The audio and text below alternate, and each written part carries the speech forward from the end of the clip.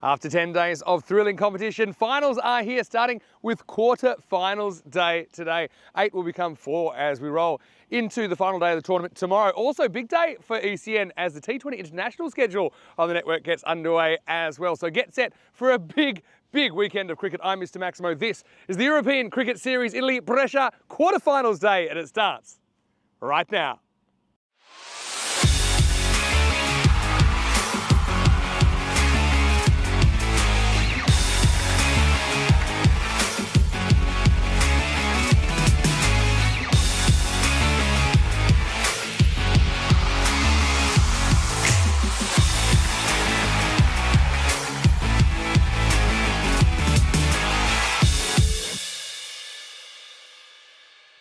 This European Cricket Network event is proudly brought to you by HCL Software and Paramatch. Buongiorno, good morning to you wherever you're watching from around the world, and welcome to another huge day in European cricket. Day 11 is quarterfinals day here in Brescia at this beautiful ground in the north of Italy, and we do have these 4 quarterfinals coming to you, and basically it's knockout cricket from here. So after we've had the 2 groups complete their qualification matches, the top 4 from each group are combining to form this quarterfinals day. And like I said, it's going to be a big day on the network as well, as the Medina Cup is going to take place in France starting today at the Dreux Ground. We were just there a little while ago, weren't we? So we've got France, Malta and Belgium who will be getting underway in around about a couple of hours time. Charlie Hunt is standing by for that one. But right here, right now, it's time for the first quarter final. And conditions today actually pretty pleasant. I've got to say, bit of sunshine, no real dew factor. So I actually think this field's going to be pretty fast from the get-go, expecting 22 degrees, currently about 16 to get it started. So we're starting with quarterfinal number 1, and this one we'll see Brescia CC. They finished second in Group A. They're taking on Friends 11, who were third in Group B. Coin toss, all important. Let's see what happens. Tyrone Peters has the 2 captains. Friends 11 to call. Head. Head's the call. Oh, right there. It's the tails. They're going to bowl first. Thanks very much, Tyrone. And yeah, happy quarterfinals day, everyone. Huge day on the network coming up. It's great to have your company wherever you're watching from around the world. And yeah, get set, because this is going to be sensational entertainment on the cards. And okay, we head into quarterfinals today. The top 4 teams from each of the 2 groups that we saw over the last 10 days doing battle. I think everyone's just pretty excited to get down to business. Knockout cricket from here. Let's see how Group B finished yesterday, though. Started with Punjab having a pretty comfortable win over Trentino Aquila. First up, 118 Punjab put on the board, which is kind of so-so. No Rajmani in the lineup for that game. Jorawa top scoring with 28, but Aquila just couldn't really handle the chase in the end and lost wickets pretty regularly. In the end, they were bowled out for 84 despite the efforts of Ali Saqib Arshad, who was into the lineup, but unfortunately had a bit of a torrid morning. Then we had a bit of an upset, to say the least. Punjab, previously undefeated, they put 145 on the board, which looked pretty good. Simranjit Singh against quite a few of his former Kings 11 teammates, batting well for 61 and out of 22. And Vikas Kumar had a real day out for Friends 11, 80 not out, setting up a successful chase. And ultimately, it meant that Friends 11 played their way into the 4 right there. And then Trentino Aquila, they knew that they were kind of sunk. Friends 11 put them away 134 to 109. And Vikas once again coming to the party, 75 off his stick. That's 155 runs in the day. And Trentino Aquila, well, unfortunately for them, they weren't able to get the win. They could get a point out of that game, though. And Vikas followed up with 2 wickets. Subject also had a very good game. I think he ended up stealing the Player of the Match award. And then we saw match number 49, which was an absolute belter of an innings from Riaz Madassa. The second 100 of this series, 103 not out of 36, and it was a little bit of drama. He brought it up off the very last ball. 177 Jandra Brescia, just well ahead of Milan United, who ended up struggling to 91. And Riaz really put on a show there. So this is how Group A finished. This was, of course, the first 6 or so days of action. First Tropical on top. We'll see them later on today. Brescia CC we'll see in the first semi-final. They finished second with a 5-2 record. Civinate and Margo Milano also the qualifiers from Group A. And didn't see the Group B table there, but I can tell you that Friends 11, they finished third on that with a 4-2 record. And you see the 2 teams there. Now, bit of an in for Brescia CC with Baba Khalik coming in for them. Now, he's a guy, does have some Kashmir Premier League experience. Obviously, he's played a very good level of cricket, and I'm sure he's pretty keen to make an impression early on here. I wonder where he'll bat. Sajid Afridi listed open with Imad Khan. Mashal listed at 3. He's had a very good series. Kalab Sajjad, I think, with his spin is a bit of a force to be reckoned with. I think whichever team conquers the spin might have a good time. There's the Group B standings with Friends 11 4 and 2. They end up edging out Vicenza. Now, those two teams, Friends 11 and Vicenza, played a ridiculous golden ball in the Tuesday night game that ended up going all the way to a tie. And even though Vicenza won that, Friends 11, they certainly came back well, didn't they, with a good couple of wins, including that upset over Punjab. That actually gets them ahead. It gets them into third place. It means they have a slightly easier draw. Brescia's given a bit of a favouritism here. I suppose you can understand that. 62% to 38. And that probably makes sense, doesn't it? Maybe we just have a quick look at the Friends 11 lineup. And Jaipal's listed to open, but I don't think they'll be opening with him. I think they'll go with Vikas Kumar and Azam Khalil opening up. And Subject likely at 3. They have had some good efforts in the middle as well from Jaipal, the captain in particular. But look, Vikas Kumar, I feel like he'd have to have a big day out. And someone like an Azam Khalil, I think. Obviously, he's been brought in for a reason. Subject also did some good things yesterday. But they've got their own spin options, don't they? With Jaipal and Azam Khalil to kind of bowl the middle overs. But first things first, they have to deal with the bowling of Brescia CC, and they've got some pretty impressive performers. Sajid Afridi's one. I think he's got a slightly awkward action. We'll probably see him throughout this 10 overs. Got guys like Imran Naveed, Hassan Naveed. Of course, Brescia CC, we haven't seen them for a little while because they played in Group A. And yeah, it was a point where it looks like they may top the table. In the end, they just got pipped by Fresh Tropical. So Friends 11, kind of a team in form. So you've kind of got a team that are probably on paper a little bit stronger, but haven't played in a week. Not quite a week, but not too far off. You've got Friends 11 who come in with a bit of momentum. And sure enough, we do have Vikas opening up with Azam Khalil, as expected. Is everyone excited for a bit of a double dose of ECN today as well? No, I was. And I still am. And we've got Charlie Hunt probably around about an hour and 3/4 away from the start in that one. And France playing Malta twice today. 6 matches over there over 3 days, and then a final on Sunday. So 4 days in total. 7 matches in total. T20 International Cricket back on the network for the first time in 2024. I want to say hello to everyone in the chat as well. Hello to Ivan. Nice to have you. As yeah, he's tuned in. Also, Viking Bay saying 2's better than 1. Rob Thompson in there as well. Hey, Rob, watching from New Zealand. Hello to Amadullah Safi, missed 100%, is tuned in from Fresh Tropical as well. Well, good morning to you. Buongiorno, Mr. 100%. All right, they are going to go with Javed Mohammed first up. Vikas Kumar facing up. Quarterfinals day, and here we go with the first ball. And it starts with a banging shot, and that's going to be 4 runs. Straight through the line, like this from Vikas. He's the kind of player, when he's hot, he's really hot. When he's cold, he's really cold. And he's been cold for a while, but he's warmed up at the right time.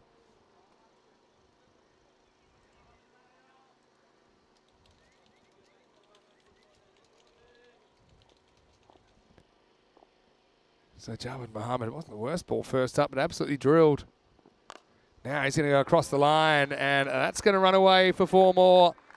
This one's a bit more of a risk. I suppose you've got that round the wicket line, so you're unlikely to be LBW. He just steps across. This is also an easy ball to edge onto your stumps, but Vikas, he's just playing on instinct at the moment. Great weather. If you didn't notice already, we got some sunshine, people. 17 degrees, actually, expecting 23. Hello to Kroom as well, watching from the UK.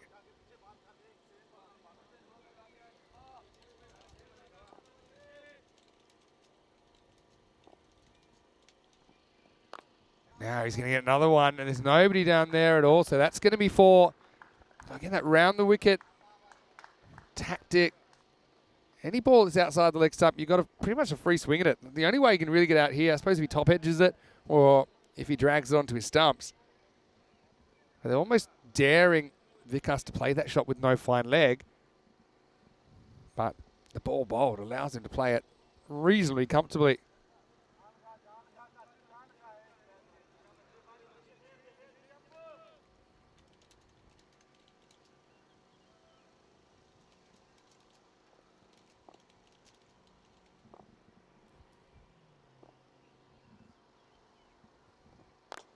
This is another shot, but it's drilled and it's a really good catch. So that's a big moment in the game. And Kumar took the bait, didn't he? They put a fielder right there. Change of angle does the trick. Little bit of a way swing. This was really climbing on Imad, but he takes a hanger above his head. So Friends 11 have a crippling loss early. As Vikas, he's going to go 4 and 4. And believe it or not, we have a wicket in the first over. So 4-4-4 and out. Yeah, disappointment for Vikas Kumar. This will bring Sabjit, but let's have a look. He hits in the middle of the bat, doesn't he? But he might have been credit to him. He had to have strong hands there. But he did a really good job. So 12 for 1, 4-4-4 and out. Hello to Shohag as well. Nice to have you with us.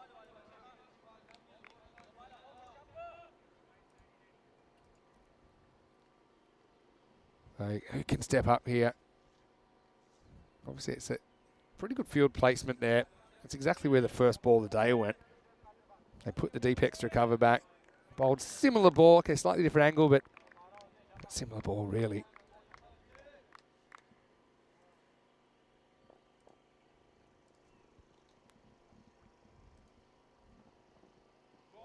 Again, just like this angle of attack. Better from Javed Mohammed. It's paid immediate dividends.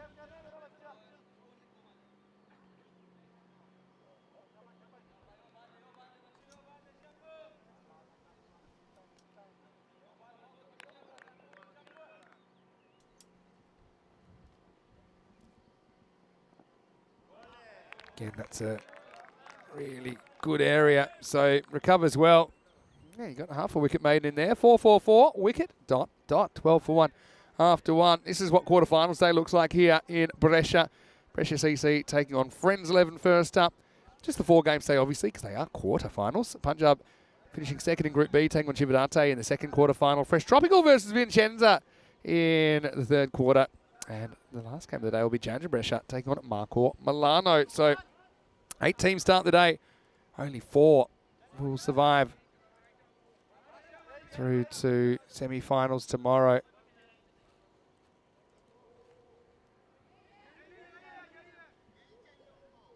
So Hassan Naveed is getting ready to bowl over number 1. Over number 2, I should say. Can count. Good area. The accuracy's been pretty good so far from Brescia CC after a bit of a rocky start.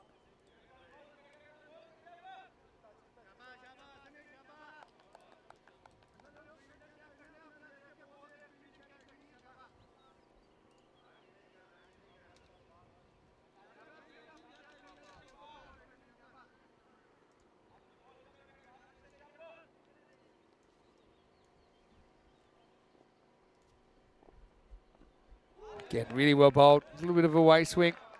Kind of misses out in that widest delivery.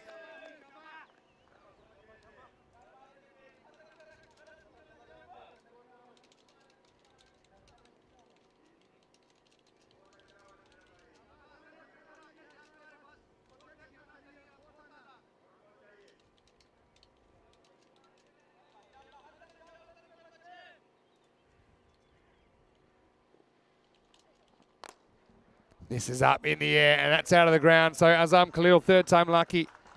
Maximo.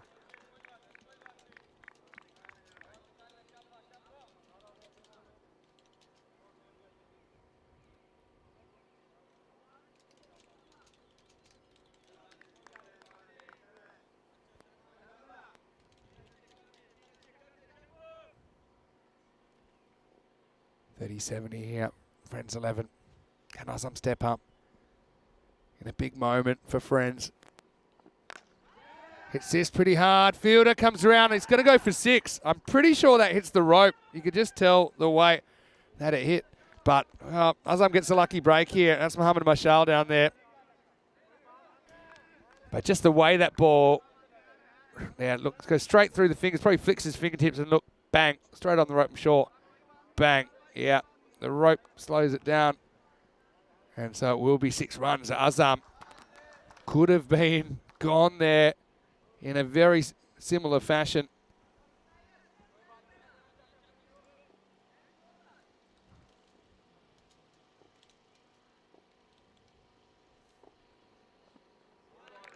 This is going to be a wide now.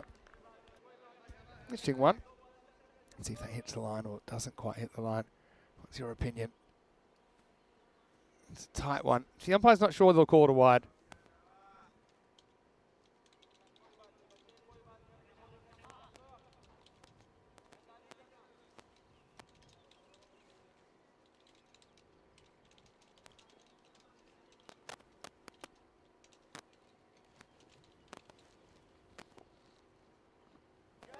He kind of goes in the walk here. It's clever bowling by Naveed to kind of pull it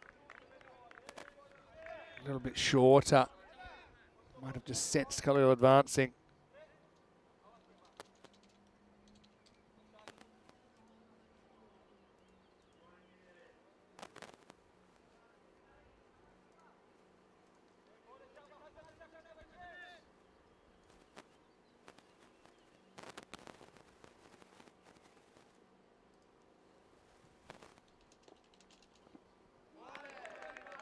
Now goes on the walk.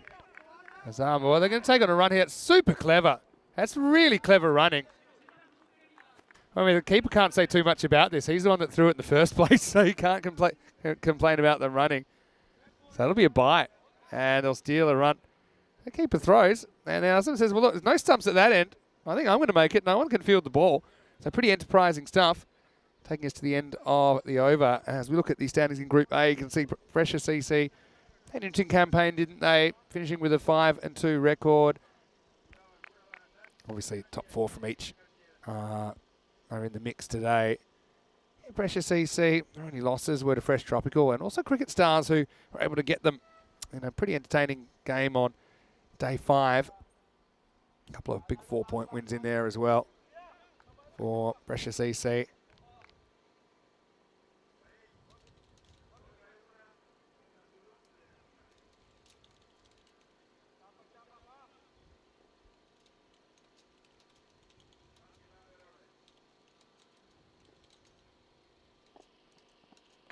Well, this is kind of like a one-hand standing sweep. It's going to run away.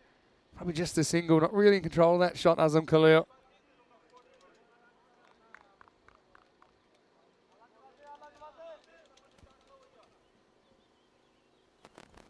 I want to say a quick hello to everyone who's watching from all around the world. Particularly, I know we've got a lot of viewers from Sweden watching Azam play. Hello to Sammy. I know that Sammy's watching. Hopefully you're well. To all my friends over there, actually, in Sweden. Big hello. This one's a bit too wide as Subject watches it pass harmlessly. Just got to fight here, don't they? Friends 11, they've shown they've got a bit of a constitution. Fought back after that kind of heartbreaking golden ball loss the other night where they conceded 32 off the last over of a 5-over game. And came back the next day.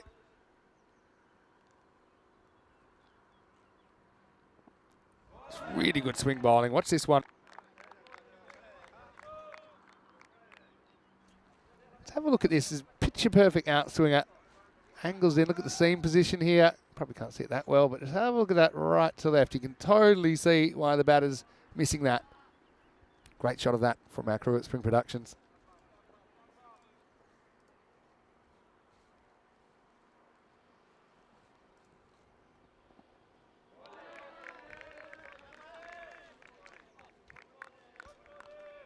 This one, again, kind of a bit of right to left, and you can see they've been pretty good at hitting that hole so far.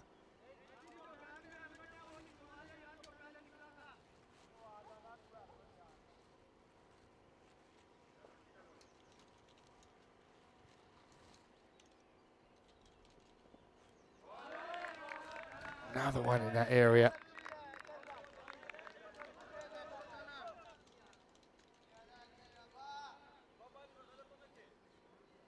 Again, you see that outswing. I guess you have to play for that eventually as a batter, but it's hard to know how much it's going to swing.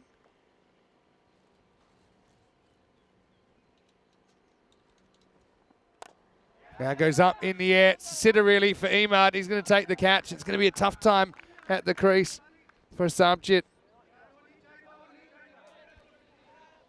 Again, couldn't really deal with the swinging ball from Javed Muhammad. He's going to play out his own personal maiden. And it's not the start that he was looking for, or the innings he was looking for at all, to be honest, as he's got Derek for company. So he feels pretty well placed at the moment. When you consider that you're only allowed 2 outfielders, so the fact they have 2 outfield catches shows me it's good captaincy.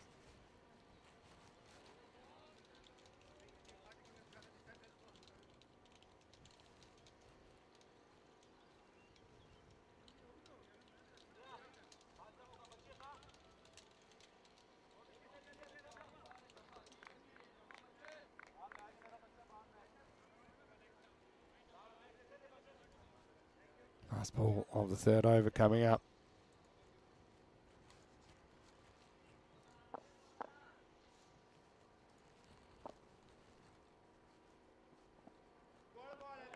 It's called a wide. Honestly, I think this might be a bit of a harsh call. It's difficult for the umpire. He's got a slightly different perspective than we do. But for me, I think that's getting a bit of the line. I don't think it's completely outside, but I also understand if there's doubt, it'll go to the batter.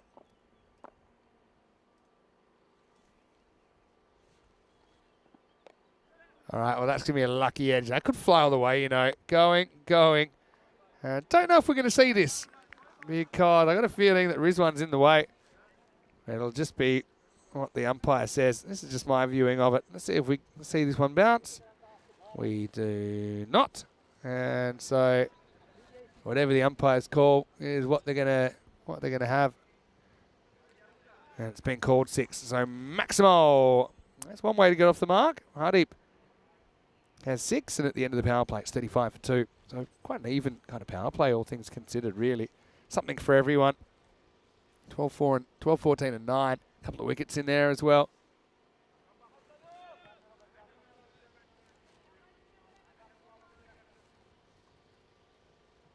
This is the Goldilocks zone of weather. We've got some of those kind of bulrush seeds coming across the ground, so it looks like kind of fake snow. You can kind of see them in the foreground there.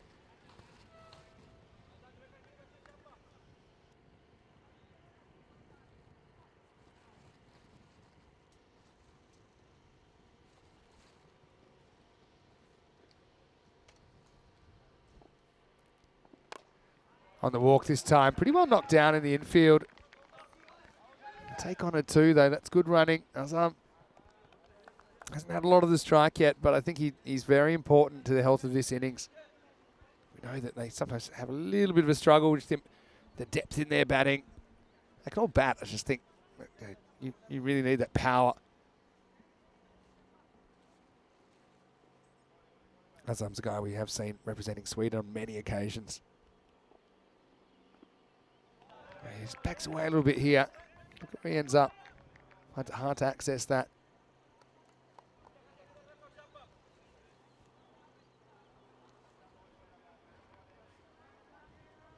Hassan Naveed getting bowled out.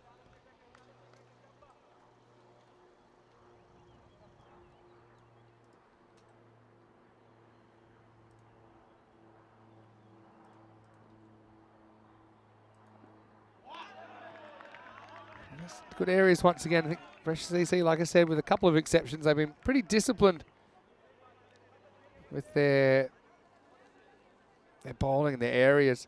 Interesting here, you can kind of see they look like little cotton balls that are flying around at the moment. A bit of a distraction for the players.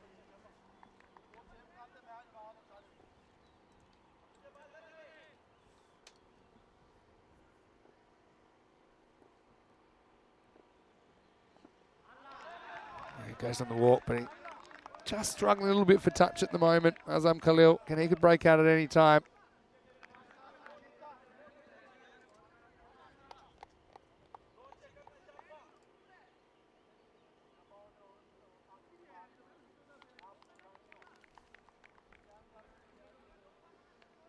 Naveed doing a good job for his team here.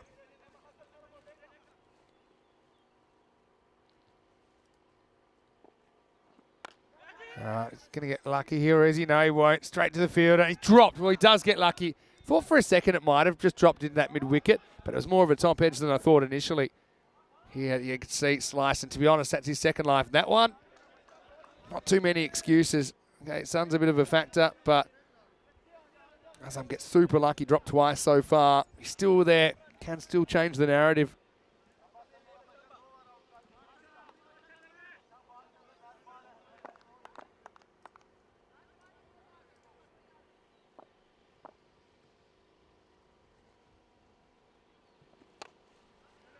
Full and dug out by Hardy. Just get a single. I'll say hello to everyone watching on Vanguard, of course, and everyone watching on our YouTube channel, ECN, European Cricket Network. 4 overs down here, and a score 39 for 2. Hopefully you had a good night. I spent most of my night preparing just a few things for the Medina Cup, which is coming up today. So with the 4-game schedule here, probably have a situation where the Medina Cup second game will run a little bit longer than this. So I'm just looking forward to seeing some of that. Also be multi-screening a little bit, I'm sure.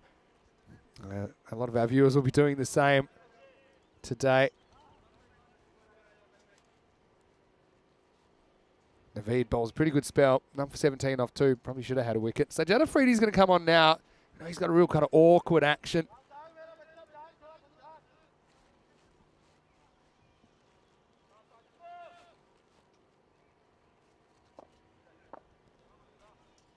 I think this could be an important couple of overs for both teams. Afridi gets it wrong first up. It's going to be a no ball. And I think that's going to disappear. No ball plus how many? 4 runs. So there you go, your non-standard minimo bang. So Jad can be a bit wild. We know that. And pitch as well inside. So free hit to come. Bit of a bonus.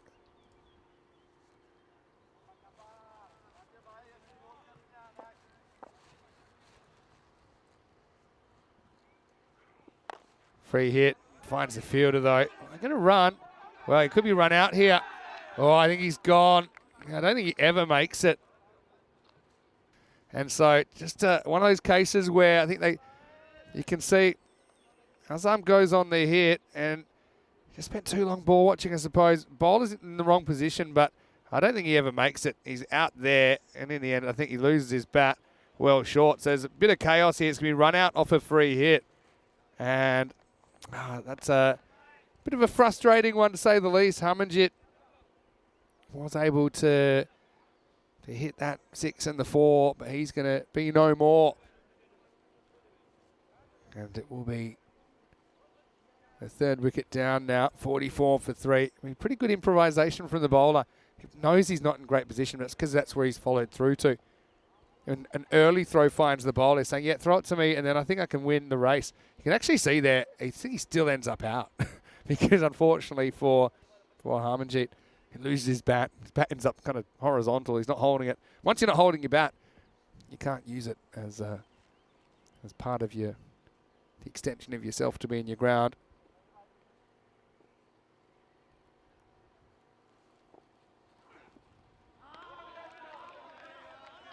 This is Hardeep Singh coming in now. Harmanjit, of course, was the man who was run out just then.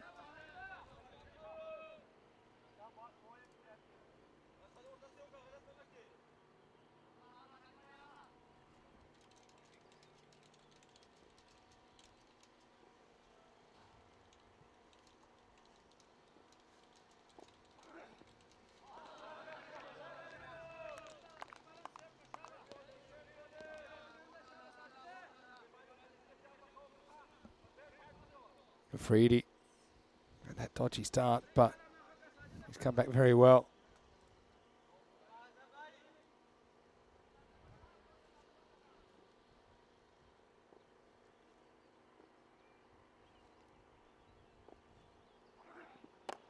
Really good Yorker. To be honest, that's an incredible shot from Azam Khalil. It's kind of part deliberate, part freak. He gets York, but he jams down and he bounces it over the fielder. It was actually right in the line of the fielder. Went over the fielder and ends up going for 4. That's just one of those cases where you've bowled essentially and ostensibly the perfect ball.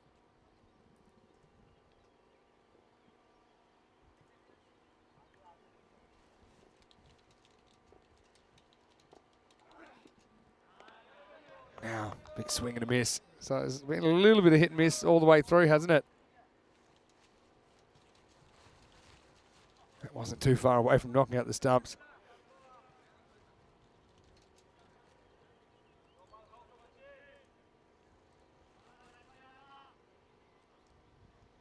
Last ball, the 5th over coming up.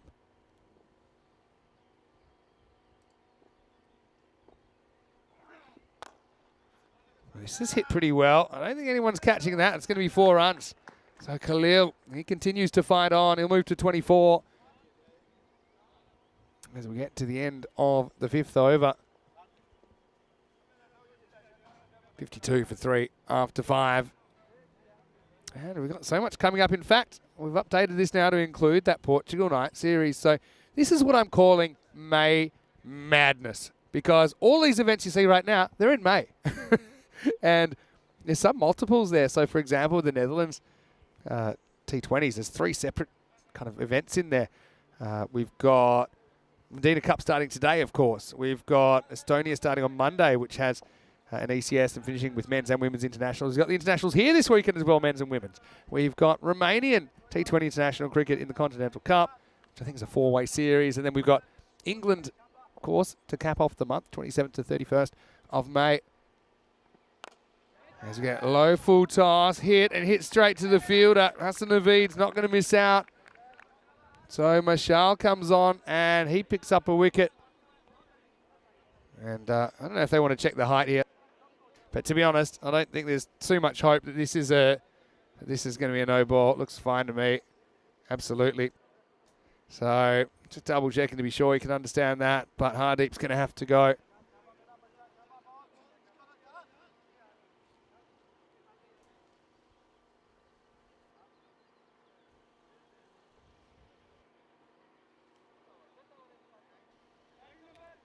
So, unfortunately for Hardeep, he's going to have to disappear.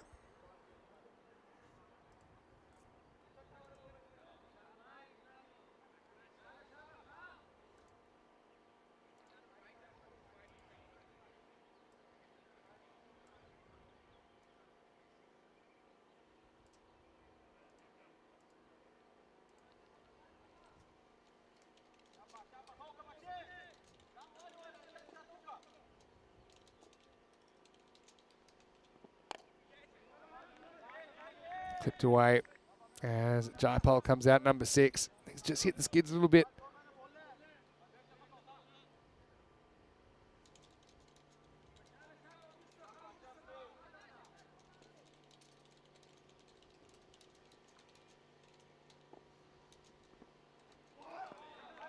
Good slow ball here from Mashal.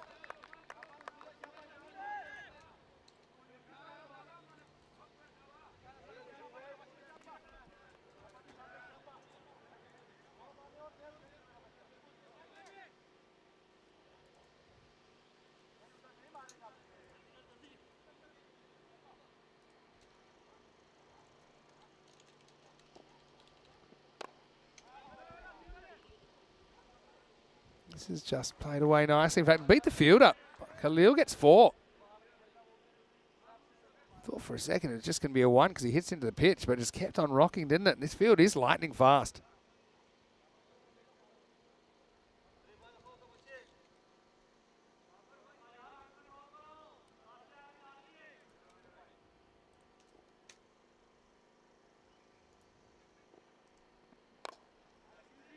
Now, this is going to be 4 more. So Khalil just building something here, moves up into the 30s. Continuing to fight on.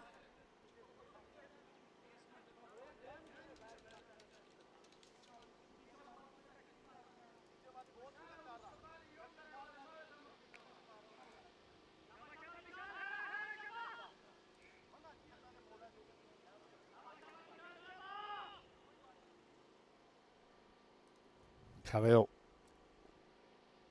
facing Marshall. He then loses this one, long way wide of the off stump. Friends 11 running out of chances here. 4 overs to go after this ball. Listed 110, doesn't look nearly enough, but runs on the board in a knockout game. That's a really good shot from Azam Khalil.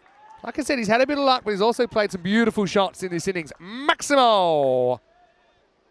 Classic elevated cover drive, and that's his shot in a nutshell, really. End of the 6th over, 68 for 4. Marshall ends up going 1 for 16. Does take a wicket, maybe with a bit of luck, but you know what they say, you make your own luck.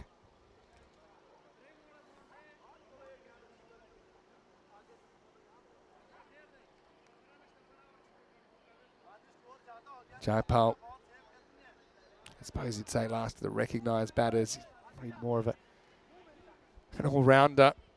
Imad Khan's going to bowl the next one.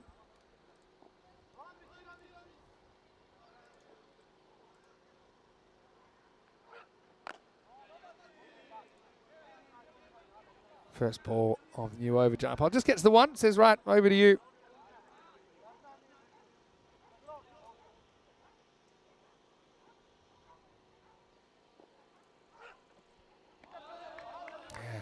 Been a funny old innings from Azam though. Still there to tell the tale.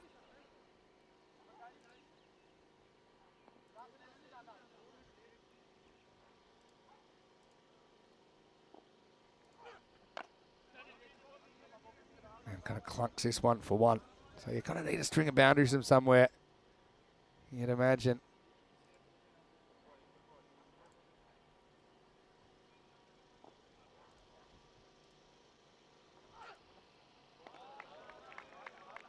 A big swing and a miss from Jaipal. He kind of missed a few, but then he kind of went right off this time yesterday. The 4 big sixes setting up a dramatic chase.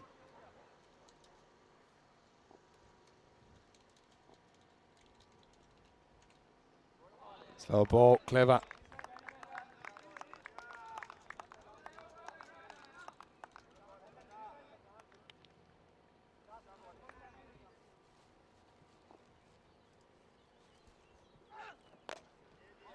Drag down the ground, just a single. So that'll be the end of the over. Imad has a really tight one there, and he goes for 3, uses his changes of pace pretty cleverly. And it'll take us to the end of 7. The score is 71 for 4. Plenty of cricket happening on ECN this weekend, and today we will start the Medina Cup in France, featuring France, Malta and Belgium. France and Malta, the 2 teams in action today. That's about an hour and 15 away from the first ball. So we'll try and sneak you a bit of information about that as we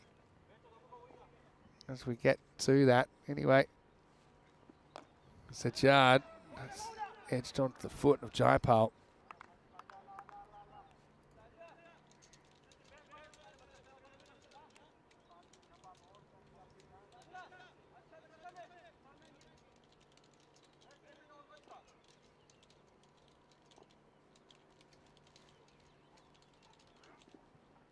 Falls over. He does this from time to time. Afridi puts everything into it.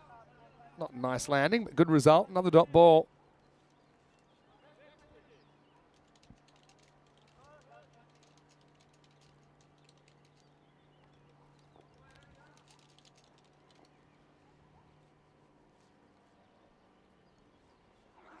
Slow ball, very clever. See, Jaipal's pretty keen to get off strike there.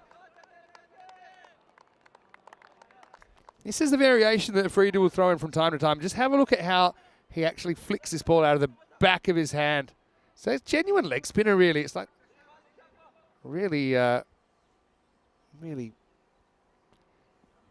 I suppose, easily pickable, but difficult to play delivery. In the end, Jaipal kind of gets in a bit of a tangle. He's 3 off 8 now. And, well, this is just what the doctor ordered for Jaipal. He's been struggling, but he's going to get a Maximo there. In fact, it's a Baximo. And it's an Aximo, an accidental backwards Maximo for the Friends 11 captain. What do you think about Friends 11? Do you think that when they play a good shot, they should all clap 4 times? If you know the show, you know.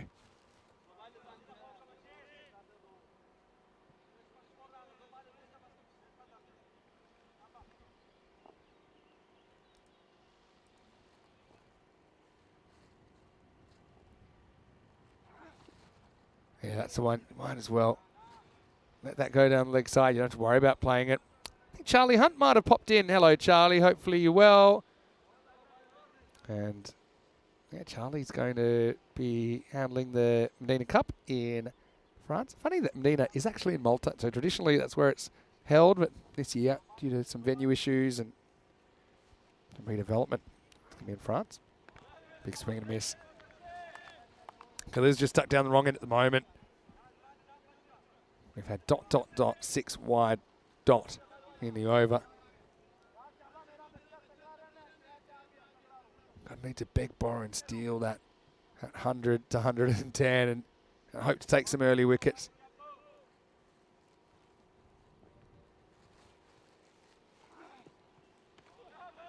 So it's a tough old over at the moment. That'll be the end of it. 5 dots, a 6 and a wide in the over. That's 7. Not so lucky 7 though for Friends. It's 78 for 4 after 8. It's funny at this stage. I mean, Jaipal, he can break out and just hit a bunch of 6s, but I wonder if he's thinking about maybe stepping aside, letting someone else have a go. But that's the thing. If you're going to replace him, who are you going to replace him with, I guess?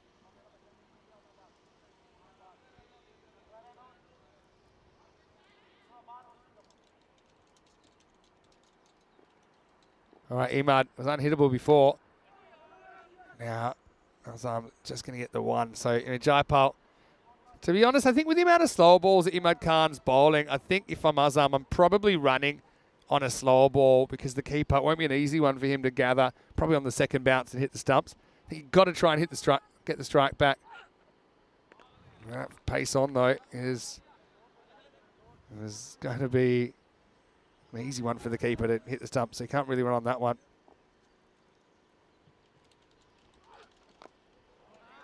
And so now, well, Jaipal needs to get going, and he does, and gets it all the way. Maximo! And this one comes in and just worked away.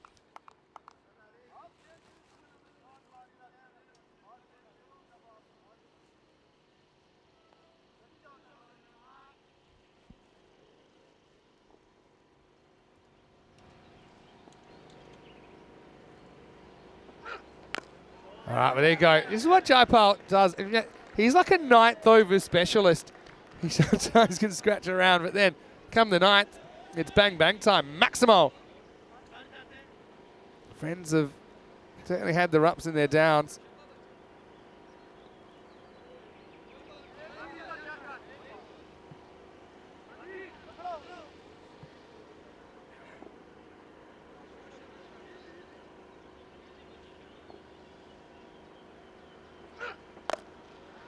Now he's able to belt this into the gap. I think that's gone for 4. It has.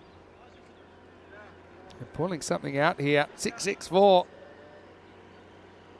Jaipal suddenly he's found the pace. I'm a little bit surprised that Imad's gone away from the slower ball. It's so effective for him against Jaipal. He's kind of swinging himself off his feet.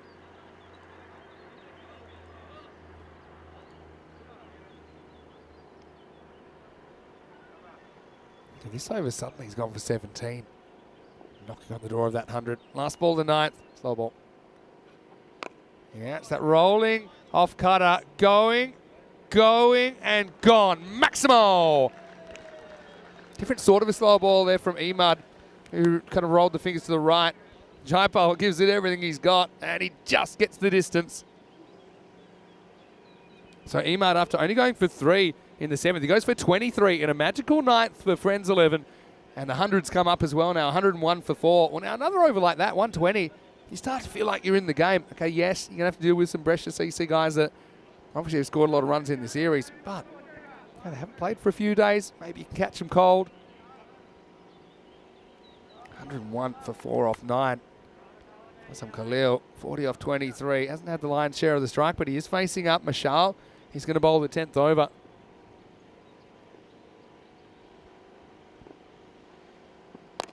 He's going to go straight. He's going to find the gap. Got to run hard here. Feel like the 2's on. Good throw might have him cooked, but throw's really a nothing throw. Not really thrown to the bowler.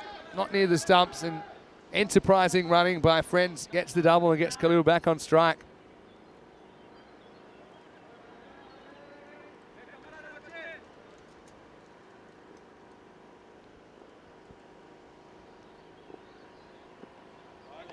It's well bowled. Might be wide. His arm wants it, but definitely wasn't. Probably hits the inside half of the line, but they do have that extra leeway now, the bowlers. This would have to be completely outside the line. You can see that's not the case. 4 to come. It's going to be called a wide. Again, this is one the umpire wasn't sure. To me, if I'm completely impartial, I reckon it gets a bit of the line. See, it's not completely outside for me. But anyway, friends will get the call. This is probably above his head, but it's going to be cut for 4. It's like a down cut from Azam. I think this would have been a wide as well. Look how high this is. He's actually on the jump. It's miles over his head. He's off the screen. And he does get the bat on it. Does get 4. Creeping up. That'll be the one for the over. I'm sure about that. So 108 now. Khalil to 46. It's been a kind of street fighting innings, hasn't it, from the Swede? And now he'll get his 50, and he'll bring it up in 27 balls. He's had to work real hard, but he's still there. He's had a slice of luck or two along the way. Azam Khalil, 3 Maximos, 6 4s in his 50. 112 now, Friends 11. It was a time where it looked like they weren't going to get this many. The Friends 11 giving themselves a fighting chance.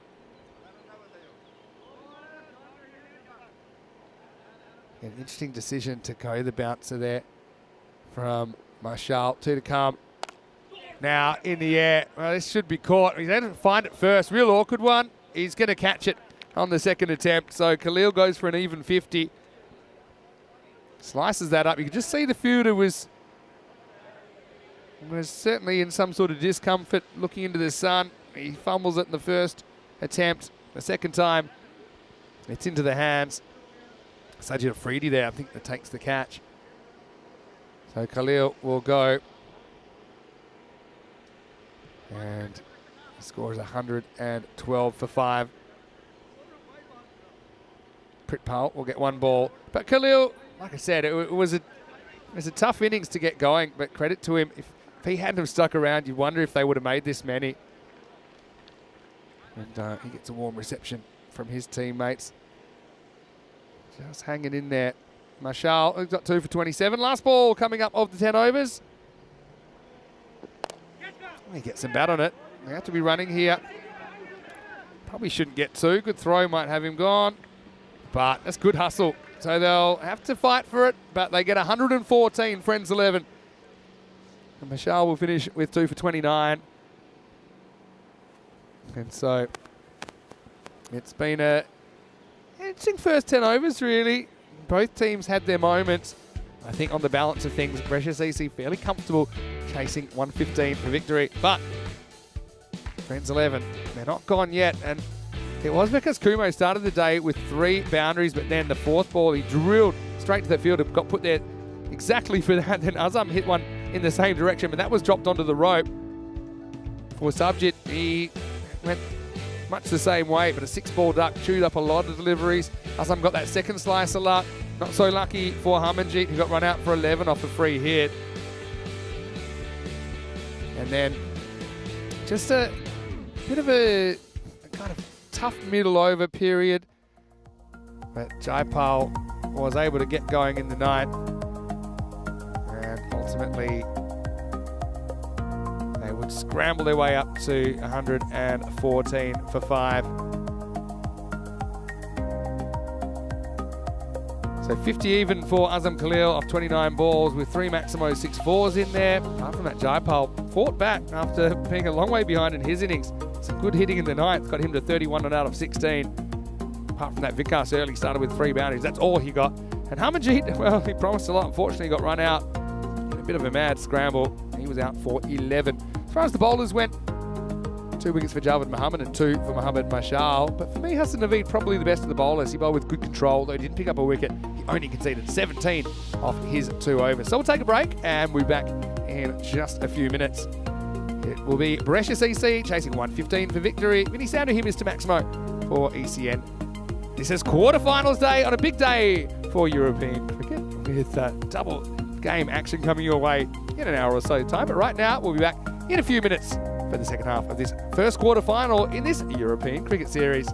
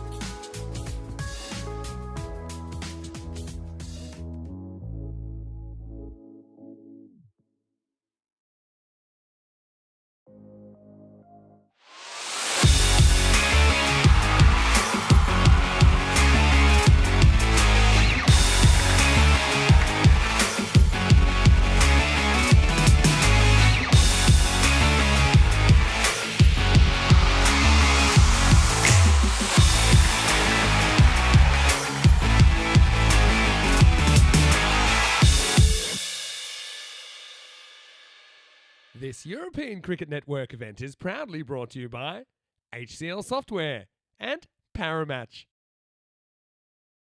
Hello and welcome back. Some sudden death cricket coming your way from Brescia as we've hit quarterfinals day. And really, it's win or be out of the running from here for all 8 teams remaining in this competition. Remember, 15 started and only 8 have made it to this stage. So it's a really whirlwind kind of European cricket series. A lot of teams here in the north of Italy. Beautiful day as well, 19 degrees currently. Still about 10 o'clock. And looking forward to seeing these two teams go head to head. Do think Brescia CC be favourites from here, but we know anything can happen. We've seen some dramatic turnarounds lately.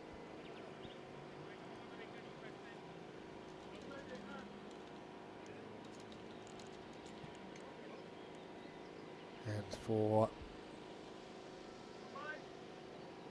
these two teams, obviously, spot in the semi-finals is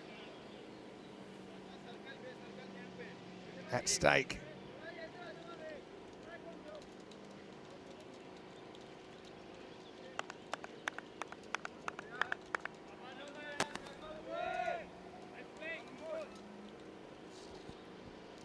So Mashal's going to open up. He's out there with Rizwan Mohammed, 115 for victory.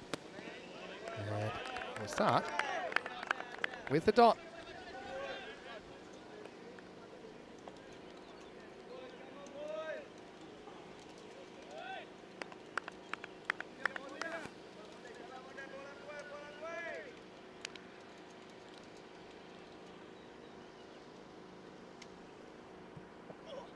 Noman getting going with a couple of good balls. Now, Brescia CC, they've got Baba Kalikin for his first game on ECN. These guys played a high level of cricket, but he hasn't played the series at all.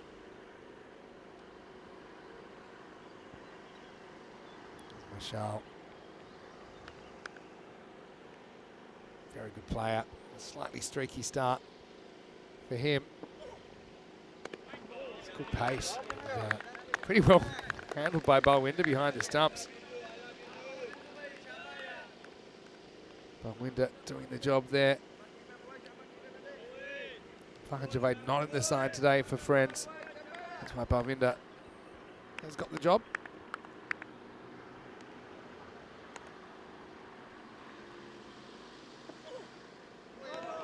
That's good areas. No one back on task. And, you know, if you have a good couple of overs here, apart from the fact that obviously you've got 3 power play overs you've got to deal with, and suddenly that 114 starts to play a bit more like a 130.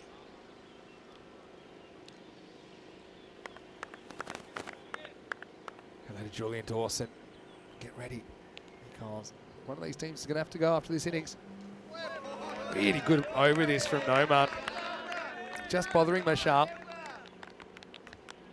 Mashal has made a lot of runs in the series. And obviously, this is when it counts. He wants to do well.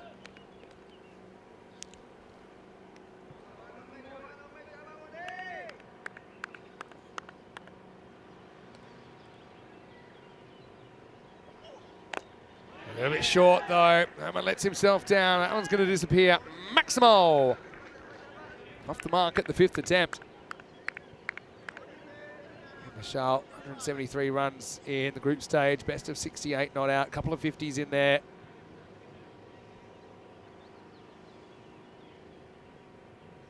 He is the leading run scorer for Brescia CC.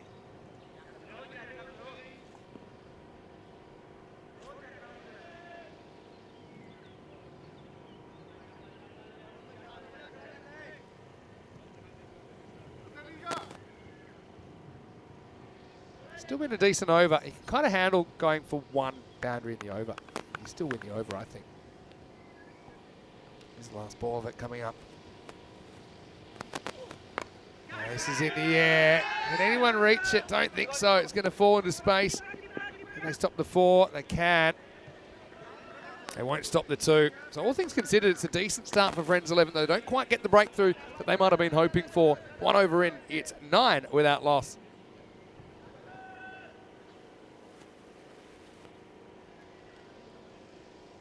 Five matches since the golden ball, and My friends know that all too well because they were involved in it against Vicenza on Tuesday night. Vicenza dramatically took 32 runs off the last over to tie the game and then scrambled the two to deep mid wicket on the golden ball. Golden ball number 60. You saw it here live on ECM. I know I did. Danny Hudacek. He's the golden ball magnet, and he did create it in the end.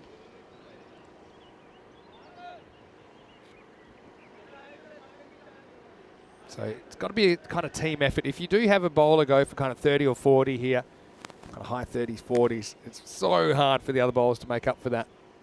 So Sabjit, he had one game yesterday where he went for heaps, I think 50 odd.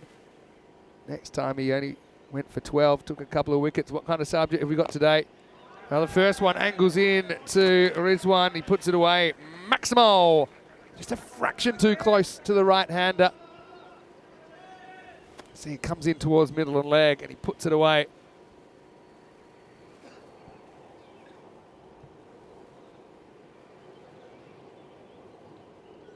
Now he gets a bit of a chat from Jaipal, saying, look, can't really get into the hitting arc of this guy.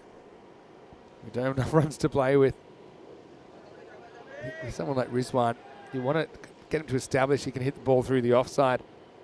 And if he is determined to go leg side, you want to make him fetch it. So it's going to be called a wide. It's also going to be the one for the over.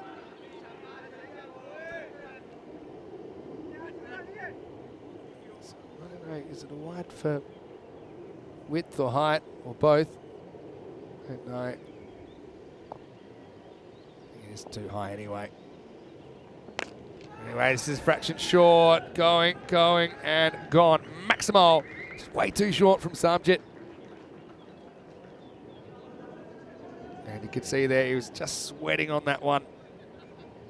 Bowlers that have dropped short generally haven't had good results over the last couple of weeks here in Brescia.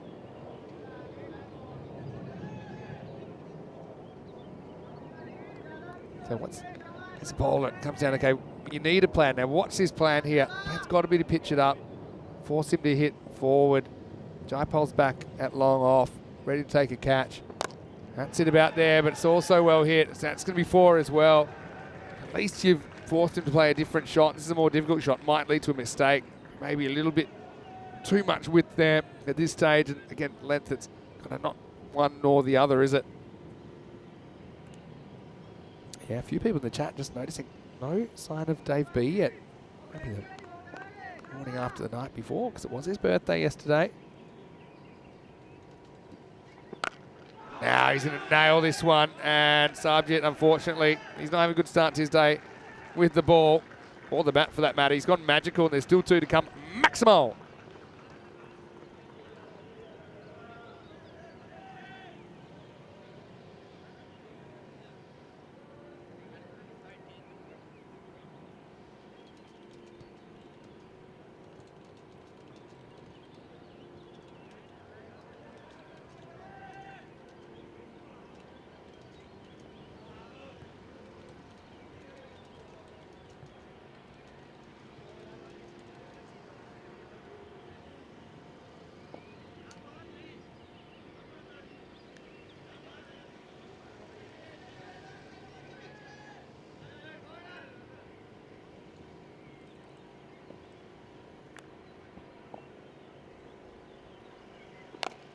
Lifted up in the air, hanging, and gone. Well, they do get Rizwan before he can do any further damage, and it's going to be a wicket for Sabjit. He finally has something to celebrate. Just didn't quite get the time in there. Change of angle from Sabjit. So if it's not working for you, change something. That's normally a decent policy. And so it's a bright cameo, but that's all it is. Harmanjeet Singh's a pretty good fielder. He's out there at deep mid wicket. He takes the catch, and Brescia CC 32 for 1 in the second over.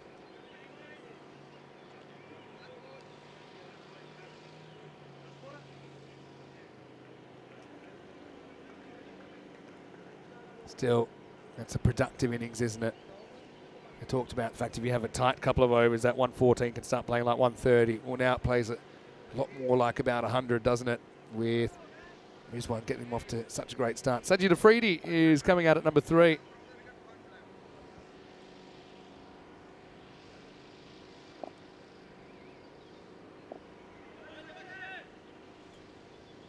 Last ball of the over. Horse off the back foot. They won't get a run here, so it's a good comeback, but the horse had kind of bolted on Sabjit, who goes for 23 in the second over. 32 for 1 after 2.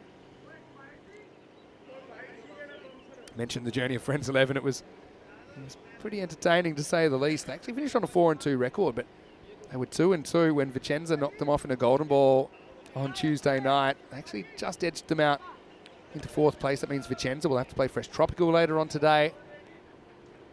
Of course, top 4 from each of the groups in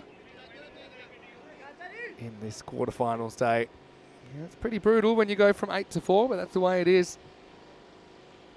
Roughly half the teams involved in the final series, as we started with 15 across the 2 groups.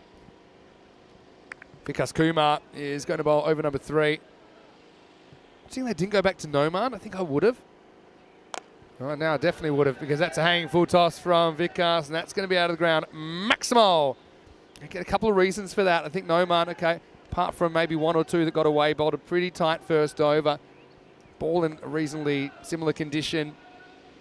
Mashal's a guy who, if he gets away from you, the game's as good as gone, and he did actually trouble him in the first over. I know you say, okay, but then you don't have him later, but there might not be a later. Vikas, though, he's a bit of a go-to guy for Friends. Oh, he says, I can trouble Mashal too.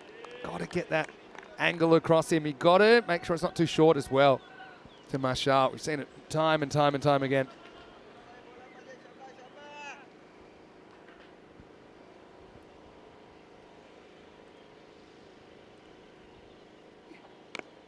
That's a fraction too short, and that's going to be cut away for 4.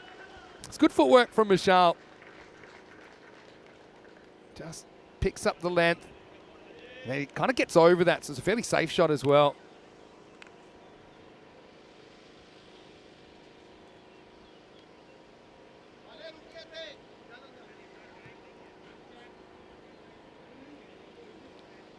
So Vikas, can he pull off a bit of a turning point here? After this, we might see them go to spin. Assam Khalil and Jaipal have typically been carrying the middle overs for Friends 11. Slow ball, but misdirected. You see that in the foreground. It's not snow, don't worry. That's just some of the bulrush seeds from around the surrounding area. Well, kind of pretty though, like we're playing in a snow globe. It's pretty well bowled by Kumar. Freed itchy for a single to get down the other end, but Mashal is not going to take it.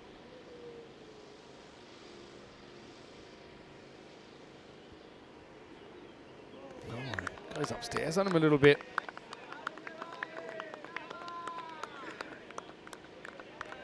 And Vikas says, all right, you want to hook, then hook. But this is a genuine bouncer, isn't it? And look at Mashal, actually gets very close to kind of stepping on his stumps there. Now in the air momentarily, but pretty well knocked down by Sabjit. So Kumar probably wins his over by a nose. 11 come off at 43 for 1 after 3. But I suppose that 11 is kind of the rate required, so it doesn't change the equation too much. Now I think Khalil's going to come on. And really for me, the next 3 or 4 overs determine this game. Can the spin kind of derail Brescia CC in the middle? Interesting that we didn't see Kalab Sajjad bowling for Brescia CC in the first half, and he's one of their proven performers. But they probably felt that the pace was working well enough. Could see no overs really getting punished, and they might have felt that Sajjad was a bit of a risk. I suppose he's the captain, he can decide.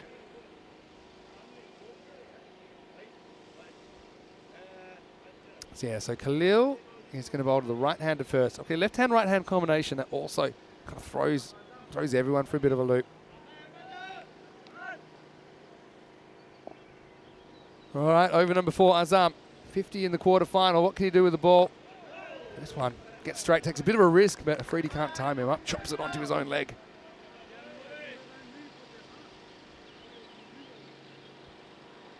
Azam is an inspiration to a lot of youngsters in Sweden to take up cricket. He gets a bit too leg stumpage again. This time he will not get away with it. Maximo! That kind of front of the handball that he bowls. But he's just lost his line. And Afridi is able to help himself to 6 runs.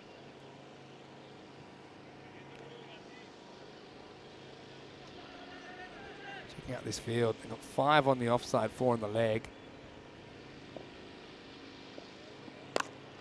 Hit back. Well knocked down by Azam Khalil. Got very good reactions. He's a fantastic fielder. That includes off his own bowling.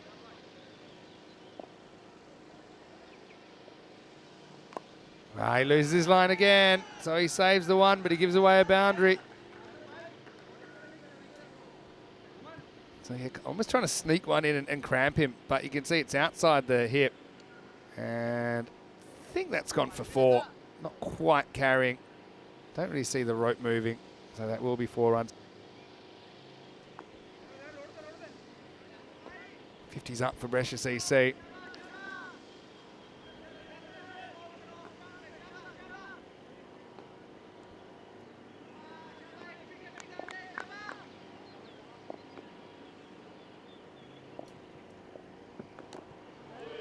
Goes after this inside edge from Sajid.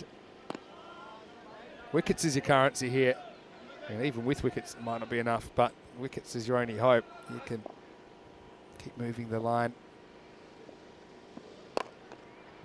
Charges, turns this into a full toss, but can't do too much with it. That'll be the end of the over. So Khalil, again, he kind of draws his over with 11 off it. And Brescia CC just kind of ticking along at the moment. 54 for 1 after 4. 6 overs to go.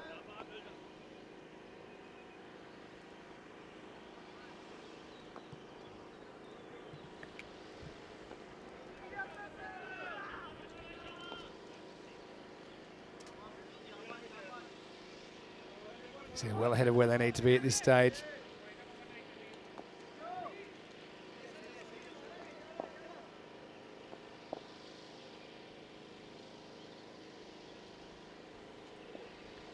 Jaipal comes on, but he's whacked away out of the ground. Maximo. That's a powerful strike.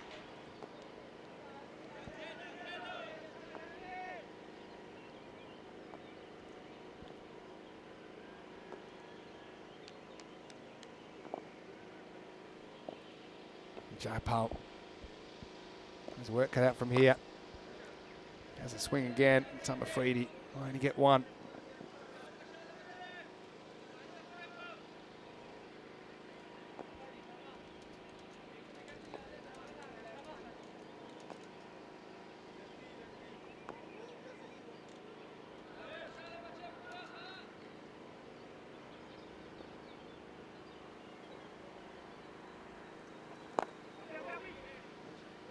Just worked away for 1 this time.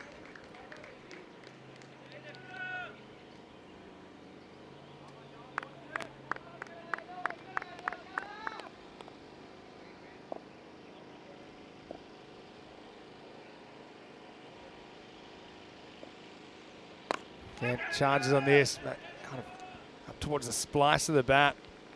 I think there's an issue of height there. He was on the charge so much, maybe they'll have a quick look, but it's a genuine charge. I don't think if he stood at his crease, that would have been waist higher above.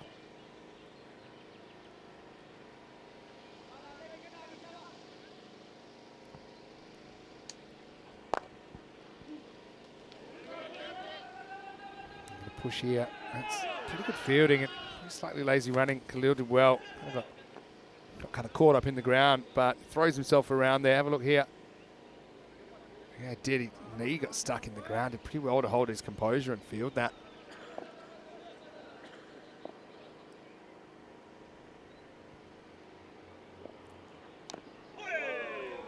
Big swing. So, I mean, Jaipal, yeah, I mean, he kind of draws his over. So, I mean, they're hanging in there at the moment, aren't they? Brescia CC 64 for 1. But yeah, 11, 11 and 10 off the last 3 overs. Hey, looking forward to this, which is in about half an hour's time. France and Malta going head-to-head. Christian Roberts' guy we saw on the ECIs recently. Sajid Stanikzai, the 16-year-old leg spinner, makes his T20 international debut in there. Hamza Niaz is listed at 4. Gus McKeon leads the side for France. Action Jackson behind the stumps for Malta. Boom Boom Basil will be there, listed to open with Bikram Aurora. The tank at 3, Darshit Patanka. They're led by Varun Prasath with Chanjal Sudasana behind the stumps. And Charlie Hunt is standing by. I know I'll be having a little bit of a sneaky look at that starting in 30 minutes time. A bit of multi-screening today on ECN. Noman Ali is going to come back. Maybe got a really good first over, so they've broken the run of spinners here. Trying to make something happen. Let's see if Noman can get the breakthrough. Charles, thick inside edge, but he'll only get a single. Like I say, they're kind of sticking around, aren't they? Friends 11. They could have easily been blown apart by now. Trying to force a finish. Won't be easy. Still a long way behind in the game.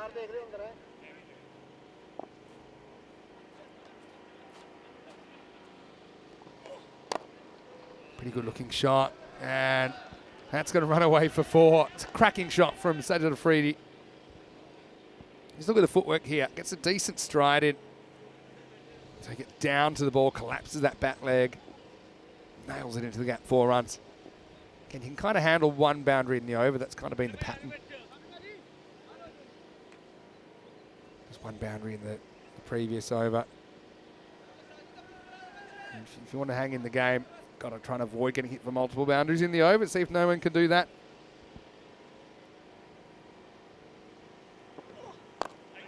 Well, that's so far so good. Again, he thought about bringing Noman back, I'm sure. He went for 9 in his first over. Subject went for 23. That's the over that kind of really hurt. But since that, 11, 11, 10. Here's your first 5 overs.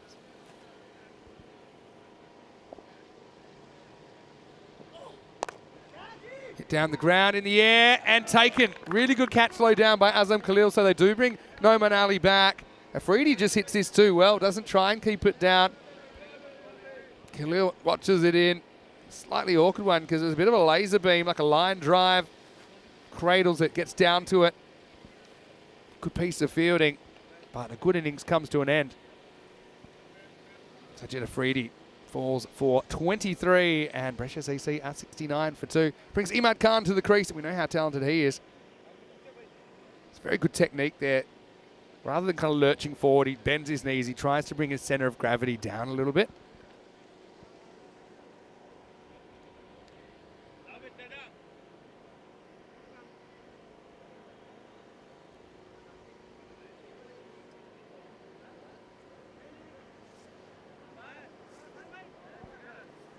So Imad, and he's a guy who could finish this pretty quickly, but it's an awkward little 4 overs ahead for Brescia CC. I know these chases, they look easy on paper, don't they? But if you come out, you don't really hit the ball the way you want to. Suddenly, you know, say, look, we still need 46 runs here. Noman, who's been brilliant for Kings here. Pardon me, Friends 11. Of course, Kings 11. A team we have seen all over the past few years. In ECN, slight kind of changing of the structure between the clubs. Right, Michelle, 21 off 15. He's never really gotten going here. Noman has troubled him at times. Last ball is 6 over. Last ball for Noman. And it's up, it's in the air. Can anyone reach it? They should. Oh, he's dropped it. Pritpal Singh. Oh, in the end, I'm not sure if he knew it was his or not, but he turned to the right, couldn't quite track it in. Probably an end of the finger job for him, but Marshall does get lucky. Thought for a second it was going to go all the way to long on, but it doesn't actually carry that far. He just tries to take it kind of fingers pointed to the side, but Noman should have had 2. He'll end up with 1 for 16, and Brescia CC 70. Sorry, they don't even take a single there, so he'll end up with 1 for 15. It's 70 for 2 after 6. So Noman does a really good job in this game. 1 for 15 off his 2 overs. Hello to Di Maria. Hopefully you well. Bet you're enjoying the action from Italy. So one thing with Friends 11, they've only bowled out Noman. So they've got kind of all bowling options available except him. It's just really hard to come back if you lose an over from here, if you're Friends 11. Jaipal's going to come on. Imad. I've seen him going to switch on occasion. What's he going to do here? This one just sneaks off the pad. Running away. They're fairly comfortable too. I'm sure there'll be leg byes. Signalled. Hanging in there. Noman Ali's last over and he went for 6. Follows overs of 11, 11 and 10.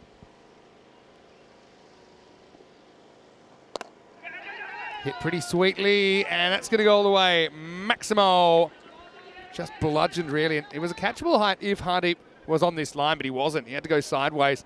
Didn't really have a realistic play on it.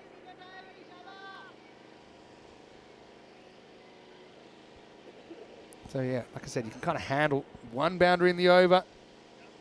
I think if we get a second or third, this game's getting last rights. Tries to inside out this one a little bit. Probably 2 there if they want to go straight away. They will. Powerful throw. Too powerful for the keeper. Goes over the top of him.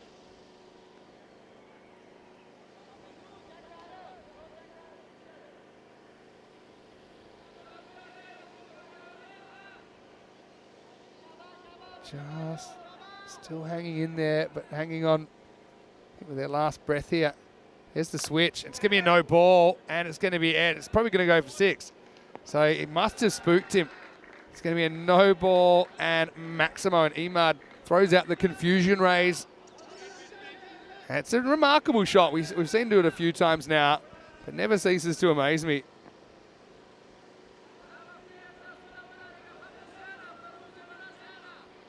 Now a free hit.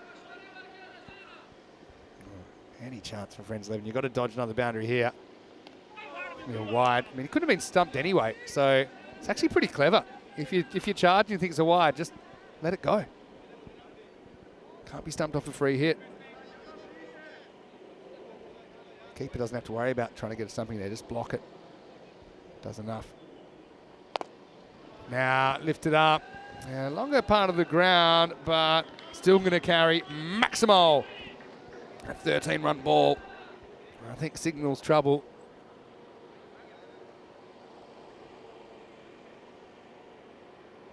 All the Friends 11 supporters out there.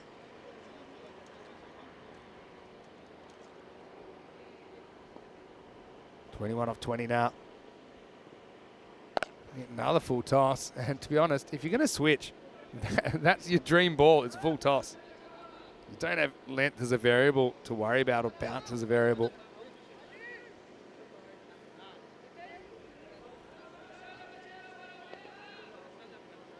Jaipal, nice ball for him. Gets the genuine left-hander Marshall now.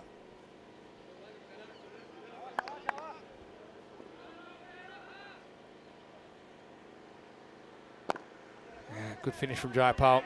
He frustrated. He couldn't quite get it right often enough, I think, in that 2 overs. And after 7, Brescia CC, 95 for 2. Creeping up on the target. We saw the teams for the French T20 International starting in around about 20 minutes. But I can tell you here, we've got quarterfinal number 2, which isn't too far away either. Next one, actually, we'll see Chividate taking on Punjab.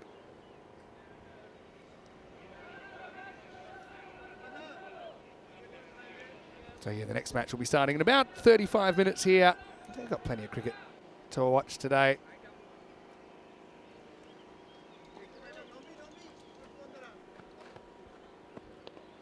Vikas Kumar to bowl over number 8.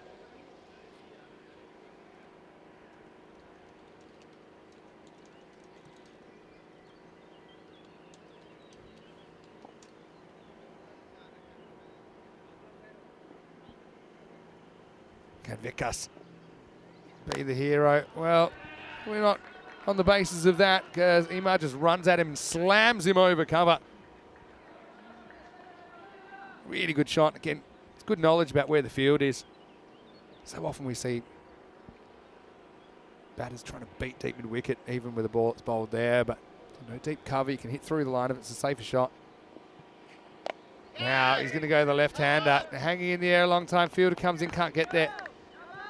I'll just get a single.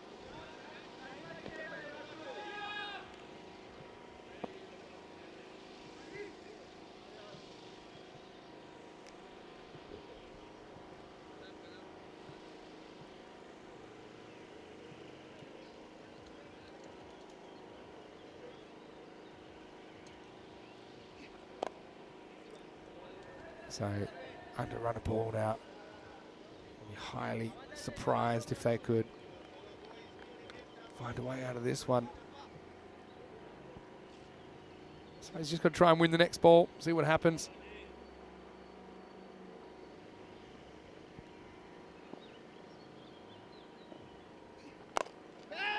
Pitched up, hit up, and that's going to be a boundary.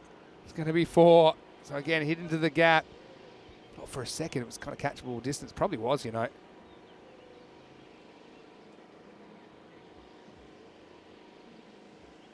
Just bouncing inside.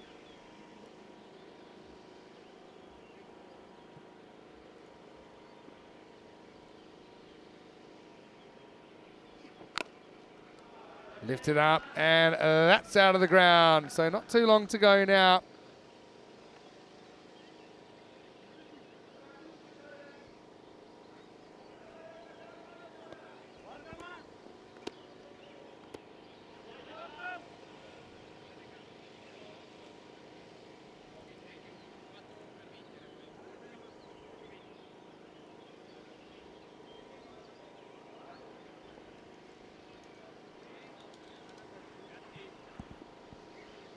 Vikas, last ball his spell. And again, it's a remarkable reverse. In fact, that'll do it. So it's going to be a win for Brescia CC. And they're going to knock Friends 11 out of the tournament. Brescia CC not looking too rusty.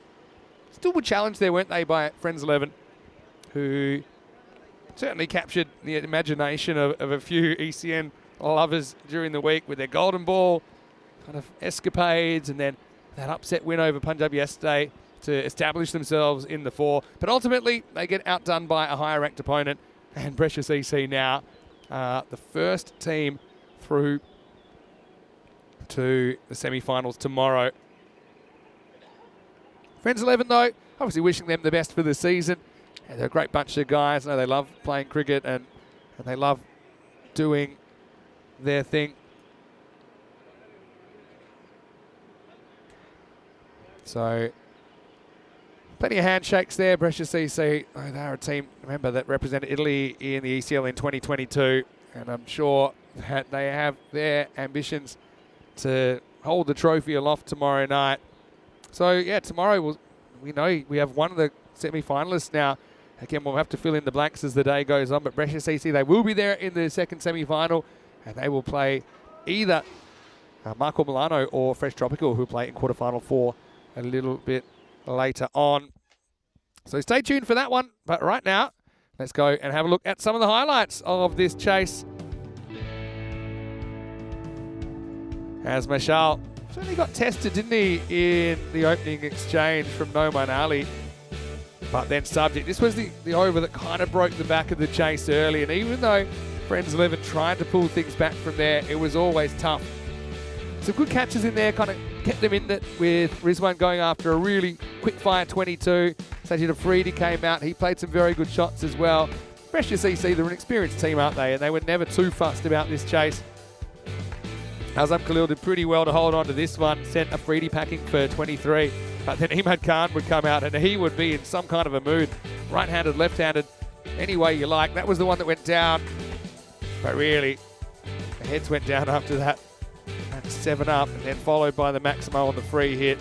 Made it pretty tough. And then you did feel like it was kind of a matter of time before they would clean things up. So that's one quarterfinal down. The next one will be Punjab versus Chivadate, which is starting in about half an hour's time. And, of course, We've got, in fact, pardon me, I did say they'd play the winner of Fresh Tropical and Vicenza. Brescia CC will actually play the winner of Jandra Brescia and Marco Milano in the semi-finals tomorrow. So plenty still to come here on ECN. So pair of 22s at the top. Mashal bats through. Probably not his most convincing knock, but he was still there, I suppose. They couldn't quite remove him. Rizwan Muhammad, 22 of 5. Wasted no time. Sajid Afridi, 23 of 14. And Imad Khan, well, he is certainly a talented player. Scored for 43 in next to no time at all. As far as the bowling went, Noman Ali head and shoulders above the rest there, 1 for 15. Bowled a really good first over. There was a bit of a debate. Do you bring him back? Do you not? They did bring him back at a time, but they needed something to happen. He made it happen, but ultimately couldn't get Kings 11 back in front in the game. Friends 11, I should say. Subject with a 1 wicket in there as well. He was expensive in his over. So 114 to Friends 11, outdone by Brescia CC. This is what's coming up here with Punjab winning the toss, selecting to bowl first against Chivadate. Zain Ali on the park for them. Ali Sadat comes into the side for Chivadate. Jinder Singh leads their team. Punjab though, they've got Rajmani in there. He's been in pretty good form. Hardeep and Arvind Kumar though, watch out for those two. And Simranjit Singh, he's coming off a half century yesterday. Plenty of options there with the bowling for Punjab as well. So I think that's why they do bowl first into their big left armour. Come on, John. And look, if you want to watch some cricket before we come back, I can tell you we're 15 minutes away from a start there in France, the Dreux Cricket Ground. France winning the toss and batting first. So, yeah, listed Dawood Ahmedsai at the top. I don't know about that, but it should be interesting if he does go up there, Mr. Universe. So we'll take a break here, and we're back in around about 25 minutes. Hopefully you're enjoying this quarterfinals day as much as I am. We'll be back in around about 25. Until then, I might catch you in France. Vinny Sander here, Mr. Maximo in Italy. ECN, we're everywhere, and you're part of the action. We'll see you after the break with more European Cricket Series.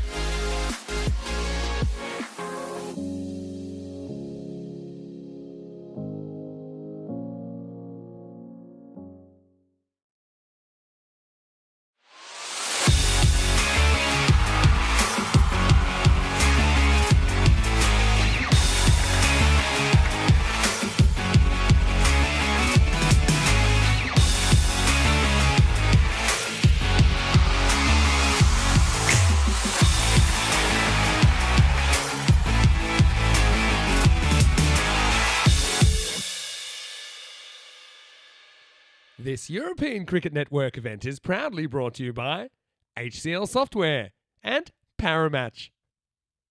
Hello and welcome back. And with one semi-finalist determined, it's time for quarterfinal number 2 now. 2 more teams will show, one will have to go. And this will see Punjab, who finished second in Group B, taking on Chivadate, who were third in Group A. Well, both these teams have played some pretty impressive cricket in the series. Let's see what happens in this one. But first, we've got the coin toss. Tyrone Peters has the 2 captains.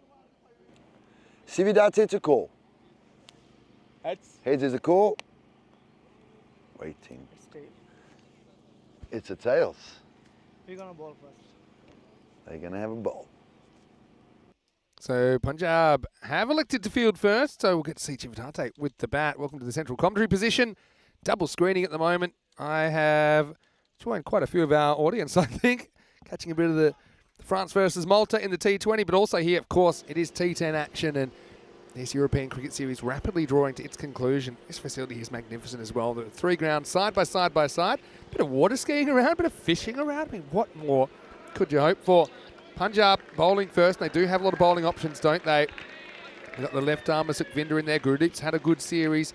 You've got some spin options like Kamaljot Singh and Jorawar Singh, Rajmani Sandhu with his change-ups, also very useful. With the batting, Hardeep Singh and Arvind Kumar have been in really good form opening up. But Chivadate, a lot of pressure, I think, on Zain Ali and Mohammad Arslan to perform, because I think they've been brilliant. Kuljinder leads this side. Again, he's used himself in some situations.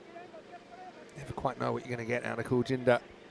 Punjab versus Chivadate. Punjab, given favouritism, probably makes sense with these 2 teams having kind of similar but slightly different group stages. We saw Chivadate 5-2 at one stage. Looked like they might even top the table. Just fell away at the last moment. And for Punjab, they finished 5-1. It's that one loss. Probably cost them the top of the table. That was to Friends 11 yesterday in Group B action. Friends 11 ultimately would bow out of the tournament in that last game against Brescia CC. So yeah, beautiful weather here. This is the Goldilocks zone, as I call it sometimes. 20 degrees. I saw on the other channel, Charlie's gotten things going already and a couple of early wickets. McKeon going for France. He's a big wicket. Maltese team pulling off a couple of brilliant catches so far. So yeah, we get used to it. We're going to get you addicted to ECN in May Madness, because this is just 2 at a time. We're going to have 3 at a time and then even 4 at a time in a couple of weeks. So maybe it's time to head down to the electronics shop. Give the code ECN. Buy some more screens. Get some more ECN cricket on the screen. It's going to be like you're sitting at NASA with all the different screens and guaranteed of action. All right, so Amninder is going to open up. He's been getting the ball to swing around corners. Zain Ali on strike. 2 big teams clash here in quarterfinal 2. And it starts with an edge. It's going to fly towards the field. It doesn't quite carry. Zain kind of played it with soft hands in the end. But get away with it.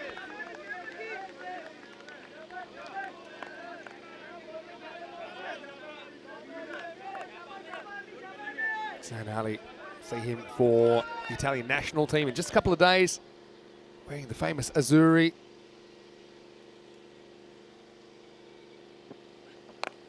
This one doesn't really swing, it's pulled away, and he's tall, he's powerful. I mean, not getting that one to really move off the straight. First boundary of quarterfinal 2. I feel like if you can go bang bang and get Zain Ali and Mohammad Arslan, then you'll feel that you've got a long way to winning the game. Not as simple as that, of course. But it's going to be a good battle between 2 teams that have won most of their games in the series so far. It goes up in the air and flying away. So Zain Ali started in a mood. It's Maximo time. 6 runs. No outfield right here, so as soon as he clears the infield, that's a safe shot.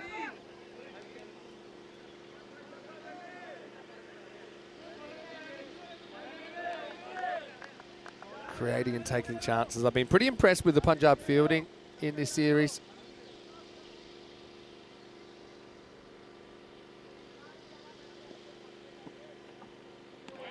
Goes after this, but it will be called wide.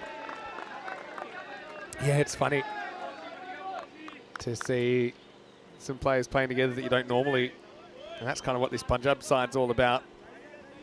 They've gelled pretty well. Also notice they've kind of transitioned now to their black uniforms. Slowly but surely, the black's taken over. Provides a nice contrast to the blue of Chivadate. Drags this, slot of bottom hand, and that's going to be 6 more. Maximo. That's the thing about Zain Ali, he can miss-hit 6s. I don't think that was quite out of the screws. Drags this from 4th stump, puts it over the leg side. So here's Carreras. He's out there with Musharraf Muzaffar.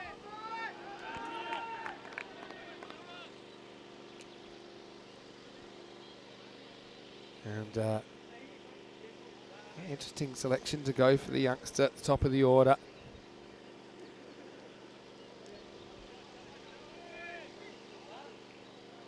I've seen a variety of openers used.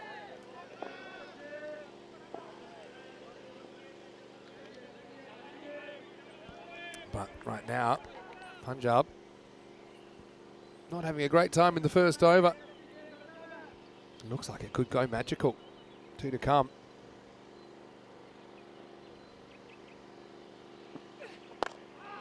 Yeah, will be kept out. Simran doing the fielding. We know he's a brilliant fielder. Owns that part of the ground, doesn't he?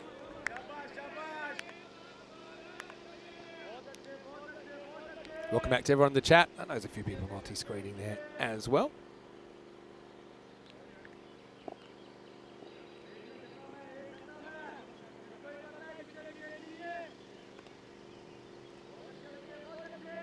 Zain Ali, 16 off his bat in the first over. Last ball of it coming up. Goes after this, and he absolutely slams it over the offside. And abracadabra, the first one goes magical. Civinate 23 without loss after one. Great shot selection there. Not a lot of footwork, but great hand-eye coordination. And 23 come off the first over, 23 without loss. You can see we're into the second quarter final. We saw Brescia CC getting over the line in the first quarter.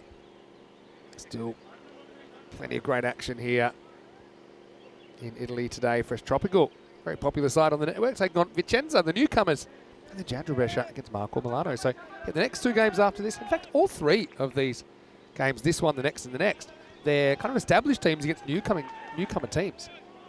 If you want to take that back, in fact, all four quarterfinals, when I think about it, it's technically Friends 11 and you as well. You've got 4 established clubs against 4 new clubs. It's great to see new clubs being formed all the time. Okay, Musharraf Muzaffar now get his opportunity facing up Gurdeep Singh, who will be bowling the second over.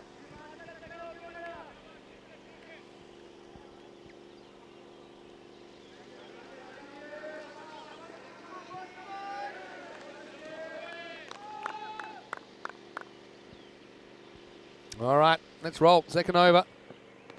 Beats him outside the off stump. It's a pretty good location.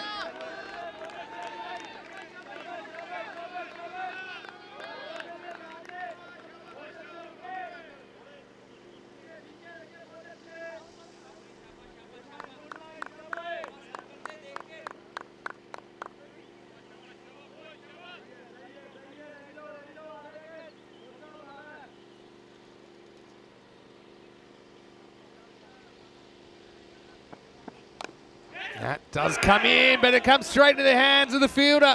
And Muzaffar's going to have to go for a duck. It swung in prodigiously, and he actually gets a fair bit of the wood on this, but it's slashed straight to the fielder. And Punjab have something to celebrate. Gurdeep Singh has had a good series, and he gets the wicket of Musharraf Muzaffar before he can do any damage. And the first wicket of the quarterfinal falls. Civinate 23 for 1. Again, look at this catch one more time. Came in, just kind of doesn't move his feet, throws his hands at it. And they say catches win matches, and I was talking about the fact that the Punjab side, they've been holding most of them, and Kamaljeet Singh didn't have too much time to think, but he holds it and holds it well. Sometimes it's better when you don't have too much time to think.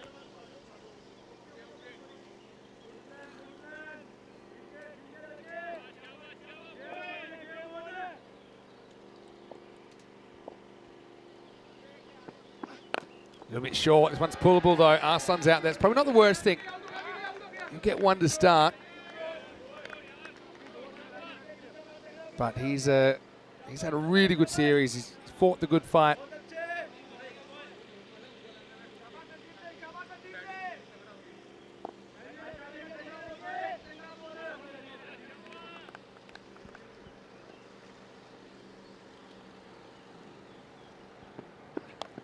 Well, in the air, but there's no one back here. That's going to fly a long way. Yep. Maximal, 6 runs. Bit of bad luck there for Gurdeep. Tries to hit this leg side. Ends up 180 degrees from where he was aiming. But who cares? It'll be runs.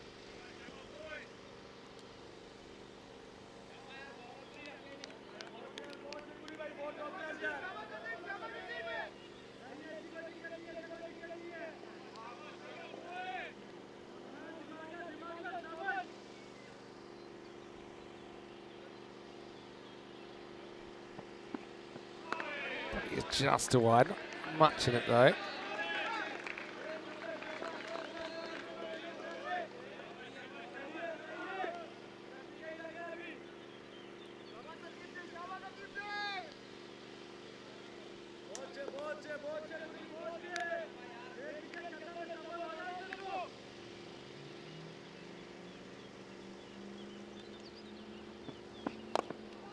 Comes in, but he hits inside out Zain Ali. Yes.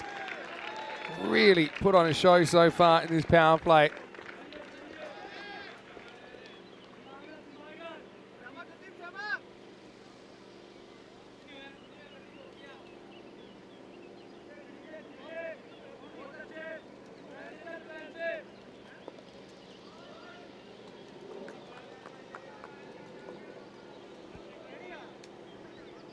Zainali, 34 off 8. He's 34 out of the 37 runs in the innings so far.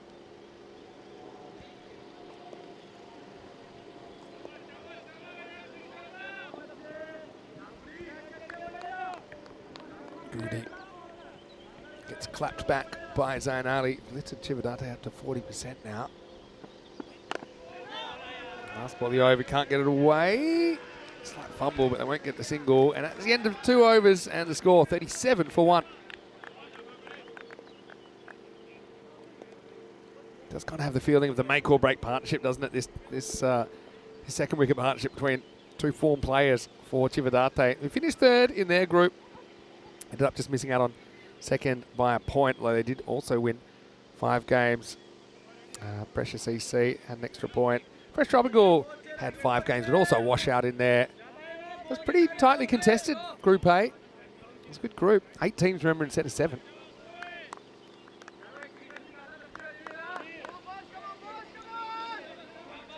Now, here comes Rajmani Sandhu with his trademark number 50 on the back. And bowling pretty early, that's what I'd say.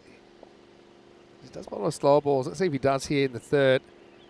There's pace on first up. Interesting that they've gone for him. Maybe because Amninda didn't really get the ball to swing. It's an interesting option. They've got a fair bit of the Italian national side that we'll see this weekend on display here. Rajmani is one guy that we have seen playing for Italy many times. This is hit leg side and long chase, unsuccessful chase. Arslan gets into his work, hits his first boundary.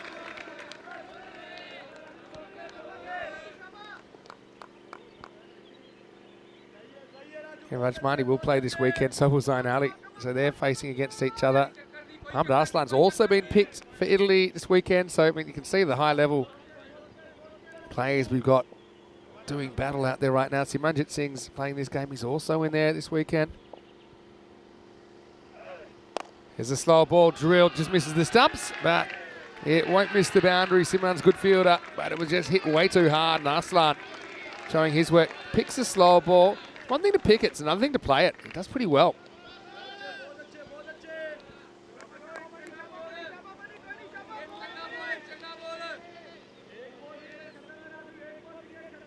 So yeah, just trying something to buy this wicket at the moment.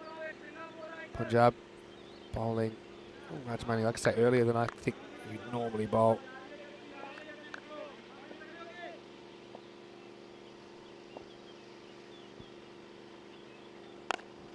Another slow one, but that is hit, and it's hit out of the ground.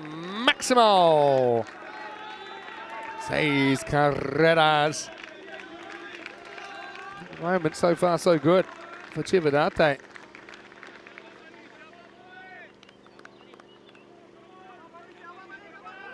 Rajmani, where does he go to now? Right, this is up in the air, sliced away. Probably a plug up, but it might just sneak across the line. It does. To Arslan, swinging away and making the most of his power play. The 50s come up as well in this over for Chivadate.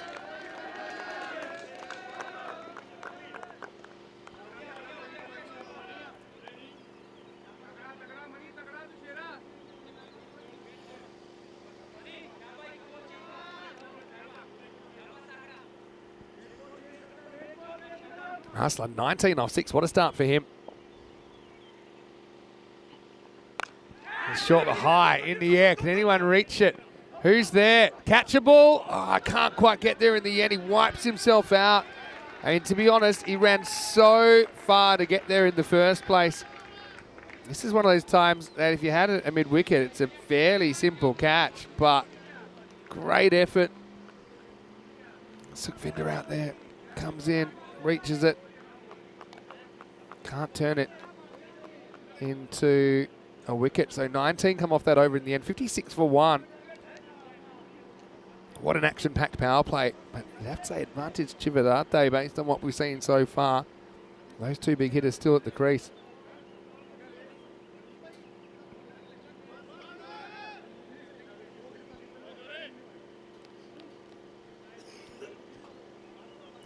Jorawar looks like he's going to bowl the next over.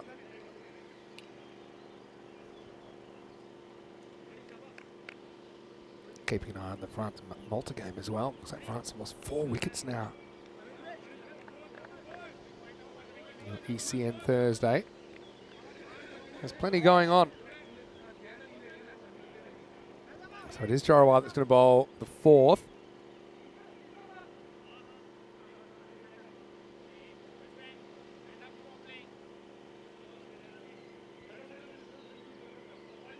Hello to Jeff Mobbs, who's watching from the Philippines. And who else have we got in there? Helix, hello Helix, Mr. J. Grant, watching from Scotland. Shohag's in there as well. Here's Jorawar with some leg spin. This one slides through, it beats Arslan. So they're trying things to break this partnership. Variety is the spice of life, I think, in this kind of situation.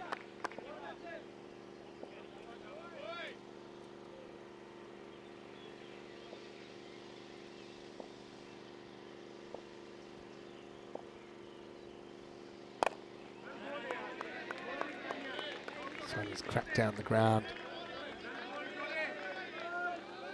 Just a single.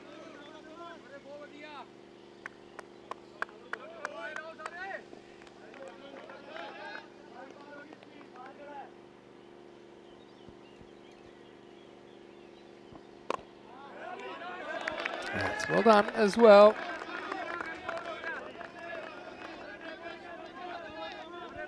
Hanging in there.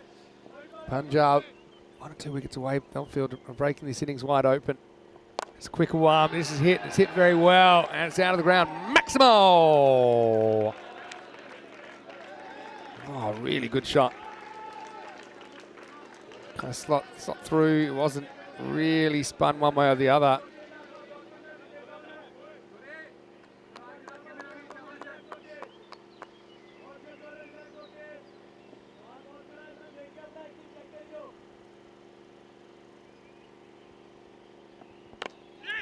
In the air, just away from the fielder. That's going to be 4 as well. Zain Ali's on fire right now. Both these two are. What a partnership. I said Muzaffar went earlier, so at least he didn't waste any time, because these two, I think if Chivadata are going to win, they need to put together a good partnership. They certainly have so far. The partnership is 44 in just 15 balls.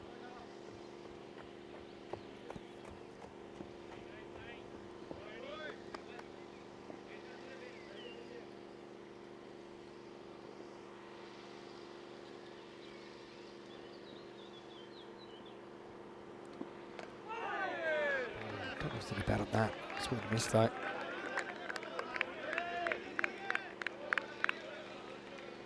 So 50-50 proposition this game after 4 overs. So things have evened up pretty quickly, haven't they? 67 for 1 after 4.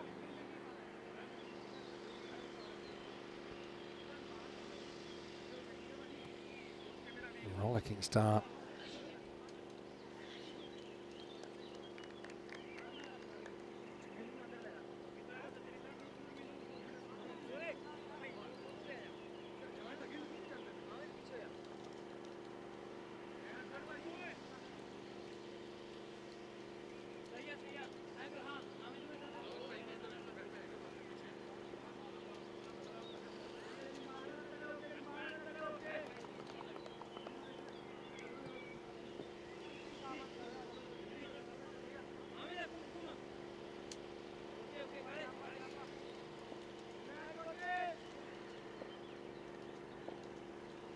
All right, here's Sukhvinder Singh, left armour. He's brisk. He's going to bowl over number 5.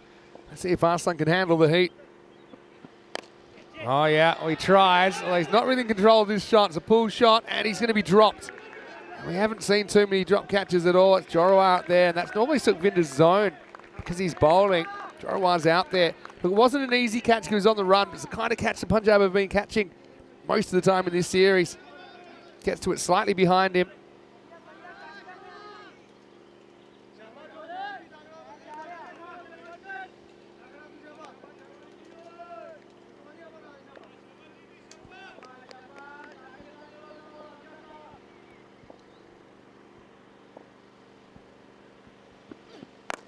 Now it goes off the front foot, again it's high, and that one is going to fly.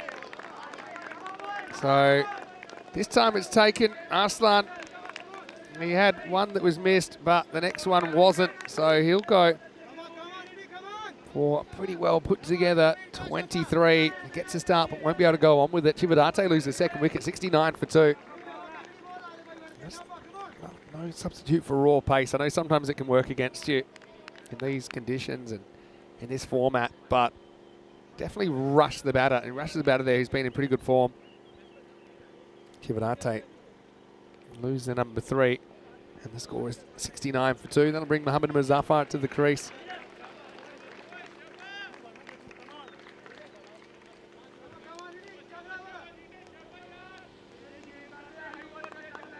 Sukhvinder is a proven performer, isn't he? It's what we've seen in the past with Brescia. Could argue jumped off at the right time. But anyway.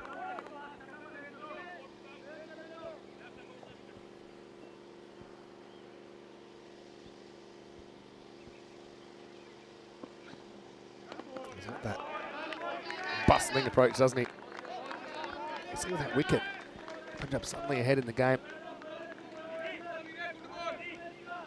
Yeah, I think that's fine. A bit more leeway for the bowlers outside off. I think something has worked pretty well. Takes a bit of adjusting, but I think he knows he's got a little bit more latitude. Sukhvinder Singh.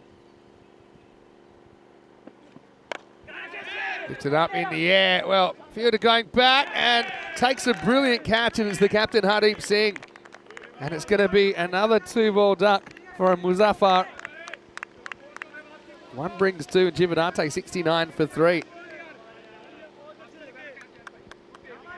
Just off the end of the bat. I've got to say it's a really good catch because he must have been a little bit worried about what might have been coming the other way. It's just kind of a miss hit, but Hardeep judges it to perfection. And so Punjab fighting back in this 5th over. Double strike for Sukhvinder, and Chividate 69 for 3. Sukhvinder bowls gas, and he's just rushing batters. Okay, 1 batter was set, 1 wasn't, but something about left armers to right-handers. A bit more of a handful. Maybe they just don't practice as much against them. They've got certain kind of angular advantages as well. Kuljinder, the skip up. He's kind of floated up and down the order. He's coming in at 5. Zain Ali, he's still there, but he's at the other end at the moment. Good start from Sukhvinder. Whistles 1 across the Chividate skipper. 7 overs in France. It's 36 for 4 over there. Tough start for France. Kanasane's out there now with Action Jackson.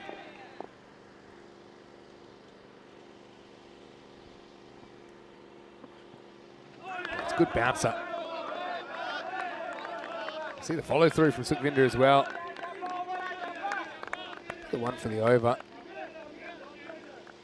Pretty well directed, pretty much straight over the stumps. Certainly playing on the batter's mind a little bit. It'll take us to the end of the 5th over, and Chividate 69 for 3. What a great game so far. And I think we'll say there is no substitute for genuine pace. It's probably the hardest thing in cricket to create. You can teach yourself so many skills, but actually bowling faster, it's not really coachable. You either got it or you don't. There are certain things you might be able to make a bit of a difference. But yeah, it's certainly something that sets some of the top players apart from the rest. Sukhvinder does get them through. Rajmani comes back. Zain Ali 44 and ready to launch. There's pace on first time, but that's going to be 50 for Zain Ali. Maximo. And he brings up in quick time, just 14 balls. Zain Ali standing tall for Chividate in this quarterfinal. Reaches in the 50 milestone at about the halfway mark. Say no more.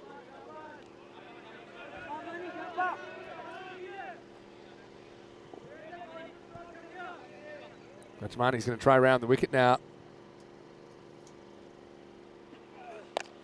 And now he gets the false shot and it's high. Can anyone reach it?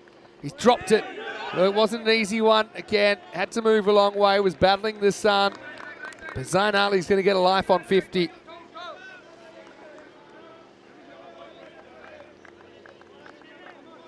Wasn't a particularly easy catch, I will say that.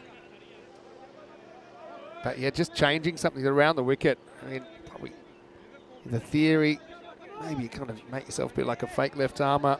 I do feel it puts a lot of balls in another hitting zone for Zain Ali, but false shot, gets away with it. That's Kuljinder.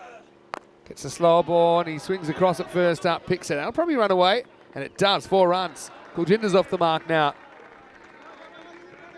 Up and ticking.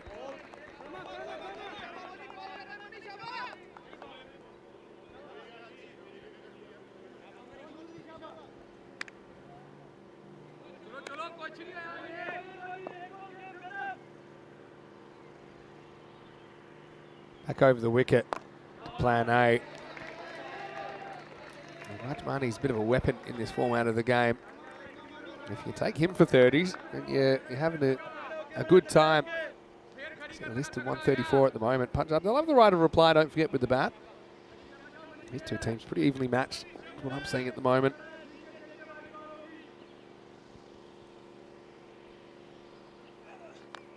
Edged and gone. Hanging edge, and the round the wicket works. Second time around, it is taken. And the slow ball, the edge hangs in the air for what seems like an eternity, and Zain Ali's going to have to go for 51. Rajmani with the breakthrough. He probably would trade the 31 for all that wicket. Probably a bit of a loose shot. Should have stayed at home. A simple catch.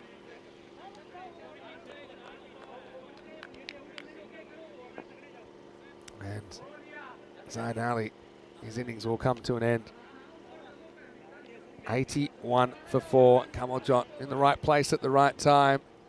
Takes the catch. Isra Munshi will come in. See this one just kind of pops into the screen at the right time. Kamaljot. But yeah, kind of charges at it. Stays leg side of the ball. The combination of the angle and the slight kind of away cut on that. The back of the hand slower ball conspiring to dismiss Zain Ali. Hard to keep a good man down, and Rajmani's good play, we know that. Yeah, he's got one more crack at Munshi. I wonder if he goes slow ball or whether he just tries to blow his stumps apart. Slow ball beats him. No run, and a good comeback from the right armour. Jivadate, 81 for 4 after 6. So the next 4 overs pretty crucial. And suddenly, unexpected score. You saw it was kind of up high 130. Suddenly it's kind of around the 125 mark. 51 for Zain Ali, 23 for Mohammad Arslan. I mentioned that they were pretty important to the health of this innings. Now they're both gone. Apart from that, just 5 runs off the bat to Kuljinder, the only other player to score, despite 6 faces appearing for Jivadate.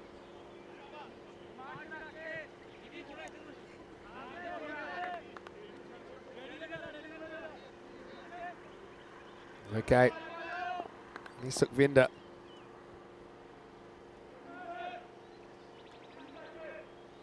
To Kuljinder. Over number 7. It's going to be a wide first up. Certainly sends a message. Sukhvinder can't believe this, but this could have been, it's probably a wide even if it was Zain Ali batting. Look how high this is. It's miles too high. Love the rogue streak of Sukhvinder Singh though. That's a big wide. It'll also be the one for the over, so he's kind of spent it. He'll still bowl short, just can't bowl over the shoulder.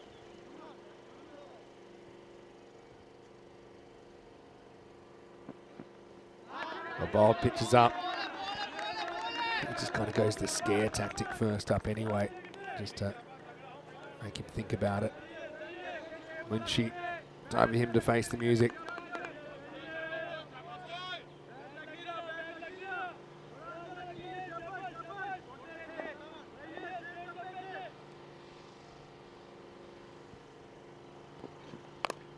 All right, this one is smashed away. In fact, that is a really good shot from Kuljinder Singh.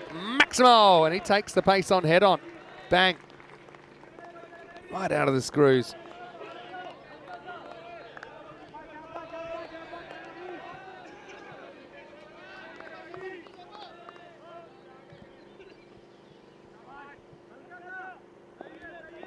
I think I'm going full and trying to smash his middle stump out of the ground here. Kind of what he does. Wasn't quite straight enough. Also well negotiated.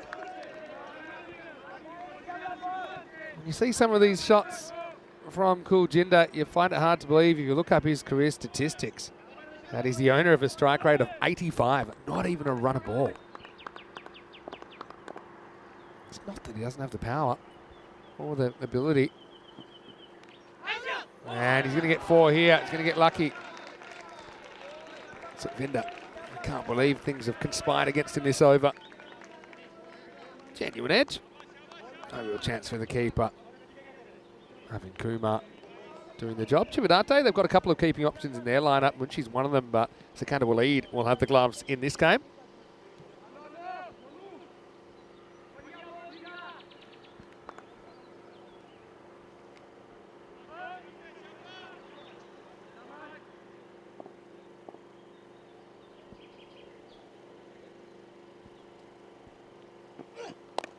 Pitches up. It's a fair bit of bat on this, but straight to the fielder. The Kuljinder show comes to an end. Sukhvinder has the last laugh. Nicely taken by Hamid Nasir. Sukhvinder had a frustrating time, didn't he, against Kuljinder.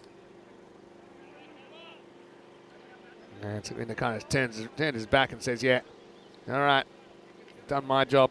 Nicely taken, backed up by Nasir. Was perfectly placed. So another wicket goes down. Chivadate now 92 for 5, and we get into the bottom half.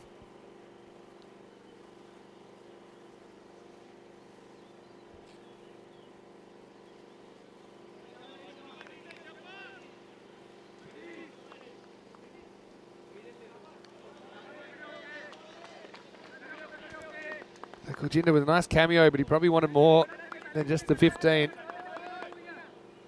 Here's Ali Sadat, who comes into the side for this quarterfinal.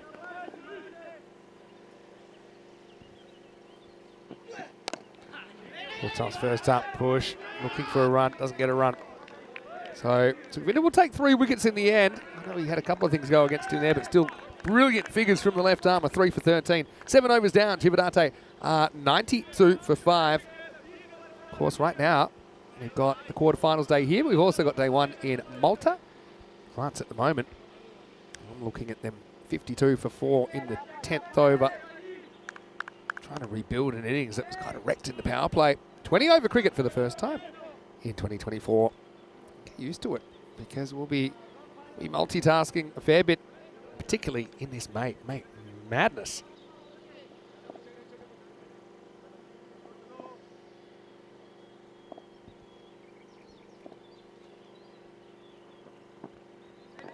Here comes the captain, Hardeep Singh. He's led the side well, hasn't he?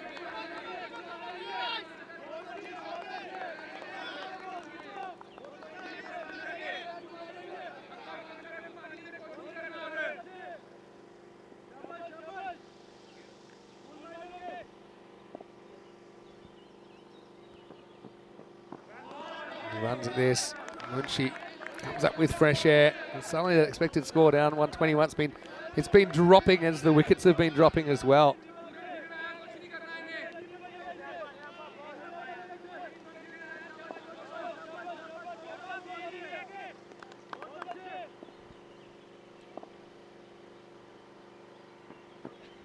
Kind of like this line of attack from Hardeep. They've been pretty disciplined here.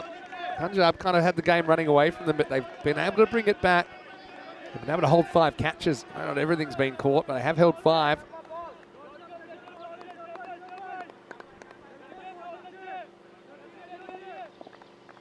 Munshi, 4 dots, scoring with a fork. Yeah, he will get a run, maybe more.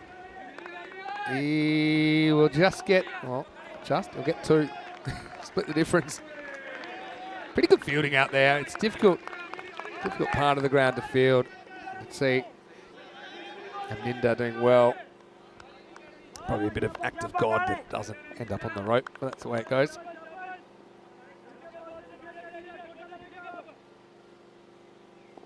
Munshi gets another crack. He'll try, hangs in the air. Oh yeah, great catch from Simranjit Singh. And I was about to say it won't carry, but then I saw who was after it. Simranjit can make catches out of thin air, and that's exactly what he does there.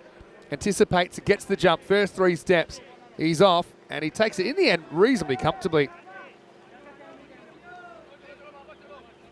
And so Munshi isn't able to do too much, gets 2 runs, and that's it. 6 wicket falls, 94 for 6, and that's the kind of fielding that can win your cricket matches.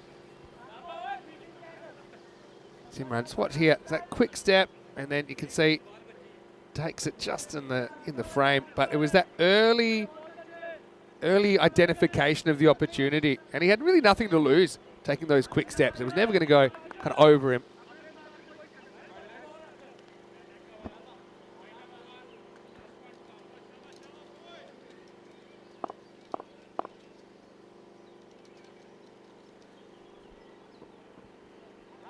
Slow ball from Hardeep, and Chivadate struggling through the second half of this innings. 94 for 6. Great innings from Hardeep, only 2 runs off it. The wicket, which you can thank Simran for. It is the kind of field that you can dive around on. It's kind of sand-based. So some fields are kind of more, I'm going to say rock-based. This field is kind of soft. You might want to close your nostrils and your mouth when you do it, but you should have a soft landing.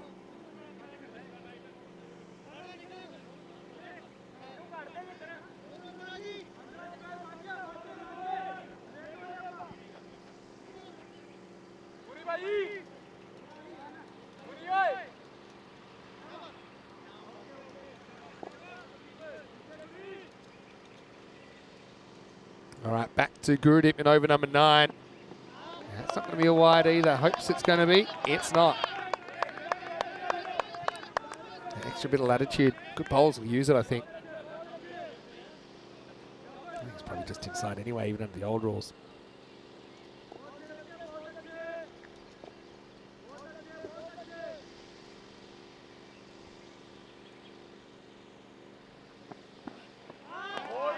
Big swing and a miss. You can see how those are the issues you've got is the depth in this order. Punjab, now they're starting to tick a bit more like the team we've seen have a fair bit of success. They were unbeaten until yesterday. It'd be pretty dramatic if they essentially went out in straight sets. A loss to lose top spot, and then a loss in the quarterfinal. That will be called a wide. So that, once that feeling about on ball, you can tell that at the moment. We're making this one. Yeah, see, I'm not even convinced that's a wide. I think it might have got a bit of the line. How will you ask for the umpires' consistency, though?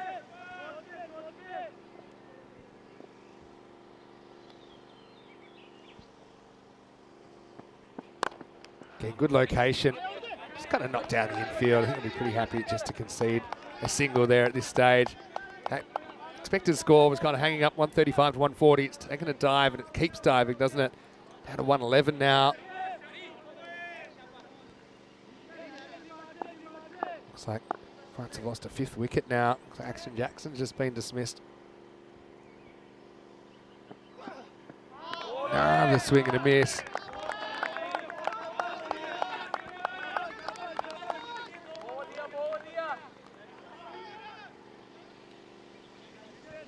France, certainly an uphill battle on home turf. Double-header with Malta today, so Belgium will see playing 2 matches tomorrow and the next day. Right here, though, Jivadate scrambling for late runs. Oh, really good shot. Very inventive from Waleed. Needs to make something happen, and he probably has a very good idea of where this ball's going to be. It's not going to hit the stumps. Everything's been outside off. So he takes the chance, he makes something happen. We've seen a lot of players trying that shot, not many actually having too much success with it. As I see, look, another wicket going down in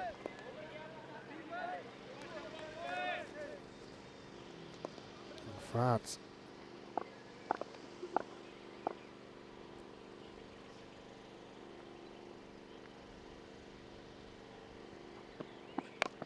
Now, full toss, and that's going to disappear.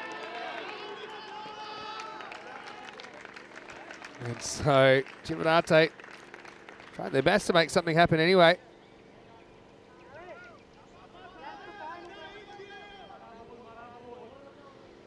What was that one for height?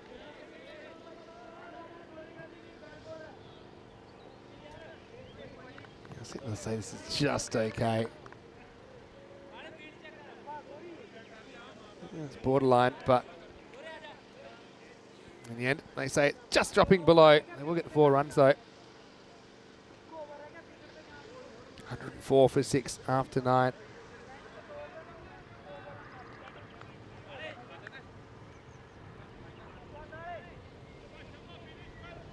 Usman Khan has just been dismissed as well, so they're in all sorts of trouble over there. In France right now, let's concentrate on the 10th over. Starts with a big swing and a miss.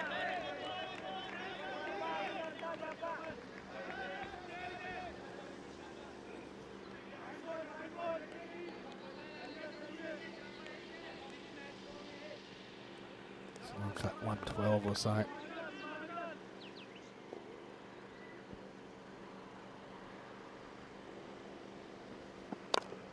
Cracked away and past the fielder. Couldn't get off his feet there. Monulal, the enigma. Cividate, and he runs a good runs, I suppose, especially in a knockout game.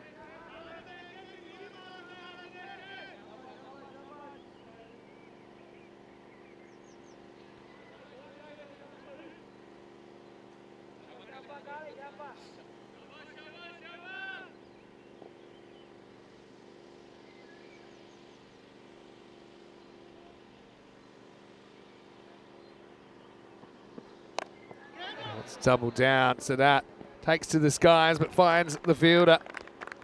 Simple catch taken out there by Sukhvinder Singh. So he'll go 4 and out in the last, 108 for 7.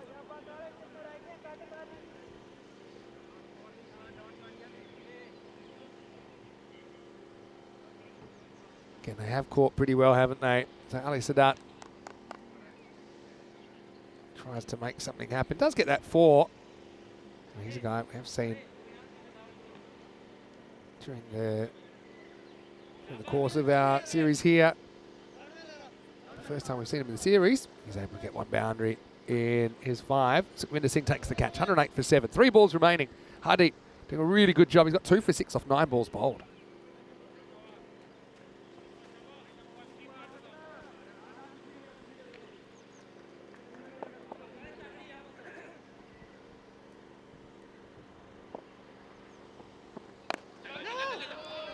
Razan happy to just come and take 1 and say, right, over to you. See what you can do for us. It's a countable lead.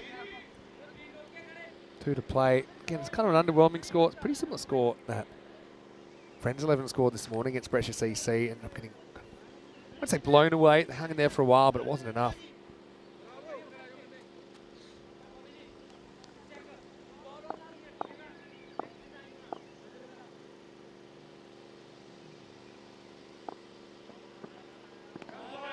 Big swing and a miss from Waleed. Stays leg side of the ball.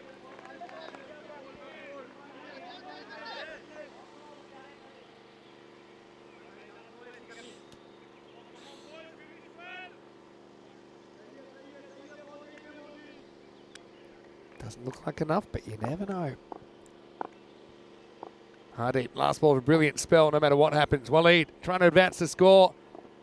Does a bit of dancing and then pumps it. It's going, and it's gone. Maximo. Well, the dancing works, and it's a good finish for Cividate. Just remember that. They do get 6 off the last ball. And they're going to finish on 115 for 7 off the 10 overs. And this morning, Friends 11 got 114. That wasn't enough, but can Cividate pull out a big performance and keep their tournament alive? As we go back to the highlights, and Zayn Ali, no surprises, he was at the top of the order. Italian international opening up, and he looked in reasonably good form early. It was a funny kind of innings in a way. They kind of got off to the races, didn't they? Muzaffar, no good for him. He kind of cut one that was pretty close to his body. Bit unlucky, you could say, but also great catch by Kamaljot Singh. But their first over went magical, and there were 56 in the power play. It's quite remarkable. It pretty much takes them the rest of the innings to double it. So it takes them about another 7 overs just to double what they had after 3. And it really shows you how much things slowed down. One thing about Punjab, they did kind of keep changing who was bowling. Didn't let any of the batters settle. And in the end, it was a hanging outside edge. Change of angle from Rajmani, who did get taken to a little bit. But I think the fact that he does get zoned when he does probably saves him 20 to 30 runs in the wash-up. Some good catches were taken in this innings as well. In fact, all 7 wickets were caught. And that's been a feature of Punjab's play as well. Really good one by Simran. Sukhvinder solid as you like out there. We saw Hamid Nasir with a good catch. But last ball was a bit of a highlight for Waleed, who was left the responsibility. Missed the second last, but pumped the last down to the ground. And Chivinate, they're fighting on. 115 for 7. 51 for Zayn Ali and 23 for Arslan. That was a key partnership, wasn't it? They came together at 23 for 1. They put on 46, but it was hard to get a decent partnership going after that. They kind of scrambled. 15 for Kuljinder in there and 14 not out, including a big bomb off the last ball for Waleed. Only the 4 extras get good teams. I don't give you too many for free. 115 on the board. Bowling-wise, got to say Sukhvinder Singh was outstanding. Left arm, breathing fire. 3 for 13 for him. Hardeep not too far behind. 2 for 13 at the close, if you don't mind. Good heap from Rajmani coming through with wickets as well. Didn't really happen for Abinda. Ball wasn't swinging for him. And he went magical. 23 came off the first over of the game. So we'll take a break and we'll be back pretty shortly. 116 for Punjab to stay alive in the tournament. Or can Chivinate defend this modest total? 2 teams fighting for survival with a lot of talent on both. It should be an exciting conclusion. Vinny Sander here, Mr. Maximo for ECN. Hope you're enjoying the day. We'll be back shortly here in Brescia with more quarterfinals action here in the European Cricket Series.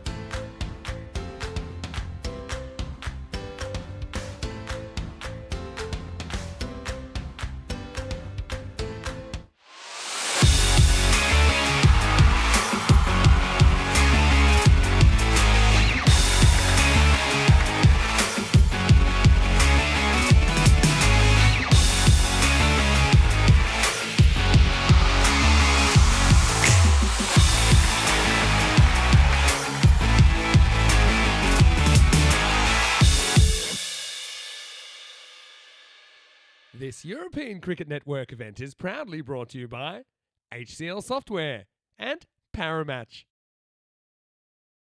Hello and welcome back halfway through quarterfinal 2 here in the European Cricket Series, Italy, Brescia. We certainly have had a lot of action over the last week and a half or so. Now we're heading into the business end, quarterfinals day today, finals day tomorrow. And of course, we have the internationals on the weekend still to come. So this should be a pretty interesting chase as well. Would say that Punjab are on top. Interested to see the percentages in a moment, but yeah, still every chance that with a few early wickets, Chivadate can regain the initiative.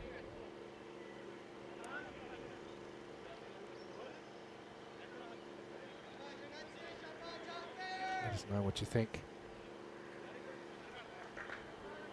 on our chat, ECN European Cricket Network.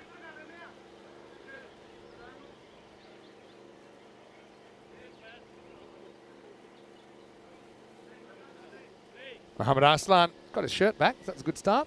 And he's going to get us going. 116 for Punjab if they're to secure a place in the semi-finals.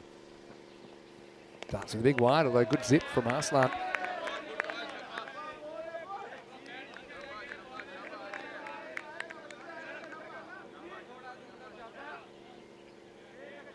Arslan's had a good series with the bat and the ball. Earned his place in the Italian side for this weekend.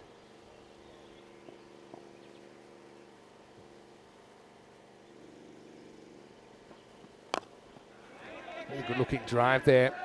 Kumar's been great. Oh, it's going to be 4. I'm sure that he steps on the rope here. He doesn't realise it, maybe Zain Ali, but have a look. But yeah, you see here, this foot here, bang. And yeah, will be 4 runs. So a bit of a bonus there, 4 from nothing. I did pretty well, just probably didn't have that awareness of where he was.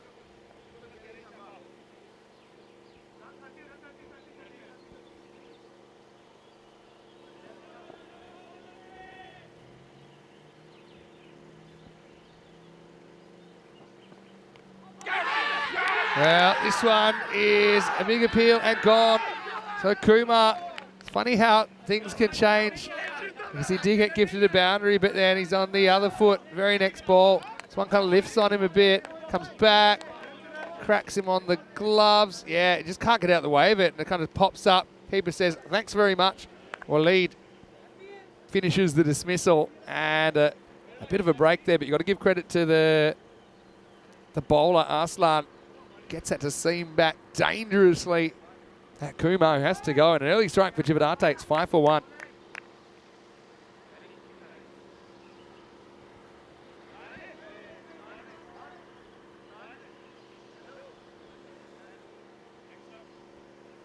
Manulal, the enigma, comes out in the number 3 spot. He's high risk, high return kind of player.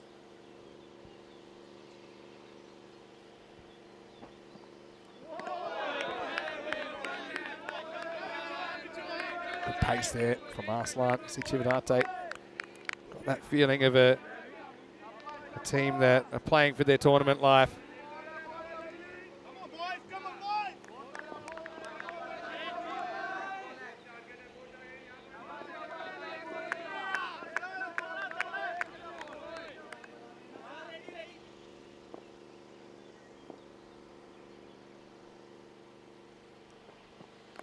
Oh, edged and just past the fielder.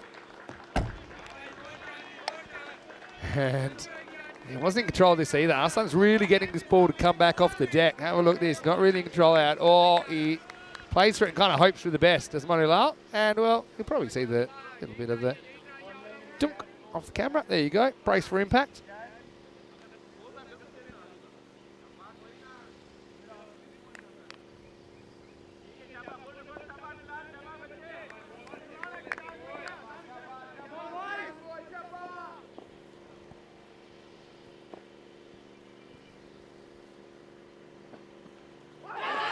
Walks at this.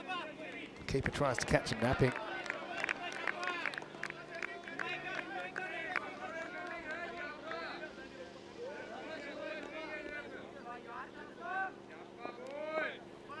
Good contest at the moment. Exactly what you want to see, finals cricket. And I was lucky enough to play a lot of finals cricket. It's hard cricket. You know, you find out what you're made of.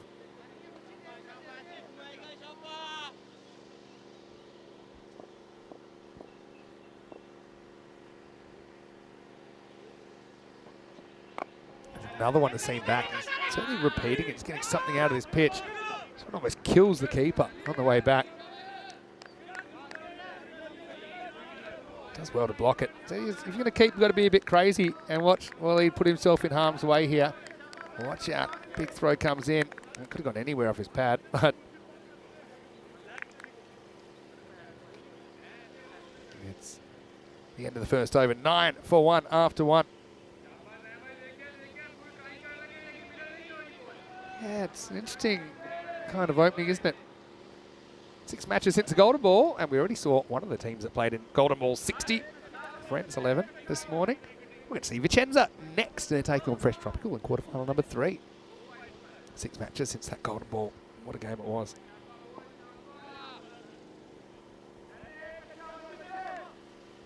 So Zain Ali, key with the bat.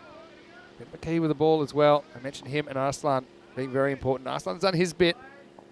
But now, Hardeep Singh to face his first ball.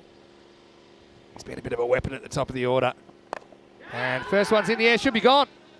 Munshi takes the catch, and it's a golden duck for Hardeep. Zain Ali gets the wicket straight away. Hardeep takes it on, doesn't want to stick around, doesn't want to have a look.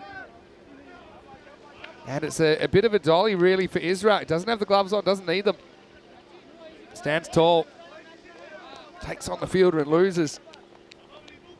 So Punjab being put to the test here. 9 for 2 now in the second over. It's a golden duck for Hardeep in the quarterfinal. I suppose if it's not your day, get out the way. Good game this.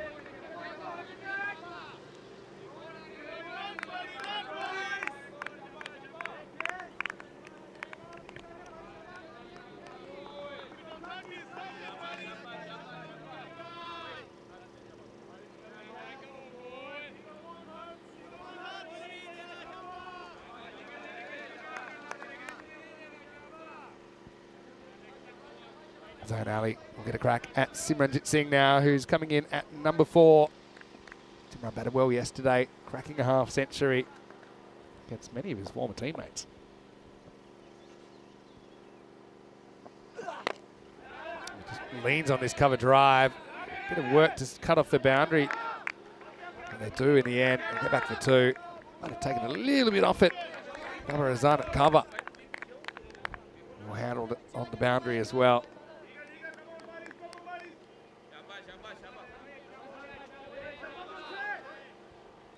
Game kind of toing and froing at the moment, but statistically, Punjab are given the advantage.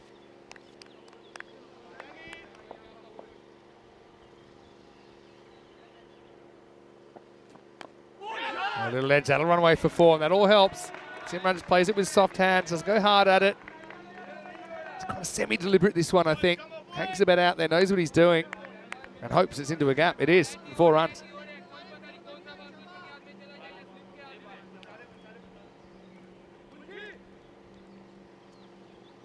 Zain Ali operating without the deep third. Being tempted to have him there. Got the deep square. Maybe bring him up. It's also catching position. Simran's guy likes to get on the front foot, likes to drive. And he kind of stands tall and knocks this down. A lot of infielders in the offside, cutting that off.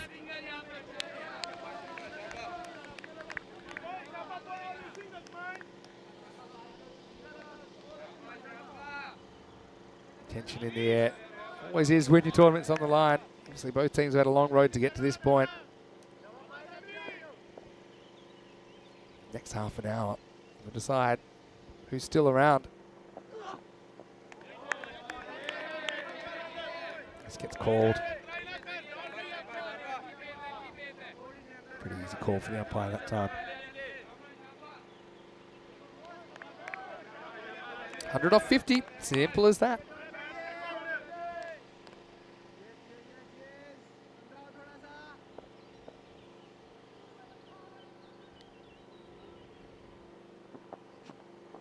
Another one, just going to bite to wax, gets away from the keeper. Probably was a run there, but they turn it down. Just keep in mind the other game as well.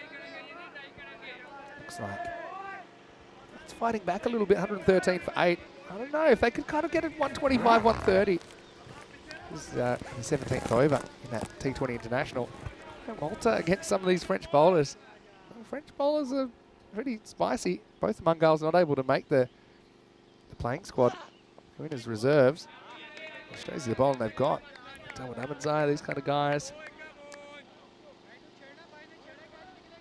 Pretty interesting. Kanasane flying the flag for France over there. He's on 47, within reach of a half century.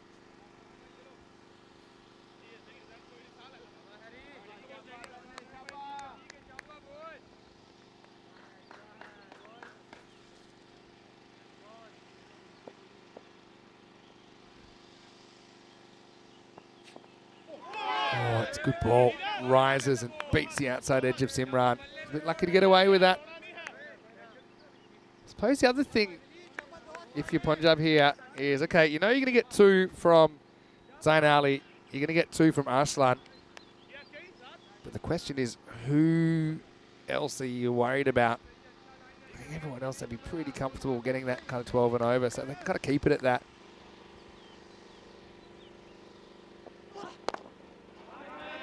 Yes, you don't want to get yourself in a mess where you're kind of 4 or 5 for 20, something like that. Fascinating contest at the moment. Zain Ali bowls good over, 1 for 10 for him. And at the end of 2, Punjab, 19 for 2. This is how Group B finished up. And Punjab, well, they had the chance to top the table, but they fell against Friends 11, who pushed themselves up into the 4. Vicenza are a team we'll see next, taking on Fresh Tropical. Vicenza, for sure, they're underdogs, but obviously they've had some pretty good performances as well. Stay tuned. There's plenty more action on quarterfinals day. Just the 4 match day.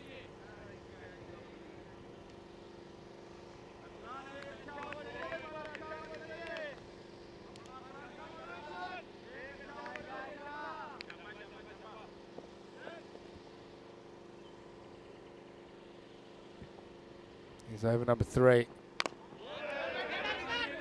Push and looking to run, but there's packed offside field.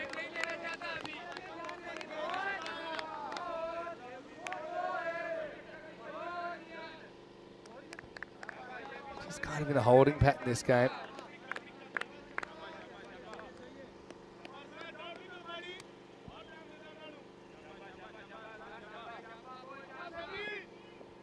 Simran. About a metre out of his crease. Wants to get the front foot to Arslan. Let him do it too easily. Push and run this time. Clean pickup might have been interesting. But to be honest, I think they went straight away. I don't think there's a realistic chance.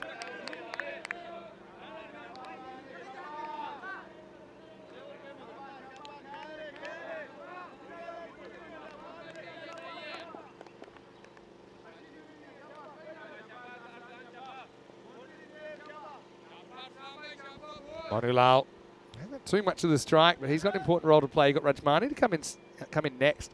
Interesting they haven't batted Rajmani at the top 4. I thought maybe he'd be a candidate for number 3.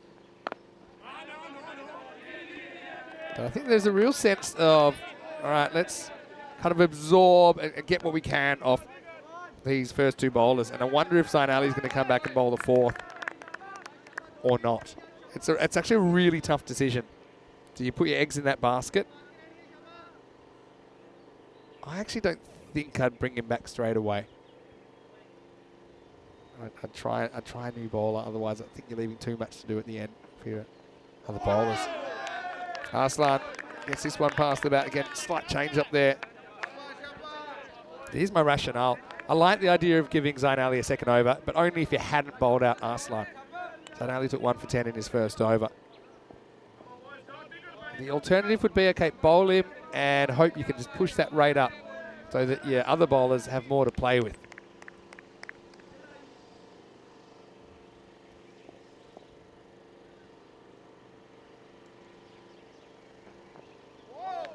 Decent bouncer, but I think it actually gets up too far.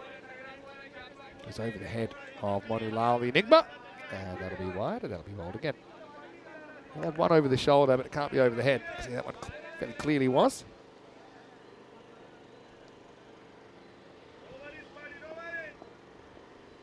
Two times out of three. Punjab win from here. But is this the 1 out of 3 where they don't? That's the question. It's following the win percentages there.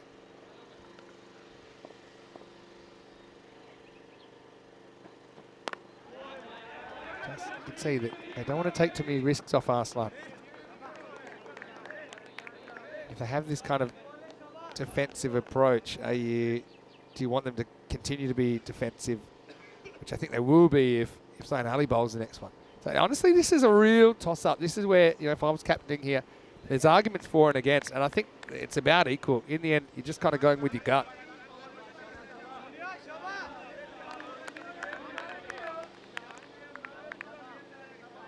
But now that rate's gone up above 13.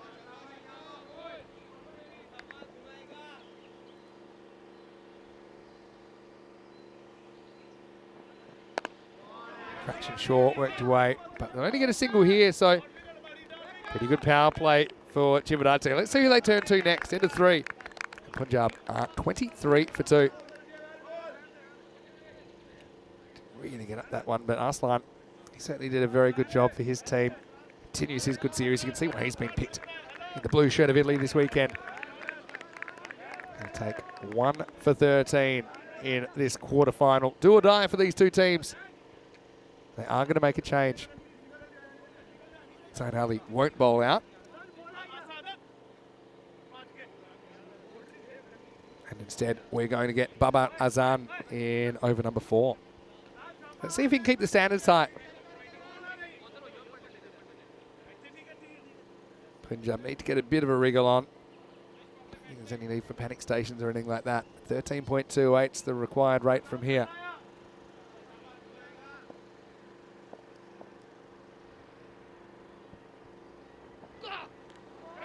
Hits him on the body, and it's actually hurt him a bit there, Simran.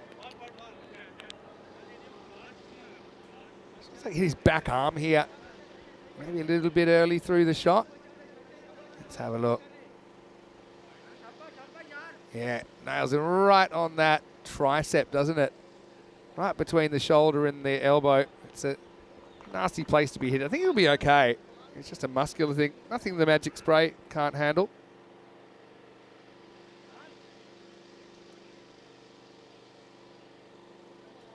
There we go. It's administered with some expertise. Simran will just shake it off. Getting hits. One of those things about cricket. It's going to happen. That did seem like a pretty nasty blow. He dropped the bat straight away, and Azan. Don't know if it was pace or the lack of pace that did Simran there. Simran is a bit more of what I call a front foot player. Likes to get forward if he can. That's why you often do see him batting out of the crease. And this time he does launch, and he goes forward, and he goes forward a long way. Maximal! This is kind of what he's all about. I mean, there's a few players in Europe that like to get real deep in the crease and go back at all costs, but I think that Simran, he's a guy who likes getting that front foot, and I called it the ball before, didn't I? That's more what he's hoping for. And we have seen Simran sometimes starting fairly slowly, but then turning out to have a really good innings and a really good strike rate. Yesterday against Friends was kind of one of those examples.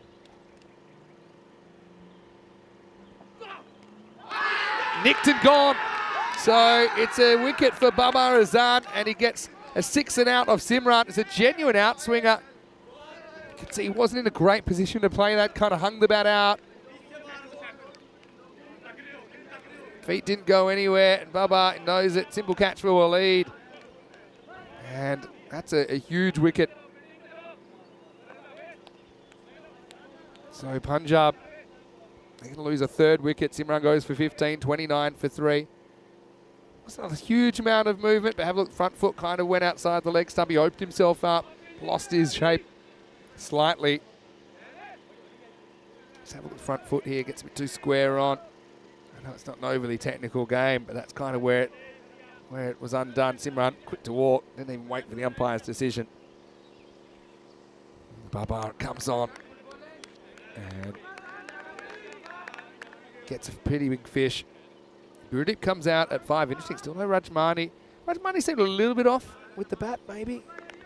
Maybe they're trying to get the guys in that have done it more recently, seeming a bit more in form.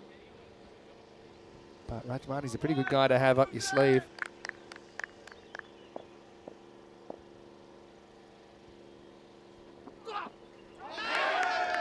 Blast past him. Just keeping an eye on the other broadcast on ECN today. Canasane playing a good hand for France. He's 66 not out. Suddenly their score's not looking so bad. France back in the lead in the game. I think he's wearing Canasane play we saw not too long ago on ECN in the ECS France and also the ECIs. And just as I said that, I think he's got now. There's only one over to go though in that T20. Yeah, I'm jinxing other countries now. All right, that's going to be 4. It wasn't really convincing. Gurdeep gets on the charge.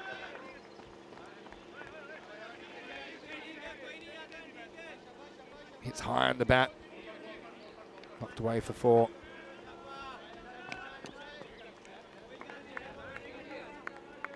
Tension in the air.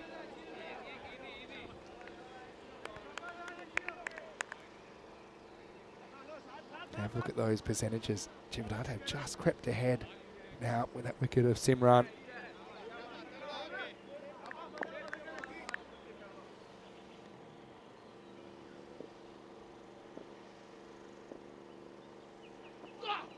That's a rash shot, really.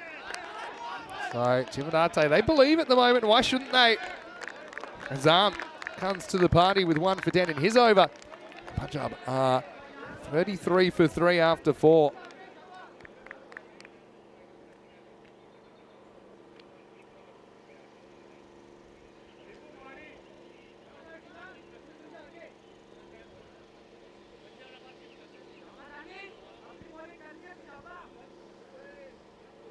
You can see they're behind, but still 7 wickets in hand. Still some good batters to come. Chivadate, I think this is a real test for their bowling depth as well. Azan has come to the parties. There's 3 of their bowlers sorted. Now we're going to get a 4th in Musharraf Muzaffar.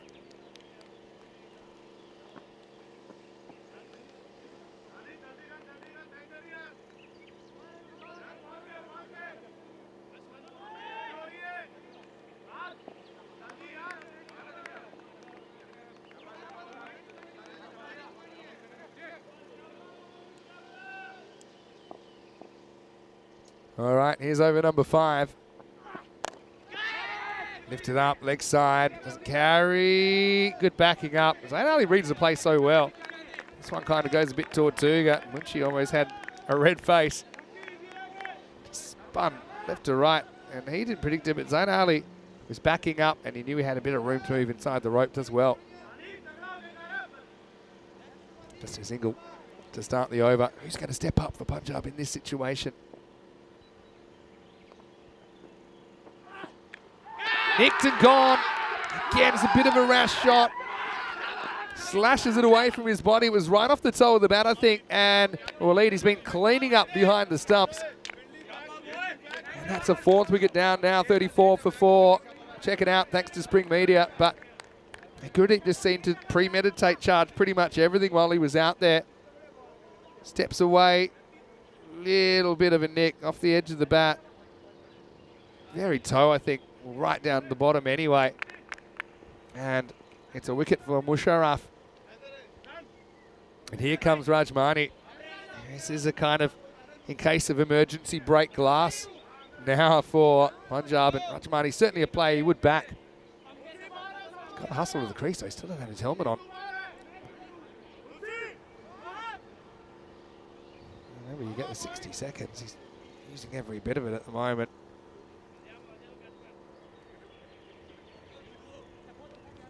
Musharraf, I mean, I suppose it's well bowled. I also think that Gurdeep probably made his own bed, had to line it there. Kind of charged wildly. Didn't move towards the ball. That's why it was so far away. It's got a little touch.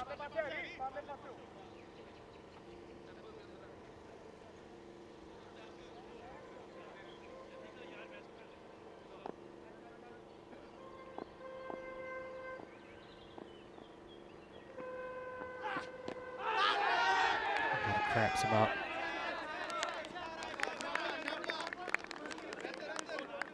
T10 well on top.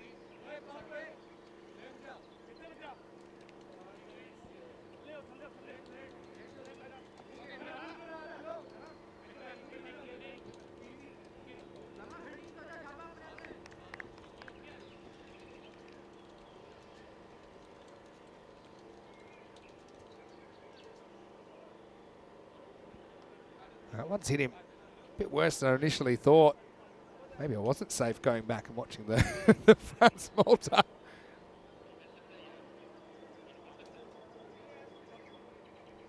So, this is where all kinds of things will be tried to relieve the pain. Get the magic spray out there. That's what I say. Marnie, welcome.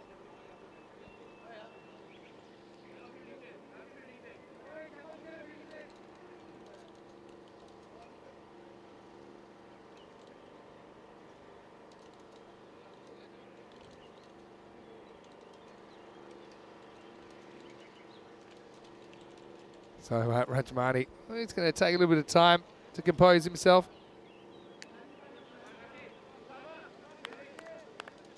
So obviously we're coming down to the conclusion of this ECS in Brescia. We had standalone tournaments in Brescia in 2021 and 2022. Last year it was combined with Milan. This year Milan combines with Brescia. So tomorrow the last day. And then we have the internationals on the weekend.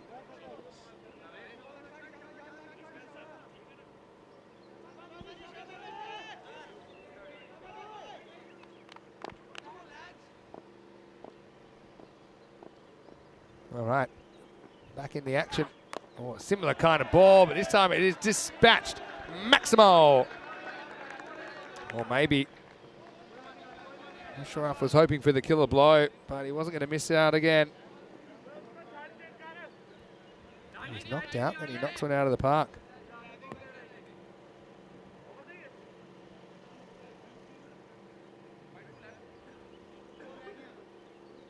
Now it's 2 times out of 3. Chivadate went from here. It's just the one time that Punjab come back. Shows you how much things can swing and how quickly they can swing.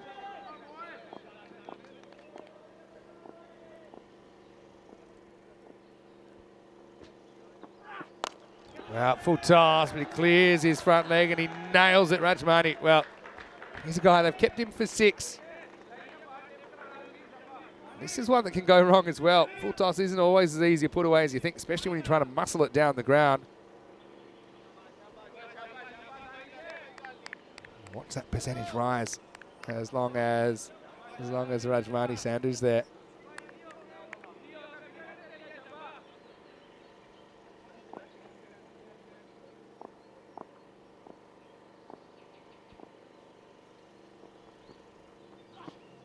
Oh, slow ball. Pretty good one, actually, from Wazafat.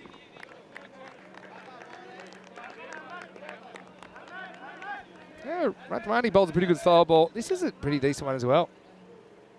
I don't know the one that kind of comes out the front of the hand, but watch it drop. Drops at last minute. To 47 for 4 after 5.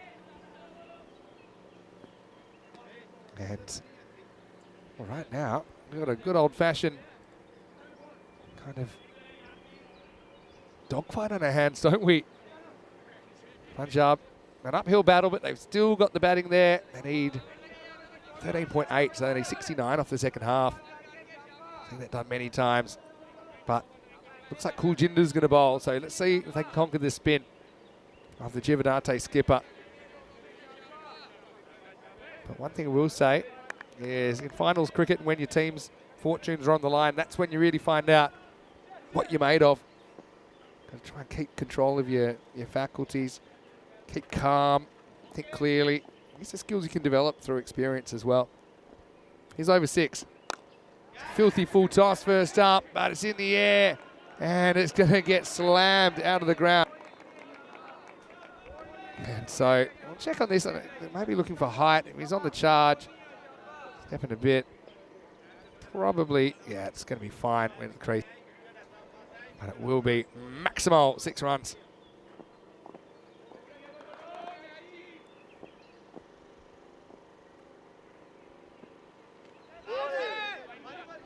Notice that Birdie has popped in. Hello, Birdie. Hopefully you're well.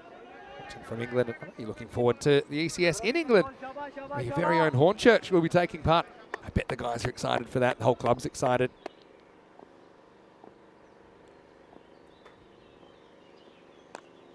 One thing about Kuljinder, he's willing to toss it up. You can see that there. Marty Sander moves to 20. If you are watching from England, we'd love for you to come down, especially the first day. I bet we'll have a whole bunch of the Hornchurch community there on the bank holiday. Even though Hornchurch aren't playing that first day, it's a bit of a shame. Maybe we can get you down anyway. Join in the festivities the very first day. Hornchurch play 3 matches on Tuesday. Now this is hit, and it's hit pretty well. Maximo! Another full bunger, and this time it's the Enigma who's able to cash it in. 2-3 metres over the boundary.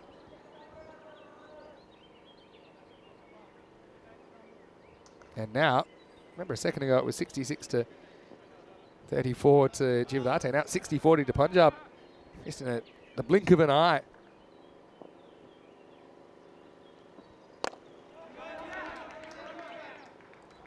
Down the ground, just a single.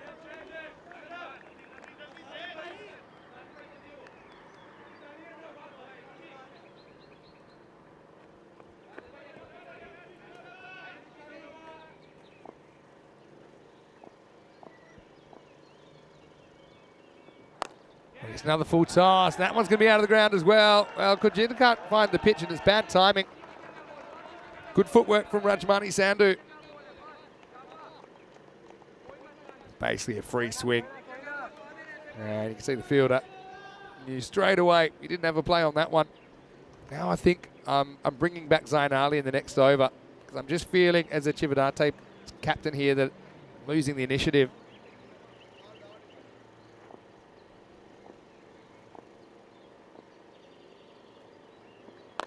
And he goes up and out of the ground once again.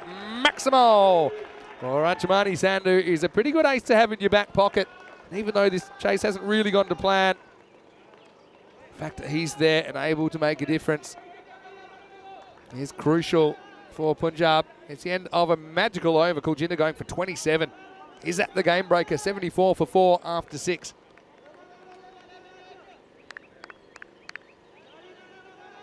Now, I was saying I'd be tempted to go to Zain Ali, but I suppose you can go back to Muzaffar, who took 1 for 14. You could also go back to Babar Azan. But Kuljinder goes to the cleaners there. Will he bowl again, or will they have to find a 6th bowler? It's pretty well bowled. Azan is coming back. That one hits the edge of the pitch and balloons, but just a single.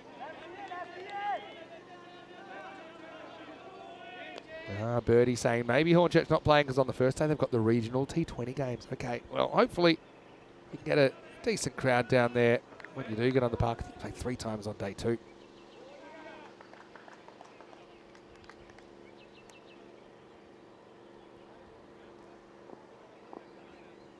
Babar Azan's come along leaps and bounds, hasn't he?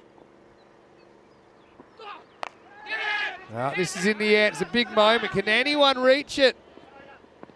Oh, yes and no. We'll get a long single, long high single. It was Kuljinder, the man in the hot seat. Does he get there? I think he does. Couldn't get off his feet, couldn't organise a dive. It was all happening so fast.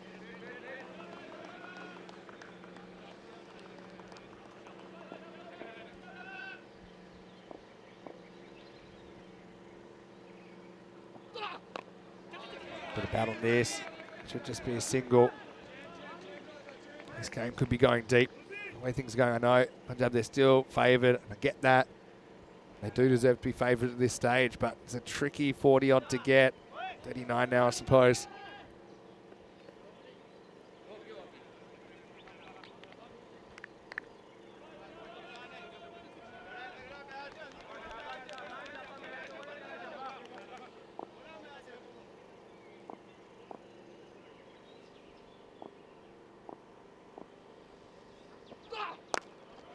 He steps away and he goes over that offside. He loves that shot and he's going to get it. Maximo. Oh, what a knock from Rajmani coming in. 39 off 10 now. And he is stepping up when Punjab needs someone to fire. That's his kind of favourite shot. I did mention he sometimes overdoes that backing away. Probably doesn't need to. Can play the ball in its merits and play the line of the ball a bit more.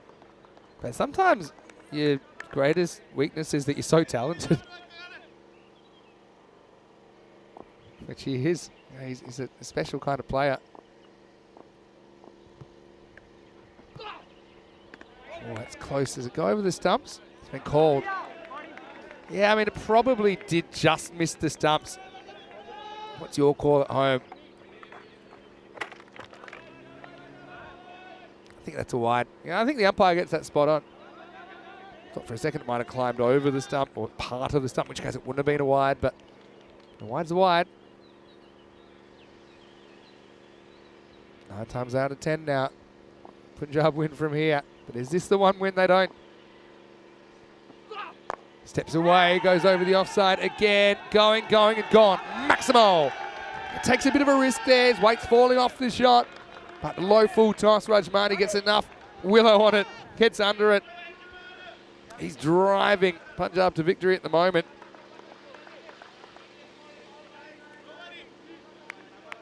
I'd say they need him now is a massive understatement. Can Chivadante get this wicket? It's 45 off 11. Manu Lal mainly just watching at the moment. He won't mind because that's going to be 50 for Rajmani and he blasts it out of the ground. Maximo, a 12-ball 50 in a sudden death matchup and Rajmani Sandhu stepping up. Azan tries out the short ball and gets his hand caught in the cookie jar. What a shot from Rajmani going both sides in the 7th over. That'll be the end of the 7th now. 96 for 4. 8 sixes in his 51. What a remarkable innings this has been from the Italian international. He was the kind of ace in the sleeve, wasn't he? Batting 6. They tried a few other options above him, but he's come in and he's soaked up the pressure. This is what's coming up in Brescia. It's Fresh Tropical versus Vicenza in the 3rd quarter final. We're about 25 minutes away from coming back to you with that. I mean, Sharif comes in for the first time for Fresh Tropical. Nakesh Raza in as well. Vicenza won the toss of bowling first. Uh-oh, that's bad news. That's 7. Maximo. I'm sure this is too high as well. A free hit to come. Let's have a look on the replay. If you're hooking it, it's too high. Yeah. That's going to be no ball and 7 up. So things have really fallen off the wagon now.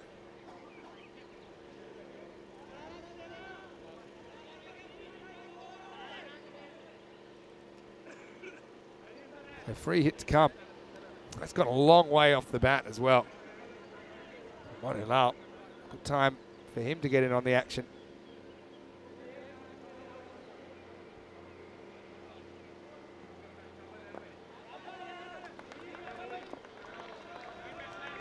Free hit coming up then. There's 13 to win. You get almost half of them here. He skies it. You might as well run. That could even go for 4 behind or even more. It's going, and they want to have a look at it.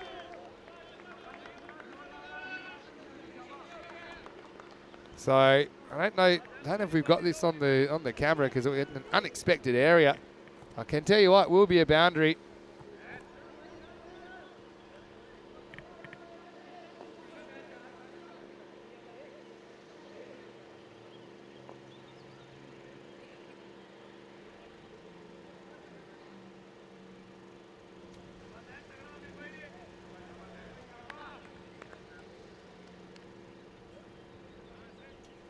So, I mean, they just have to go. He's going to give it 6. Maximal. So 7 to win now. It's almost all over Red Rover. This one cramps him. Zainali's been brought back, but he's pretty much brought back with nothing to play with.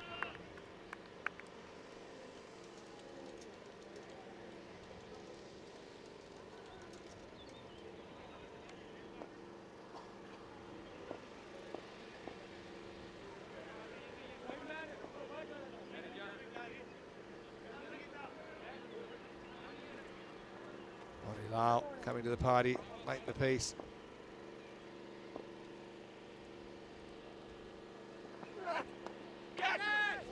bit of pad in this. That's going to run away for 4. Well, everything's running for boundaries at the moment. That's going to be 4 off the leg. But Punjab have just found a way, haven't they? Again, depth is so important. And they've shown it here. You're having 6 come out here, 12 ball, 50.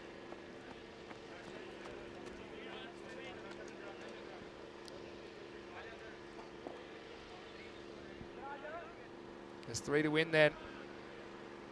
This is pretty much a done deal. Been a good game. That 2 to win.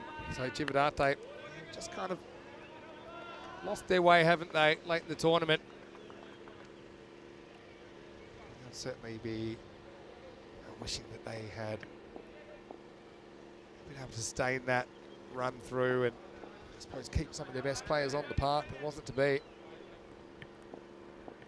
Zainali, though, has been great. Arslan's been great for them as well. As this could be it. It will be it. It'll be a boundary to finish.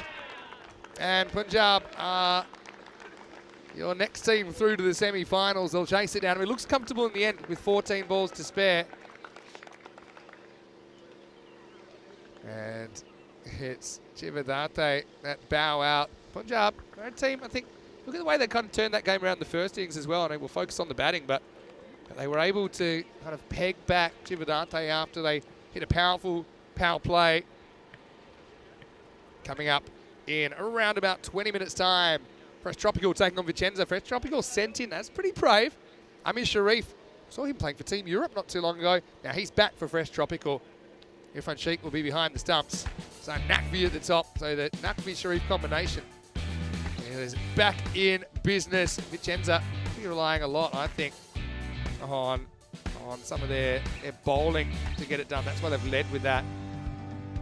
And just looking in that lineup, didn't see Jagmeet in there. So yeah, I guess time will tell. Anyway, let's go back. And it certainly wasn't plain sailing, was it? For the Punjab on the way to this total. Simran eventually kind of broke the shackles with that 6, but he nicked off next ball. And that was after Arvind Kumar and Hardeep, the openers, went for 4 and 0 respectively. So had all kinds of problems. Gurudeep, he nicked off, but Rajmani stepped in and he stepped up. 8 sixes in 51 not out of 12 balls, and he really broke the back of this chase, and he did it quickly. He took Kuljinder for 27. Kuljinder probably opened himself up for that by bowling a few pies. They were gobbled up. That was a difficult chance. Kuljinder couldn't hold on to that, and really it's time to sit back and pop out the popcorn for Punjab fans. Rajmani brought up his 50 in just 12 balls. Took a nasty blow along the way, but that's the price he pays of success. And Manu Lal got a 7 up, and Enigma was in action as well. He finished with 31 runs on his own. And in the end, we've got the second semi-finalist. Maybe we can do some magic here, and we can insert the Punjab side into their semi-final. You can see that they will be playing first up tomorrow.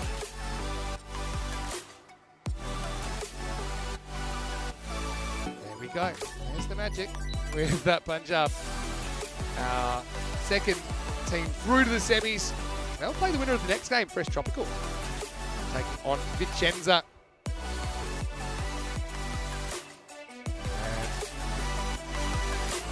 Have a look at the scorecard. 51 not out for Rajmani Sandhu. He was a fantastic player there, although he does get pipped by Sukhvinder for the player of the match.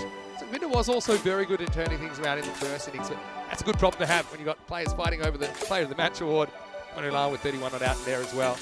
Wickets were split. Arslan was excellent, wasn't he? 1 for 13. Zain Ali did take a wicket, probably a bit more expensive than he would have liked. Papa Razan and Muzaffar with wickets as well, but Kuljinder came on and unfortunately couldn't keep things quiet. Chivinate showing the exit in the second quarter final. We'll take a break, don't forget. Still some T20 international cricket going on. Also just starting their innings, chasing 137 for victory. We'll take a break here, back in around about 20 minutes. Vinny Sander here with Maximo for ECN. Hope you're enjoying your day. We're back soon with another quarter-final frenzy. We're halfway through the day. 2 more games to play. We'll see you shortly here in Brescia for more European Cricket Series.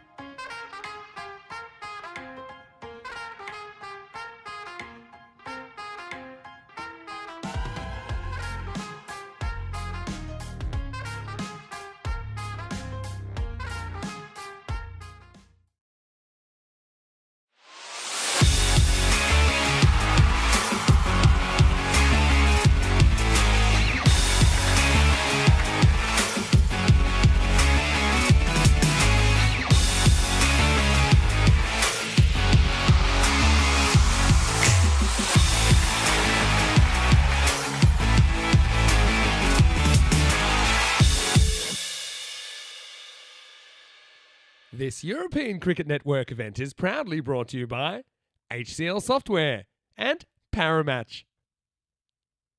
Hello and welcome back. We're halfway through quarterfinals day, and what a day of action it is here on ECN.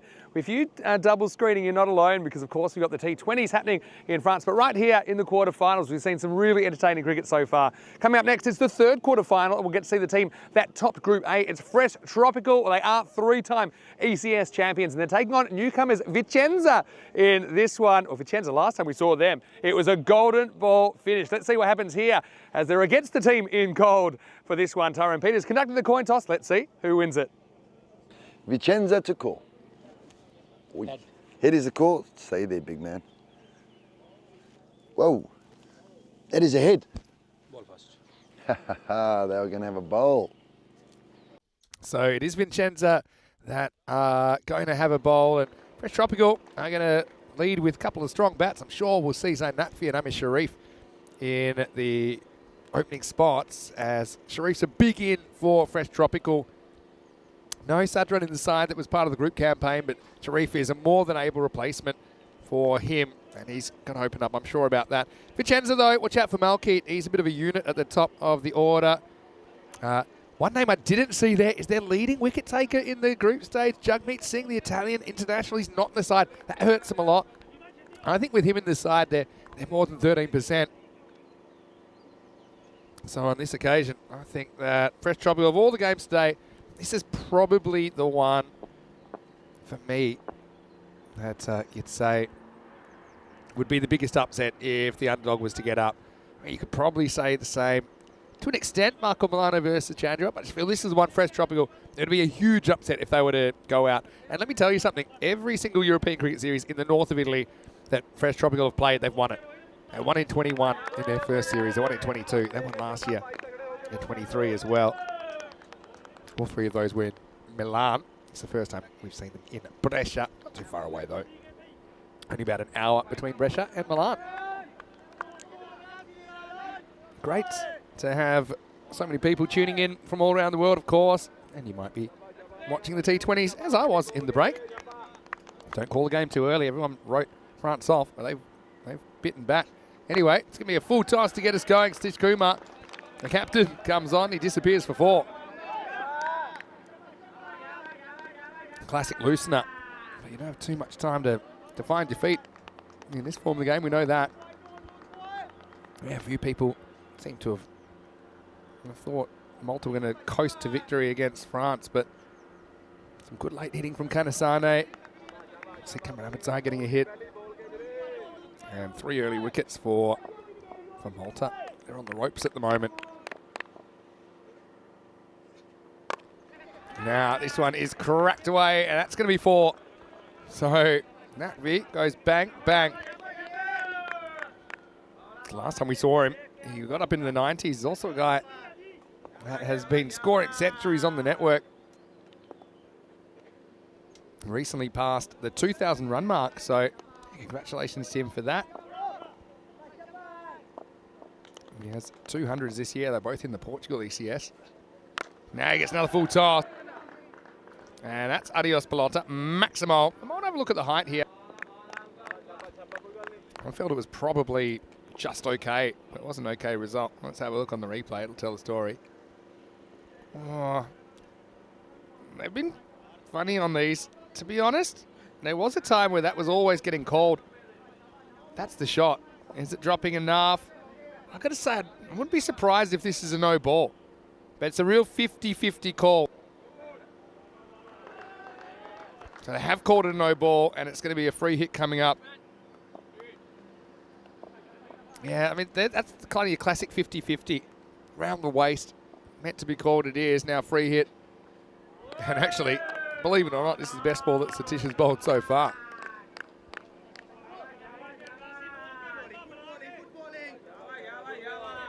So Satish trying to fight back into the over. I've seen him playing for Kings 11 previously. This is cracked, and that's going to be 4 more. So Naqvi is off to the races. He's 18 off just 5 faced. And this Vicenza team, they are a new side in Italy, but they do have fairly solid composition of players that we have seen before, particularly turning out for Kings 11.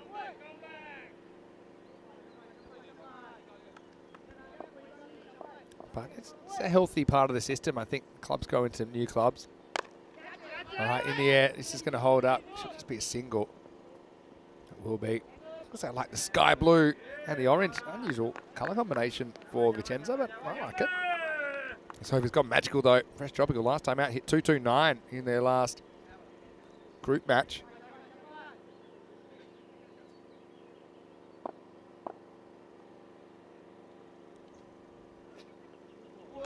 So Sharif gets his first ball in the series. He misses it. 20 off the first over. Fresh Tropical 20 without loss. Yeah, I think it's a necessary part of the process because obviously Kings 11, obviously more and more people involved. Eventually you split into another club. You don't really have levels in Italy the way you do in some other countries that would have this many clubs. You can see where we are on quarterfinals day. Already we saw Brescia CC and Punjab through to the semi-finals. Still 2 quarterfinals to go here. Can Vicenza pull off a big upset? So these are the 1 versus 4s that you're going to see now. And of course in the 4th quarterfinal when we see Chandua taking on Marco Milano. Well, here's Mithu Gill. And last time we saw him, he was winning a game off his own bat. Anyway, right now he's involved in Nukvi. The pace on this first one. It's pulled away now. Mithu, the other day, he hit 32 off the last over to tie the game. And then, in a golden ball, Vicenza were dragged across the line. But it wasn't the cleanest strike of his innings. Went out to deep mid-wicket into a bit of a gap, though, and he was able to scramble back for 2. I bet he's never run so hard in his whole life. But that got Vicenza the point. And ultimately secured them a spot in the quarterfinals. The thing with Gill, he's not trying to bowl fast, so he's just trying to be accurate. It's a pretty good delivery. Sharif is a guy, probably didn't see the best of him in a Europe shirt. Played for Team Europe in the Western Shield recently. Again, he's not coming off a lot of cricket, so I understand that is a bit of a challenge. We didn't see him in the ECL, for example, because it was Jinnah that qualified.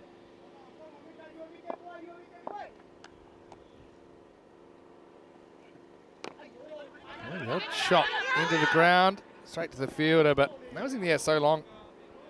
These two have a pretty good understanding. They've opened together a lot. But despite Sharif coming in, having not played a game in the series, I think he'll be pretty comfortable out there with Nukvi.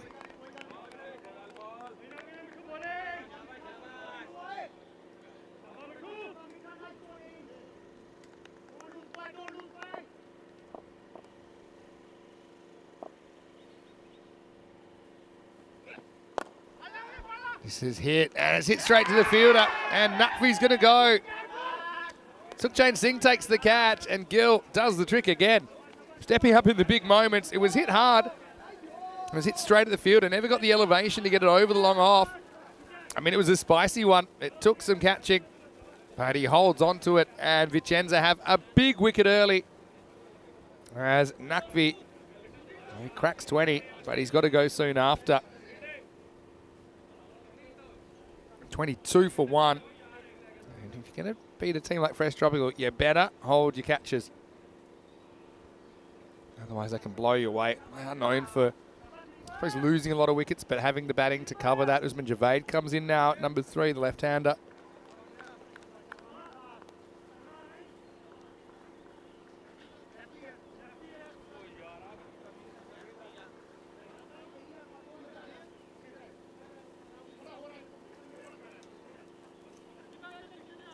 Good catch. If that goes down, it's such a soul destroyer. He holds on to it.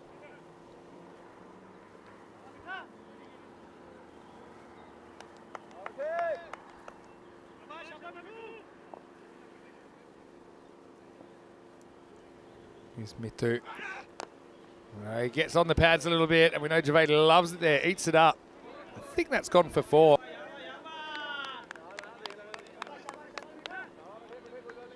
Worked away with the angle, went round the wicket to him. And that's 1 bounce 4, I think, in the end. So Javed is off. 160 predicted at the moment. And Sharif at the other end, he's guy we've also seen in an Italian shirt. We'll see him this weekend in an Italian shirt, for example, because he will be playing in the ECIs.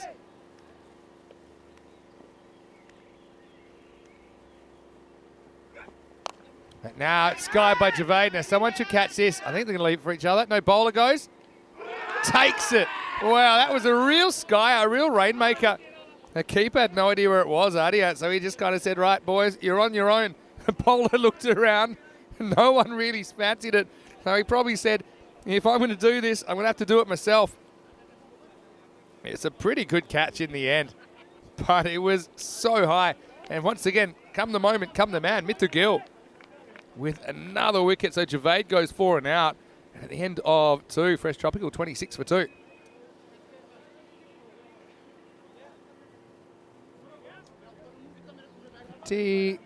Pretty interesting first couple of overs. Fresh Tropical top Group A with a 5-1 record. Had a washout in there as well.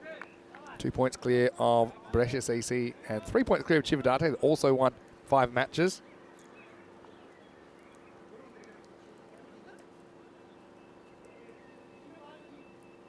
Sharif is going to be facing up then.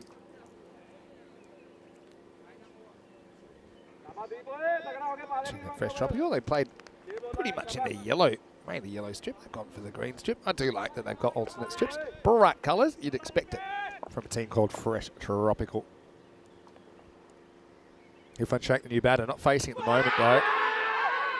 He hits this. Don't see how it wasn't off the bat. No, he's saying that the bowler was in the way. Just the way it came off, it didn't seem to me that it was off the pad. I reckon there's a bit of bat in it. I don't think the umpire saw anything. Yeah, it's off the bat. I think maybe that's the issue with the bowler. It's Mandeep Mann following through in front of the umpire. But anyway, they get it right. That's one thing I like about the processes. They're quick, they're snappy, and they normally get you the right result. Sheikh gets to that for the first time, and he's going to hit one away off the back foot. Just a single gets him going.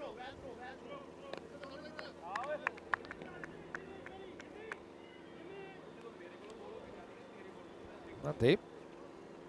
It's been a promising performer in the series. Has 5 wickets. He's played 3 matches so far. He's taken a wicket every over he's bowled. He's averaging one wicket per over. He always gets one here. It's a wild swing, really, from Amir Sharif. Slightly rash stroke. I think he's just trying to get himself going.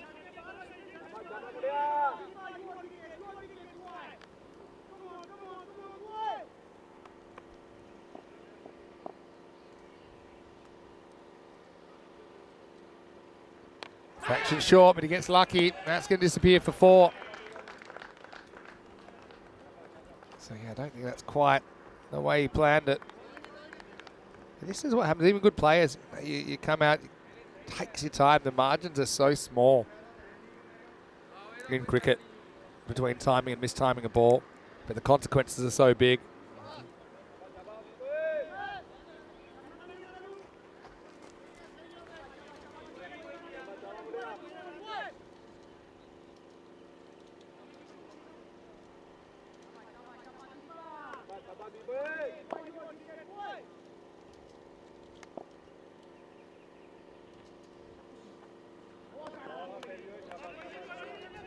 Floats wide and be caught a wide.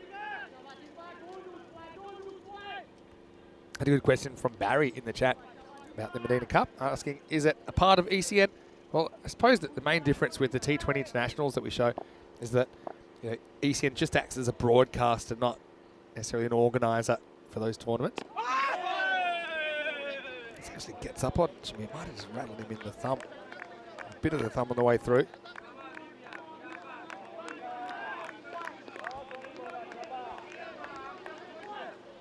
See, same thing, umpire had his view obscured a bit maybe by the arm of the bowler. Needs to work a bit harder to get off the pitch. Yeah, so obviously with T20 internationals, These are organised by federations, essentially, ICC member countries. Right, this time he's away, and Sharif will whack it over, cover for 6. Maximo! Maybe that's the blow that gets him going. It's the end of the power play. Fresh Tropical just quietened a bit after a big first over. They scored 20 in that, but the next two only bring 19 more, and the score is 39 for 2 after 3. Yeah, so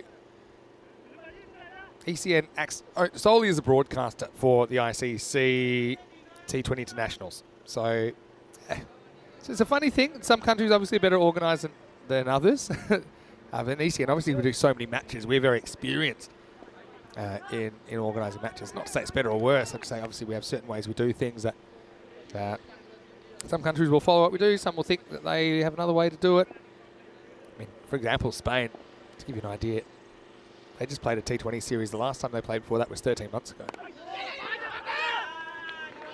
He's obviously doing it day in, day out. We're getting a lot of practice. And I think also that a lot of countries are following some of the practices which I suppose ECN has developed over 5,000 matches now.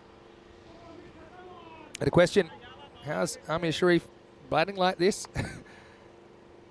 Well, I'll tell you how. He hasn't probably picked up a bat for a while. He hit that on his foot and popped up. Yeah, if anyone, I know it. I used to sometimes grab a bat after having a bit of a layoff. If it had been winter, for example, you come out and you bat. It's like you'd never held a bat before. I'm not saying Sharif's that bad. I'm just saying that he can be excused if it takes him a little bit of time to find his touch. He's still there, though.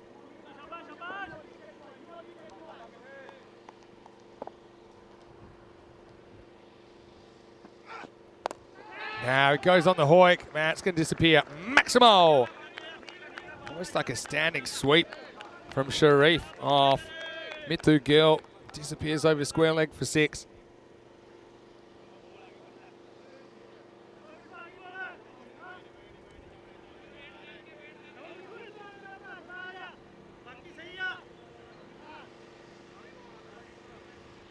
But yeah, Sharif, the longer he bats, the better he'll get. And obviously, you want to be playing 4 matches in this ECS if they can make it all the way. 3, I guess. This quarterfinal and then 2 finals tomorrow, leading into those ECIs on the weekend, men's and women's teams playing in that. So yeah, give it time. Give it time.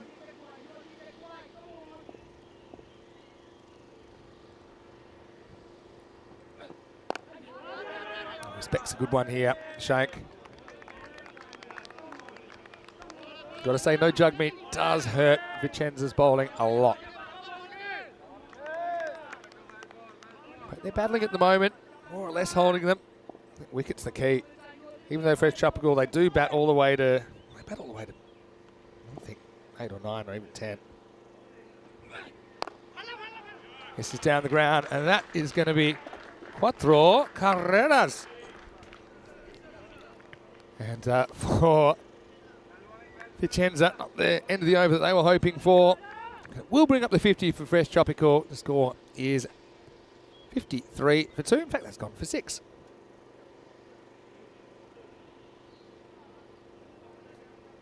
$53 for 2, and after 4, that ball ended up with me in the cube. A bit of inside out on that. Here's the last ball of the over. There's a little bit of inside out, but hits pretty straight bat. And carries over into my house.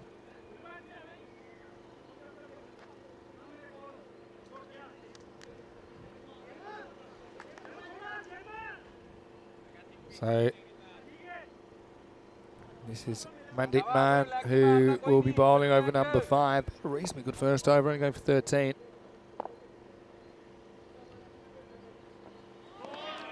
Standing hoik. I think with Sharif at the moment, I think he's a better player than you're seeing right now. It's just some of the options he's choosing. That's probably not, well, definitely not where he needs to be trying to hit that. There's no cover at all. So don't try and hit over outfields on the leg side. Play the line of the ball that's bowled. Now he's just going to go bang. And he just knocks it over, long off like it's nothing. It's good to see him looking the other way. Good players, they rarely make the same mistake twice. This is ball outside the off stump that he is able to get under. Hits it well. Seis carreras.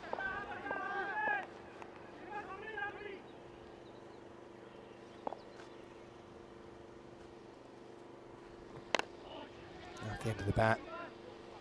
Sharif will get a single.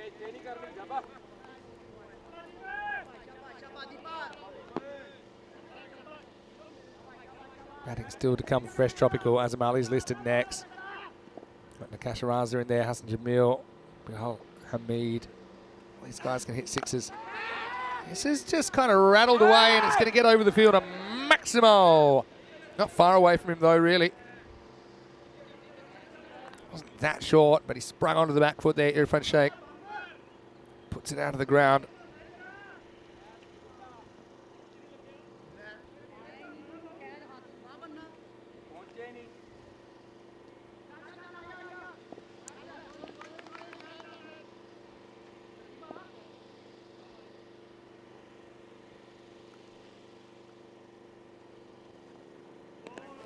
Wisely leaves this alone. Another run to the total.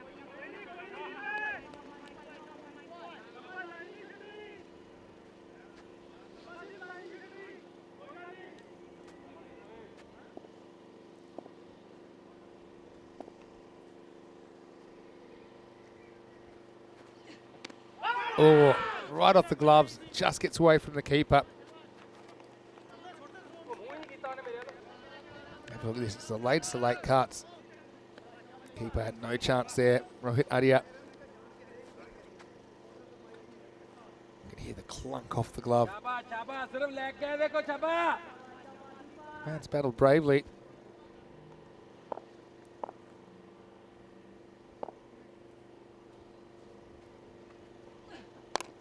And this is absolutely smashed.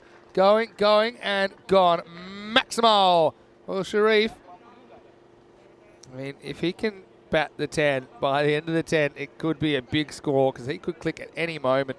And that just shows you the kind of monstrous power that he's got. 74 for 2 after 5. Of course, we're in Brescia for this edition of the European Cricket Series. You can see just above us, France. We've just been there. And France is also hosting the Medina Cup this weekend, which at the moment, just in the second innings of match 1. Estonia, the next stop before we go to England. And then we're into a long, hot summer. That's going to continue. It'll head into the autumn with the ECC, split into 2 divisions this year. A bit more ECN Cricket Malta, who are playing in that series right now. Just after the ECC, back to Barcelona, and then we'll be back to Malaga to finish the season in the ECCW.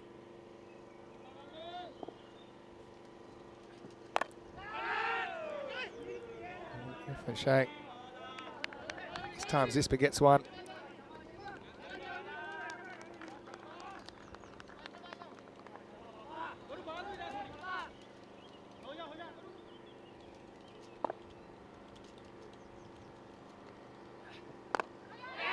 Well, this is going to test the fielder as well. Don't really push him.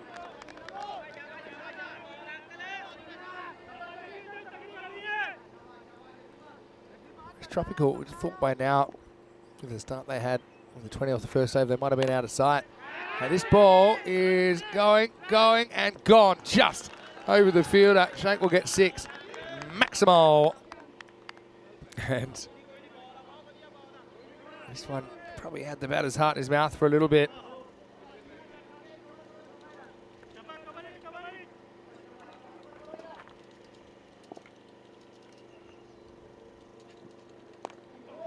Steps back and gets a bit of bat on this, just a single.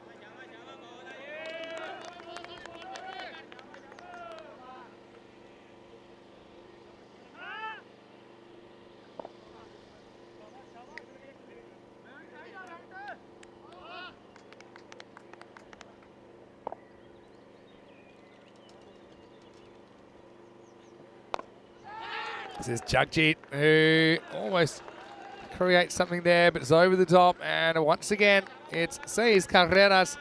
And Jagjit's a guy, he's a real character. He likes to have fun, loves being on the TV. And we love having him on the TV, Jagjit. But right now he's got his hands full.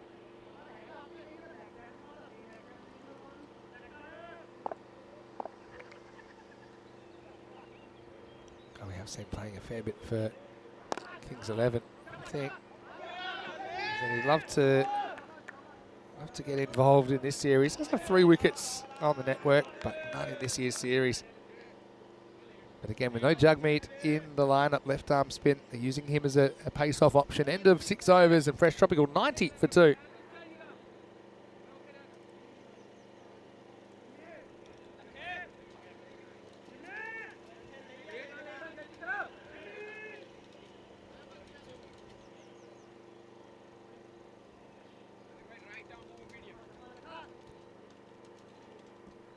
.22 degrees. This is what spring should be like.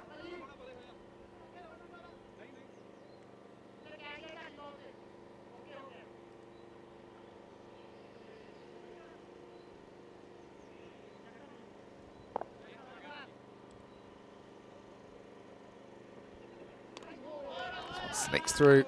This is Laku. He's coming on, just trying to keep things reasonable. Which ends, I suppose. The question is, where's the run's going to come from? And the short answer might be Mithu Gill, because he's shown that he never gives up.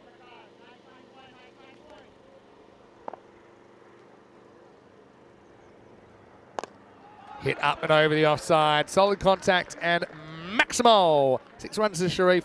This is what I'm saying. Good players. If this is an off day for him, he's 46 off 20. So I wish my off days were like that, because my off days generally ended with me walking back, quacking away. So Sharif has just found a way to survive. Yeah, okay, probably hasn't held a bat too often lately, but 46 off 20 is in great shape.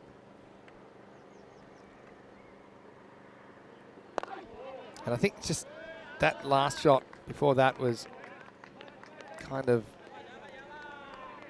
indicative that he's making better decisions out there. So hit with the line of the ball. If it's outside the off stump, hit it offside. He knows he can. Good fun. There's a hit now. He goes leg side. Doesn't really get it. Fielder is there. And it's been taken. So Irfan's going to go for 23. Again, he doesn't waste too much time. It's Mandeep Man that catches it out there on the square leg boundary. And so Fresh Tropical lose a 3rd wicket. The score is 97 for 3.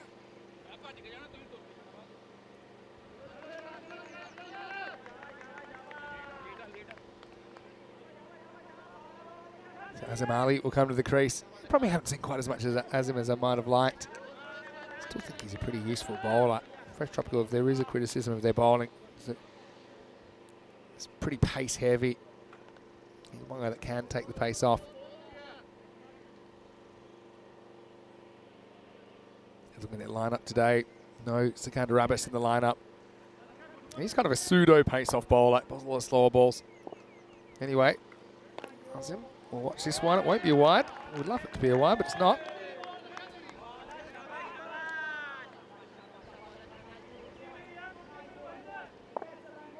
Clear the inside. Remember, even if it's on the line now, that's a legal delivery.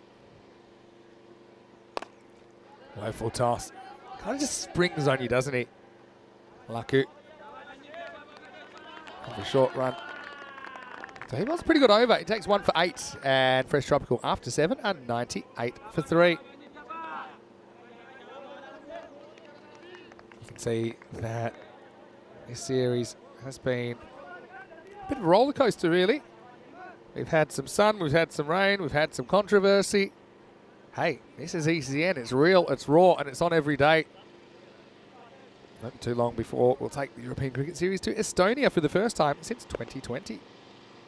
We'll get to see teams like, but not limited to, the Talent Stallions, the Talent Hippos, the Talent Rising Stars, and more. All right, Azim gets another crack. Here's Kundlas getting a ball. And this is going to be sliced away for 4. And it's a smart shot. Again, knowing where the outfielders are, but more importantly, where they aren't.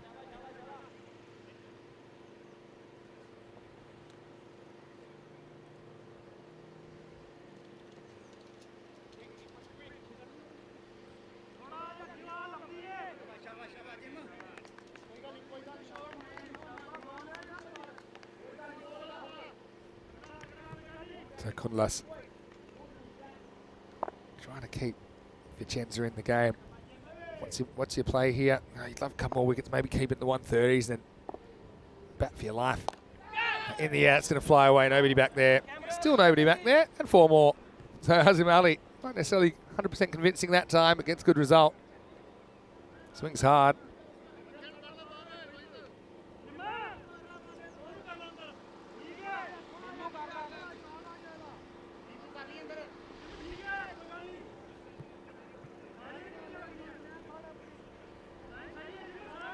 Goodness. 2 balls, 2 boundaries.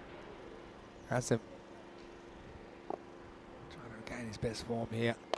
And he'll slice it again. Well, might be time to put somebody there. May not go, it does go. Well, there we go. I mean, I know you don't really want to chase the ball, but Hazim hasn't really established you can hit the ball in front of the wicket yet. It's another Reg 4. He'll count the book. Now they are going to try and push the deep third back, and they'll bring Malkit across.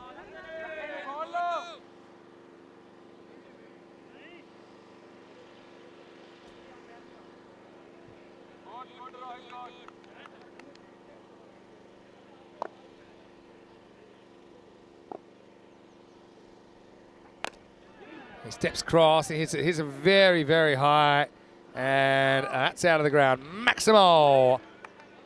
That's it. Now he has established he can hit the ball out of the ground in front. And I knew he could all along.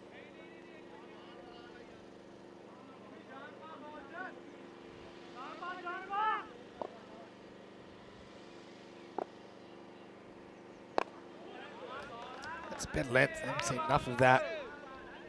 All he can do this time, Hazim, is nudge it out for 1.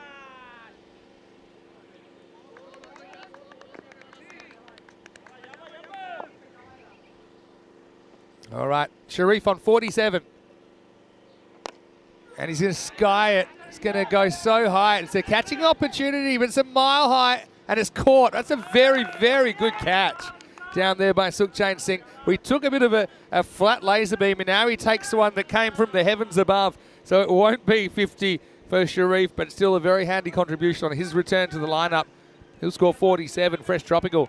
Lost a 4th wicket, 117 for 4. But this one, it was in the clouds. Sukhchain did everything right there, checked it all the way. Gets the hands in a good position. But Sharif, that might just be a warning shot. Like I say, I know he can bat even better than that, but if that's your kind of slightly off day and you're getting 47 off 22, I think it shows that you're a very, very talented player.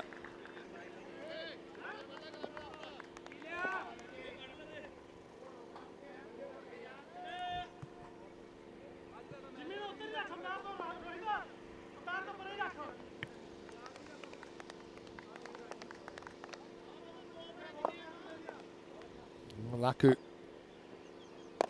end up with a wicket. Now we're going to have 2 wickets in a row here. Maybe not. Just kind of pitches in front of Sukhchain.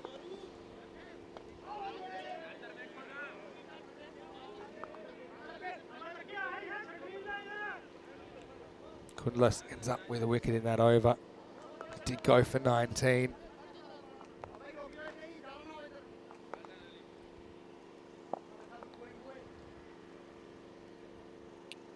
Bilal Hamid, the new batter. They've got plenty of options they could use in this situation. That's the thing.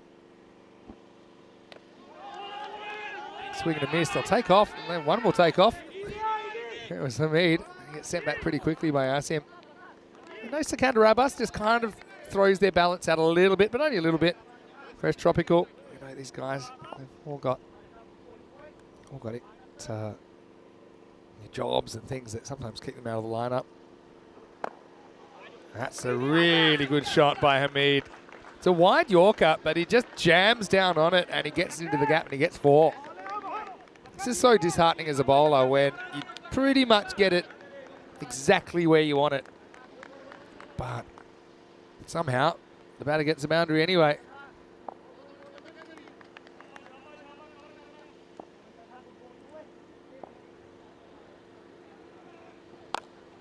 Right, now this one is in the air and it's going to fly out of here. Maximo. So Hamid jams down on one, then he goes up on one. This is kind of a step hit kind of length, really. But it just shows you, this is what Fresh Tropical are all about. They've still got batting to come. They've got Razalus to next, Jamil, Safi, even Chima can whack them around. And they're all are very confident they can do it. They back each other. And this is pretty well bowled. Yeah, might be half a chance here. Keeper kind of likes it. I reckon may have just lifted that heel. Picture tells 1,000 words. Let's have a look. He does come out a bit. Heel. Maybe just gets down.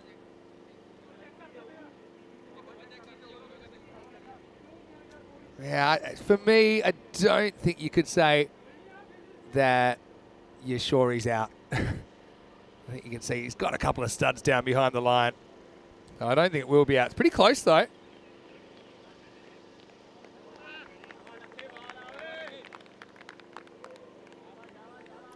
I'll be very... Has he been given out here? Wow. Wow. If I was given out that evidence, I wouldn't be very happy. Well, I don't know. To me, it's in. And I'm a keeper. So if I say it's... I think that's one of those times that there's one of the walkie-talkie that probably said it's out. But yeah. I think the right decision's made and Hamid can go again. Pretty good keeping though from Adia. Anyway, Hamid, well, he celebrates. He stared dismissal in the face and he lives to tell the tale and he puts the next ball over the offside for 6. Maximo. It's a comfortable driving kind of length. They're fearless with their approach, aren't they?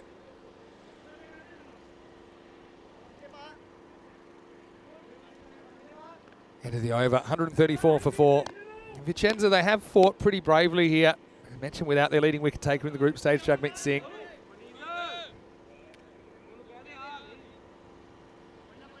Hamish Lal is going to bowl the last over. So yeah, it will be tough against a Fresh Tropical bowling lineup. Okay, no Sikandar Rubbers, but they do have some weapons in there. Bilal Hamid, Zahid Chima, Amadullah Safi, the left armour. Hamish Sharif obviously is available to bowl now. Hyder Ali's bowled pretty well in the series.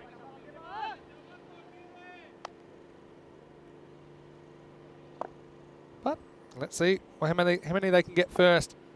Last overtime, short skied. Well, I don't see anyone getting to this. It goes right back.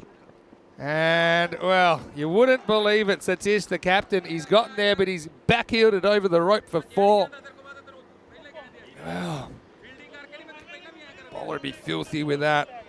Yeah, it is the captain, so you probably have to keep your thoughts to yourself, but did all the hard work there, didn't he, Satish? So Azim Ali, he's kind of specialising in the backwards boundaries in this innings.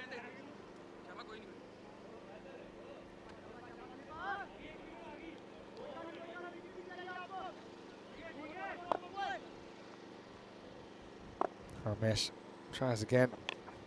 Oh, well, he's diddled the keeper, but guess who? Kumar down there. Great throw. Makes up for all his sins with a rocket arm. But have a look at this. The keeper tracks the line of the ball, and if he, funny thing is, as a keeper, if he'd actually stayed where he started, would have gone straight to him. But it's natural you're going to track the ball as a keeper. Really not much that idea could have done about it. Goes upstairs. I wonder if that's going to be... I thought maybe we'd already had one in the over. Obviously not. But that will be the one for the over. In fact, it's going to be a wide.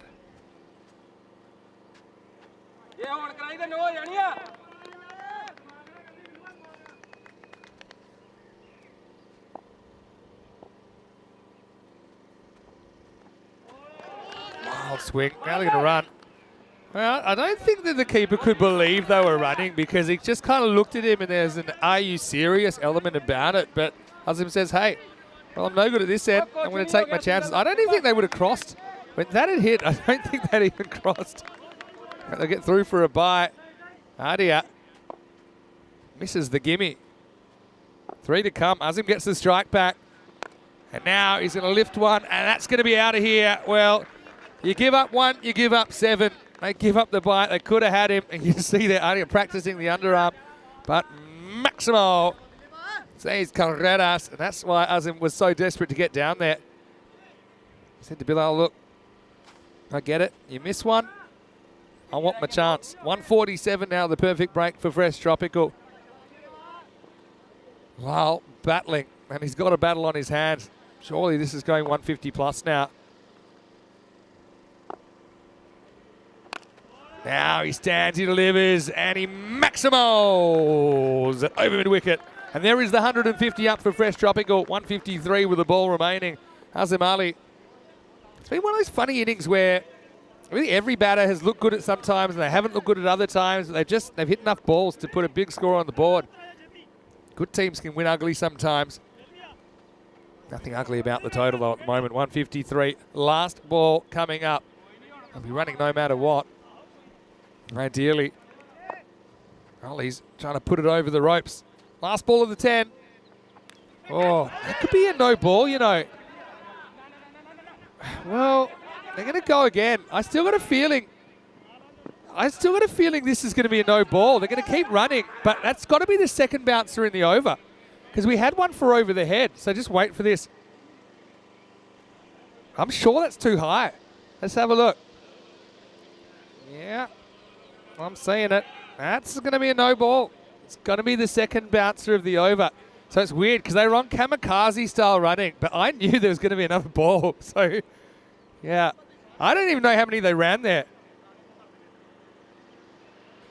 Yeah, so just trying out the short ball one time too long, too often. Well, who was counting? I don't even know at what stage that is taken, so I can't really tell you. I'm going to guess it was... Actually, I don't want to guess. Anyone? I was too busy trying to work out. All right, anyway. Last ball coming up. Nope. It'll give me time to work out how many they ran. It was no ball plus 2, pretty short, and it was nicked. It wouldn't have been caught because it was no ball anyway.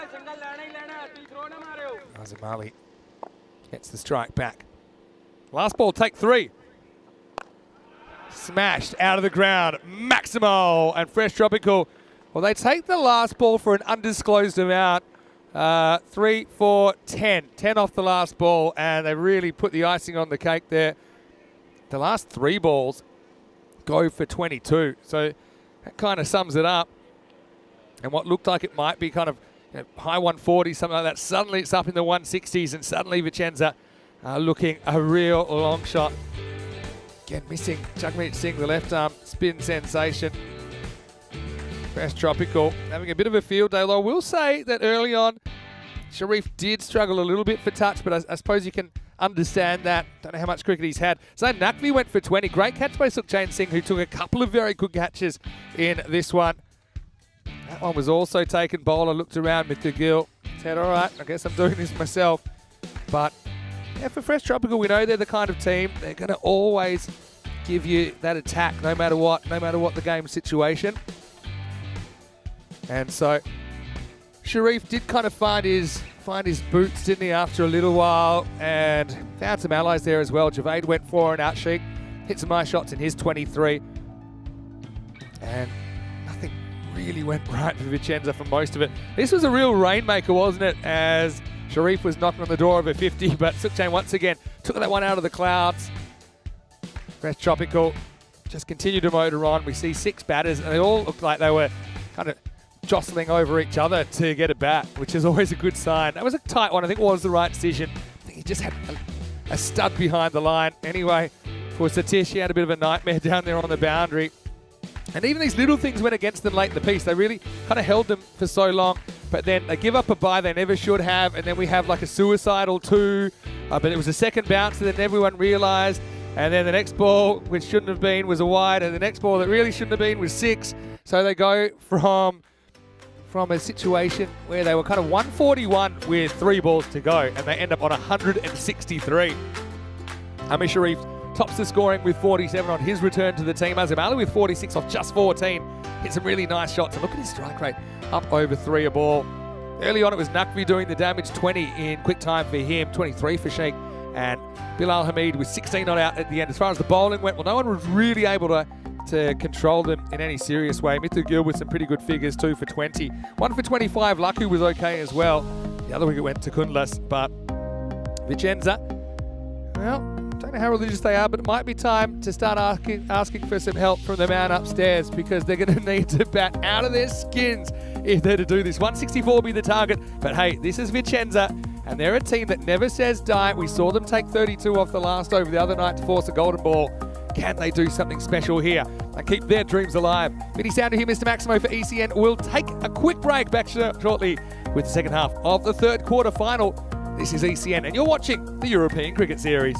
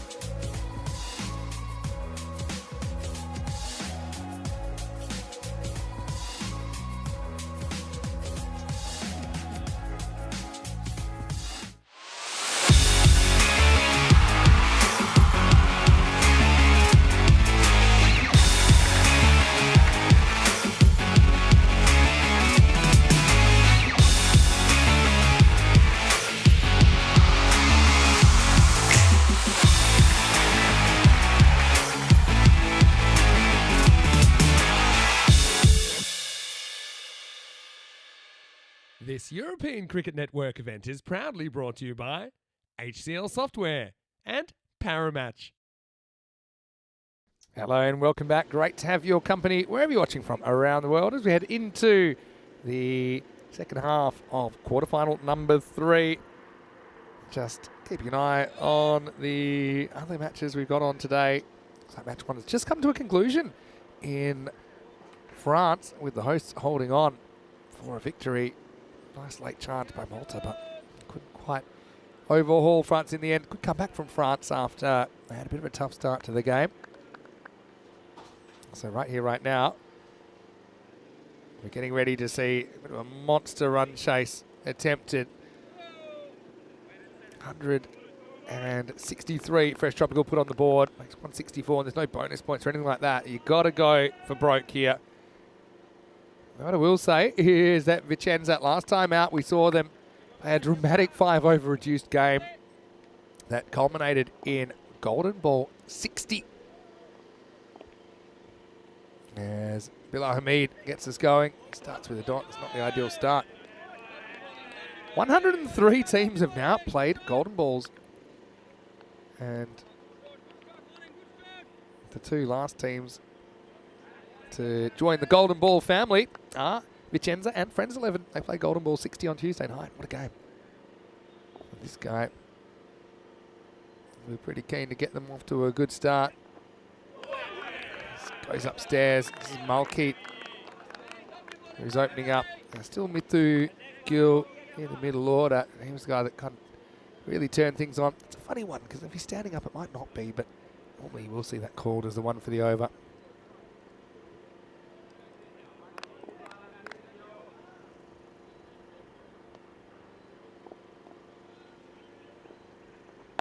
Fraction short this time he gets it. And Malkeet, we know how good a hitter he is. He's a guy that when he's on, he's just very, very difficult to stop. There's a Malkeet. There's a top score of 49, not out in the network. And I remember Malkeet's top score pretty well because he scored a 49 against Royal Palmer back in 2021. And he scored a 49 not out against Trentino Quilla in this series. And he's never got a 50 on the network. So how unlucky to have a 49 and a 49 not out. This would be a good time to turn it on.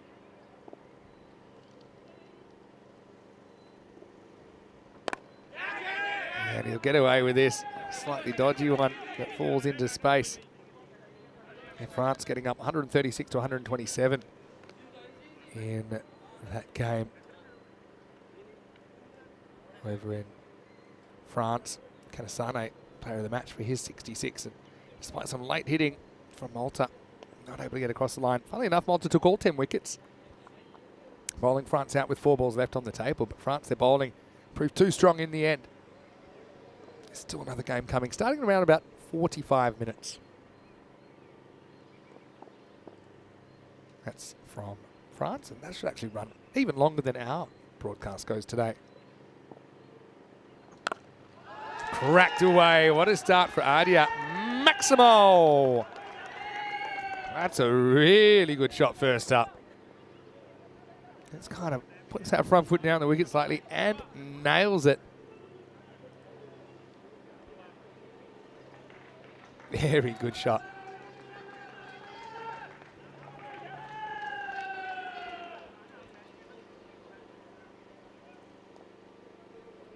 So Hamid gets punished over the offside.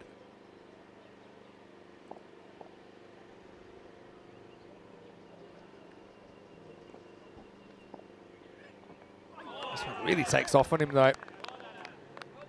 That will be the end of the over 13 with that loss. It did take off, but I'm not so sure this is above the shoulder. You'd be the judge. Yeah.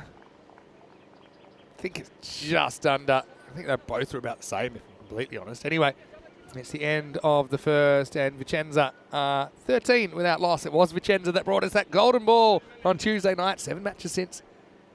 Good. We have another golden ball here.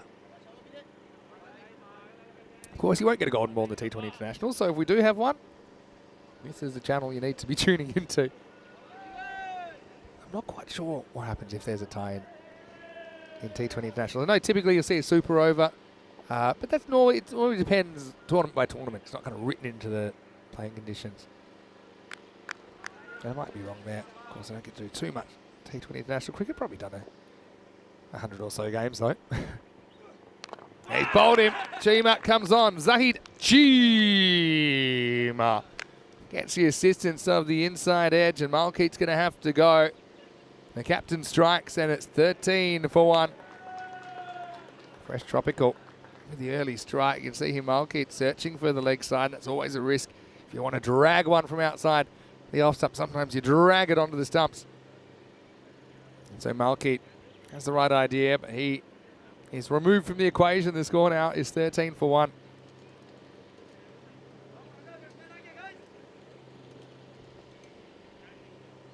No real footwork there.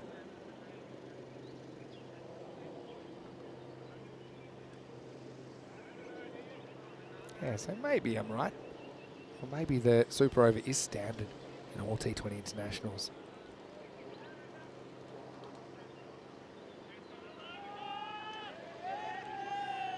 I have to do some digging. Anyway, Gil, he was a hero the other night, wasn't he?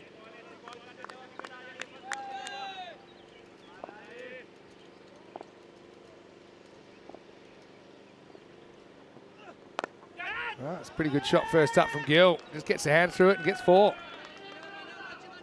I need someone to step up and play a big one, and he'd be the guy who, I suppose, he'd be banking on if you're a Vicenza fan, especially after that crazy last over the other night. 32, he took off it to push the golden ball.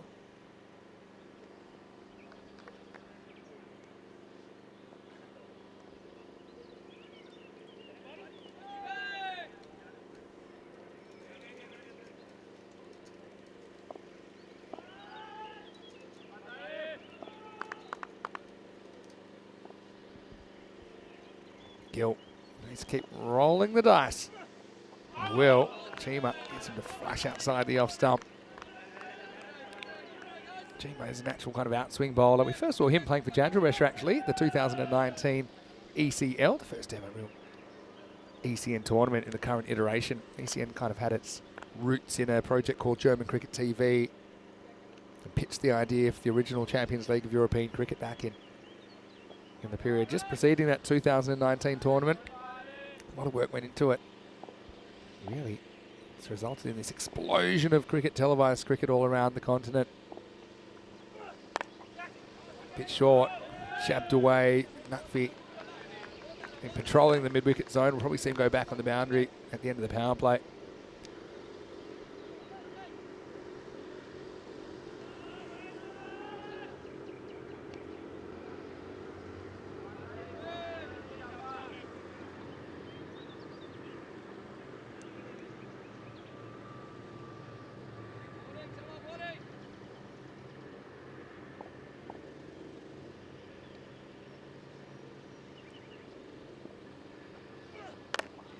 Off the end of the bat, that's going to be over the top, and that'll get to the boundary.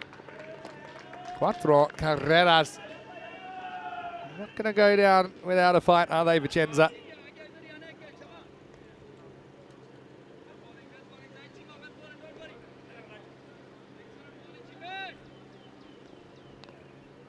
Radia, 10 off 3. Can he step up?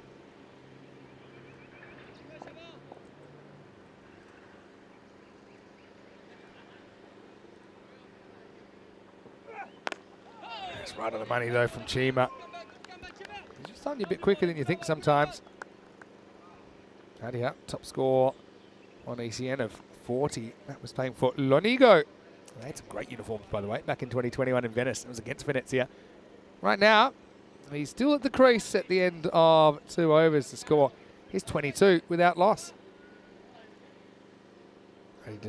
Adia did a pretty good job behind the stumps as well. Vicenza, they did hang on to 4th place. Friends 11 and Vicenza played that golden ball the other night. One of the shorter games of the tournament, one of the better games of the tournament, if not the best so far.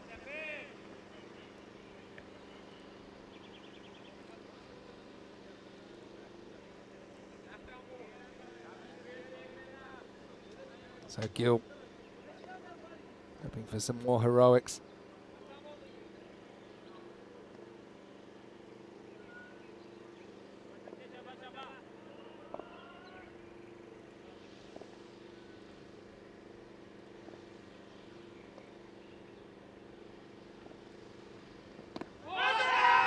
Abdul Safi comes on immediately, wraps a bad one. Oh, he's going to be run out. Wow, he just lazy running. He doesn't even know what's happened here, but he's gone easily. Easily. Umpire just wants to give the umpire something to do, maybe, because he's kind of he's looking at the umpire and he's like, oh, and he says, oh no, that's trouble. That's big trouble. And it's a direct hit and something from nothing really there. So, yeah, disappointment. What a way for Mithu Gill to go. Especially after he had that dramatic win the other night. I mean, it's pitching outside legs, going down leg side. But he forgot the basics. If he runs that, he's in. And he's in fairly easily. But, yeah, it's a fantastic pickup and throw. How about that? Really, really good work. And, well, out of nothing. There's the something. And the score is 22 for 2. Mithu Gill run out for 5. And Usman Javed picks it up. Left-hander goes bang, hits the bullseye.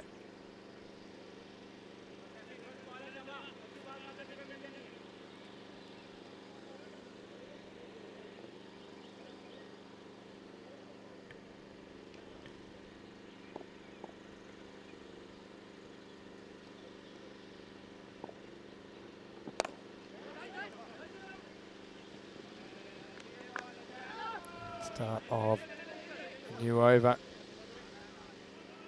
Brings a wicket, and now Safi follows up with a good delivery.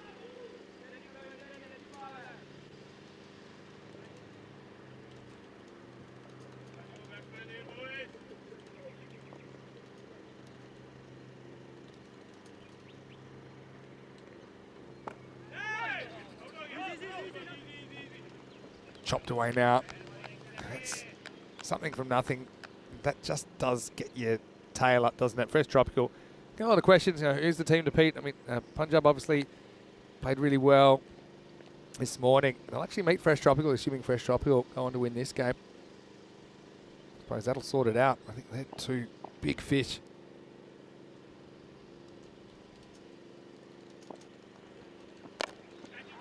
Up in the air and 6.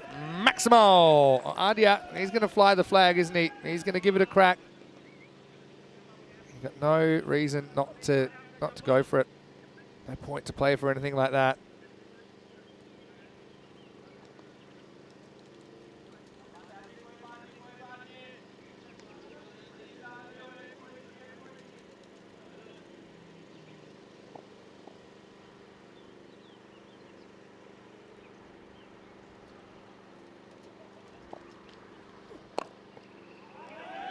This is up and over the top and running away for 4. And so Adia, like what he's doing here.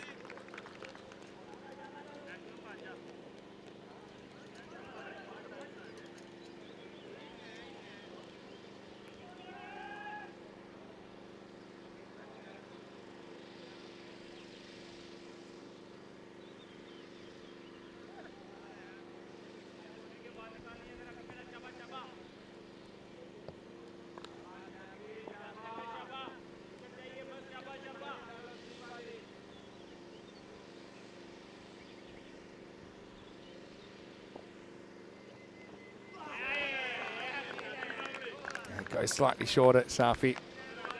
And end of the power play. Not a bad one for Vicenza, but just a long way behind where they need to be to challenge. It's 34 for 2 after 3.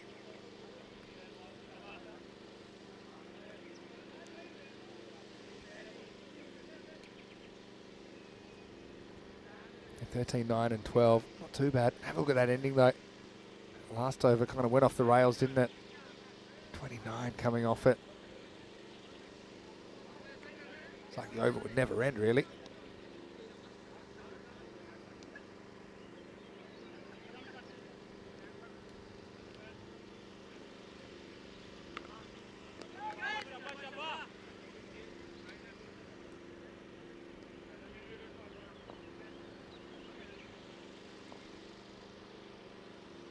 Here's Amir Sharif.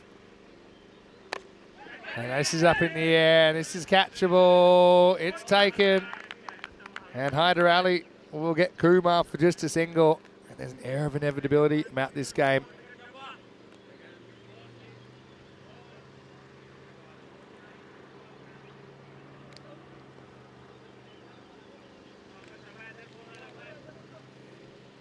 Again, doing the right thing, but unfortunately he's not able to clear the infield. And a nice running catch taken by Hyder Ali.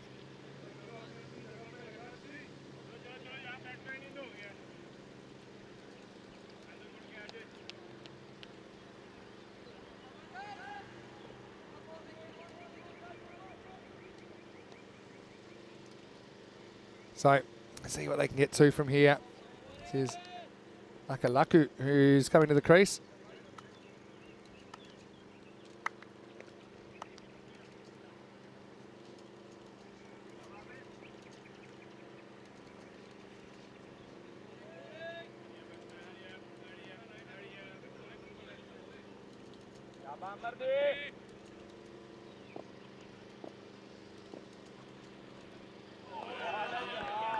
Big swing and a miss.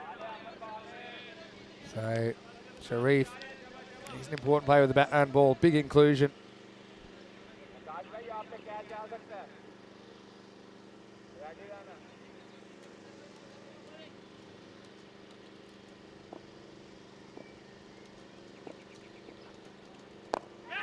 Little push, and oh, it's just popped out last moment. It could be a run out here. Oh, he can't gather it. Oh, Chima did so well to get to that on the full, but he spills it.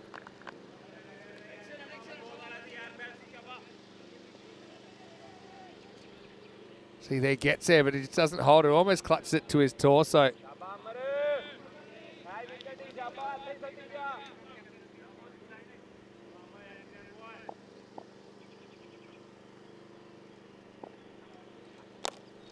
Oh, this is hit up in the air.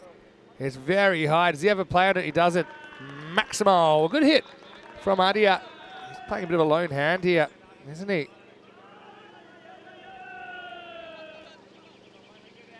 So Vicenza, there's an air of inevitability about this at the moment, isn't there? But they're trying to get something going, at least go out with their heads held high. So they certainly can. This did pretty well by Adia as well. 28 off 10. It's been a good knock.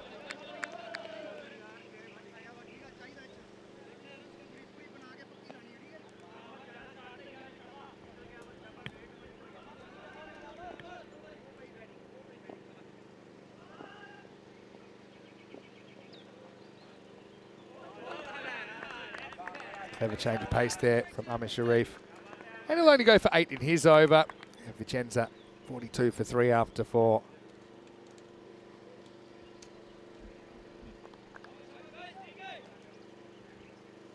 You can see that red line's pretty high, and it got there thanks to a big finish from Fresh Tropical in the first half of this game.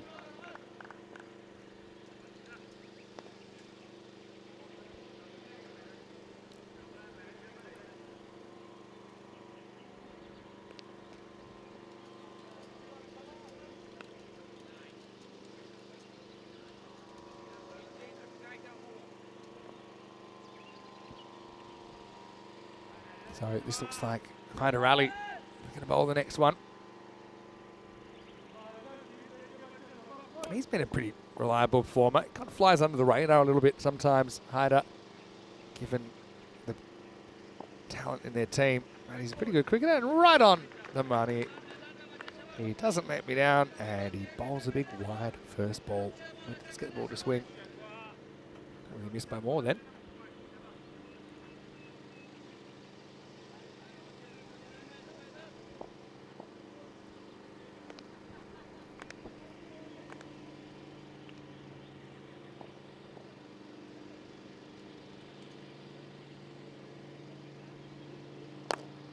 Oh, this is hit hard.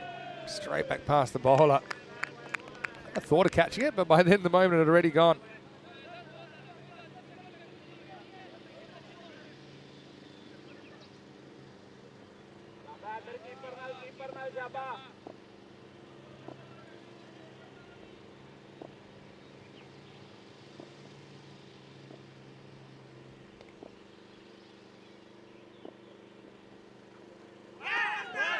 Penalty side must have hit something. Umpire just taps his leg saying, yeah, that's hit the pad. So won't be a wide.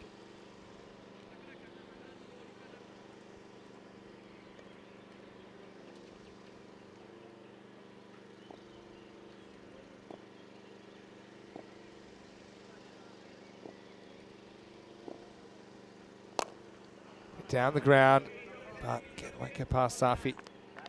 Fires it in because he's a ball of energy. That's what he brings to the table.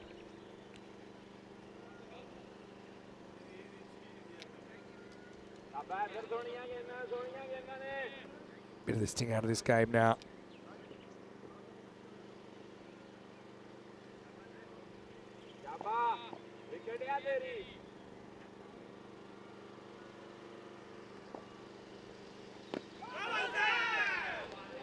Again.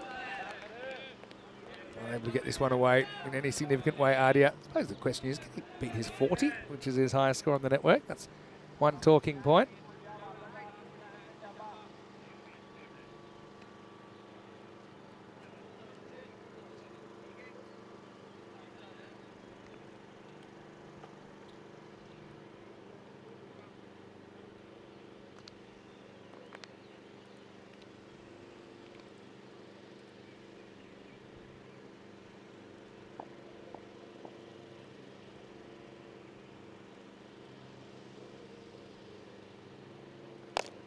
Lifted up in the air, and that is sailing up and out of here. Maximo to Ardia. Nice shot.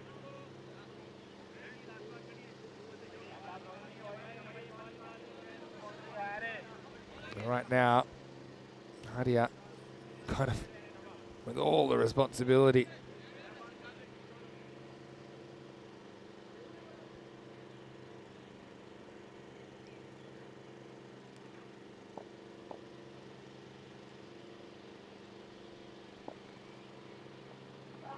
Clever slower ball. Also pretty well blocked there.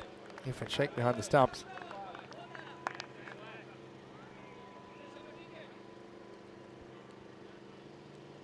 So that'll take us to the end of the over.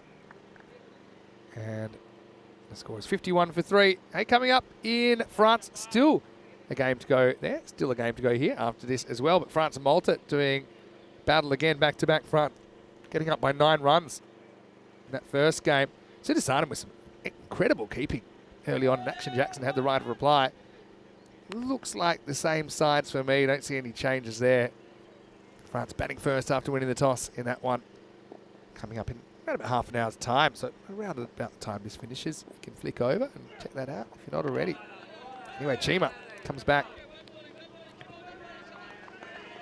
I know Chima, he's had a little bit of a family situation today. He's unfortunately lost his grandmother and found out very recently. So obviously it's a really tough time for him emotionally. Sending all our best from ECN to him and his family. Zahid's a really lovely guy. I met him around about 5 years ago now. Plays with the utmost integrity and passion.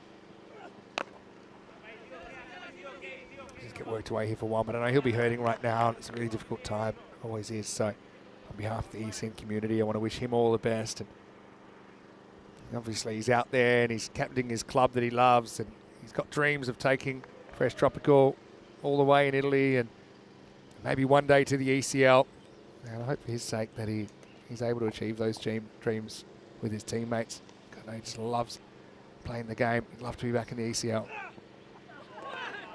And obviously that's the furthest thing from his mind today. I think obviously it's a difficult day for him and his family, so our condolences. He's bowling well though. Focusing on the job at hand.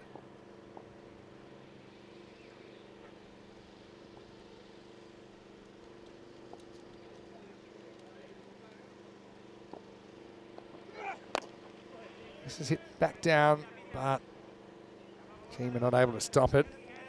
And not really powerful enough to challenge the outfielders.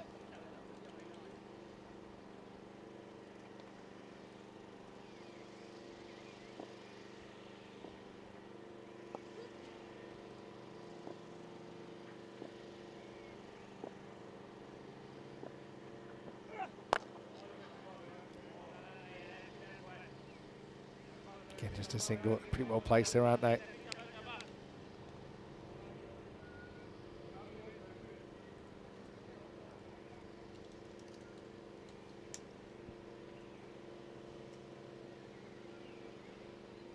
Adia, 36.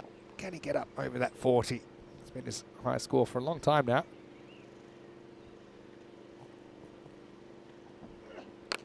Now, it is a shortish ball, but the uppercut is on, and it's out of here. Maximal. Nice shot by Adia, who does now lift himself up to his highest ever score on the network. And he beats that 40 that he scored against Venezia in Venice back in 2021. Geez, that Venice ground was great. I'd love to go back now. There's not so many pandemic restrictions. End of the over, 8. It's 60 for 3 after 6. Just the one wide so far. Fresh Tropical. Got a bit of a training run feel about this.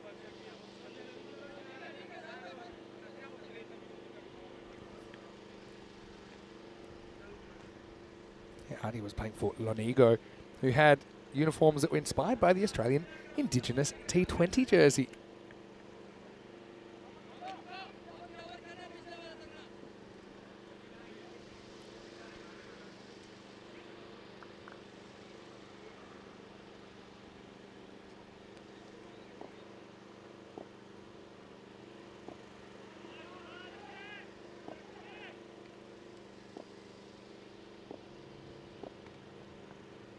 Well, here comes Hardarali. First one. Just a little bit off.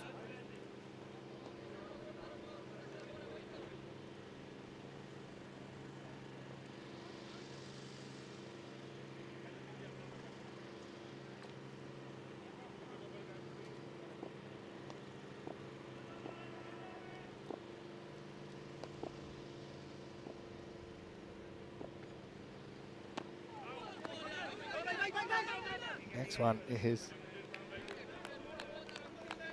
sneak away for a leg by.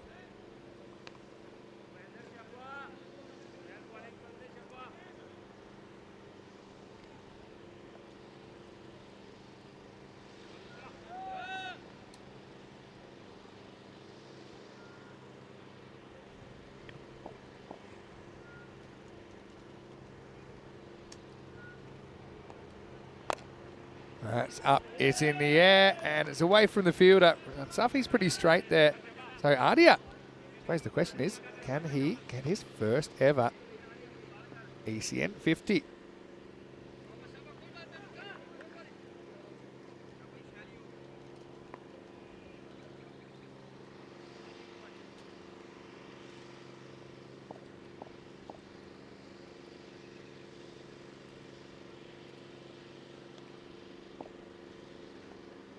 Just misses the mark now. Hyderali. Have to bowl that one again.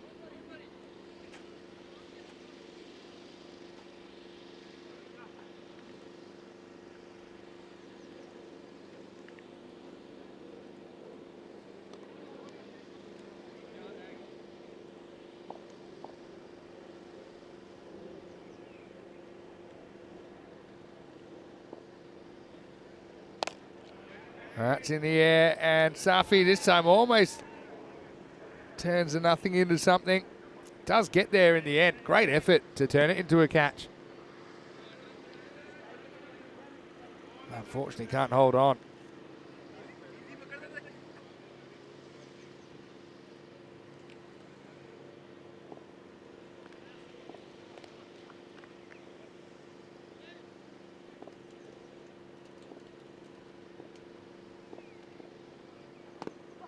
Slides into the pad. Naku has had a bit of trouble getting going. You can understand that.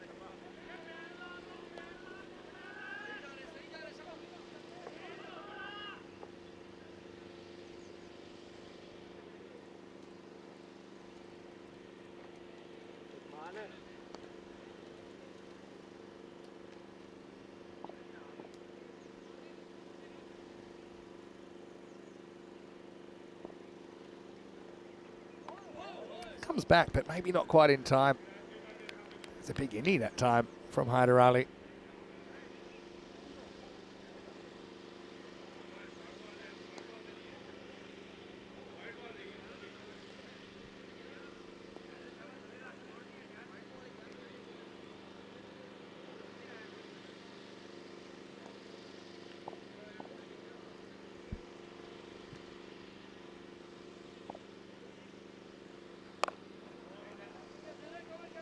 Knocked away to the leg side. That'll go all the way, and it's Ardia's 50. That's a great moment for him. That's a long time in the making. As he brings up his first ever ECN half century. So congratulations to Rohit Ardia. Great to see him back on the network. He brings up his 50 in 20 balls, 5 maximos, 4 fours in there. He can be really proud of the way he's batted here. Tough situation. You can see he's been very strong down the ground.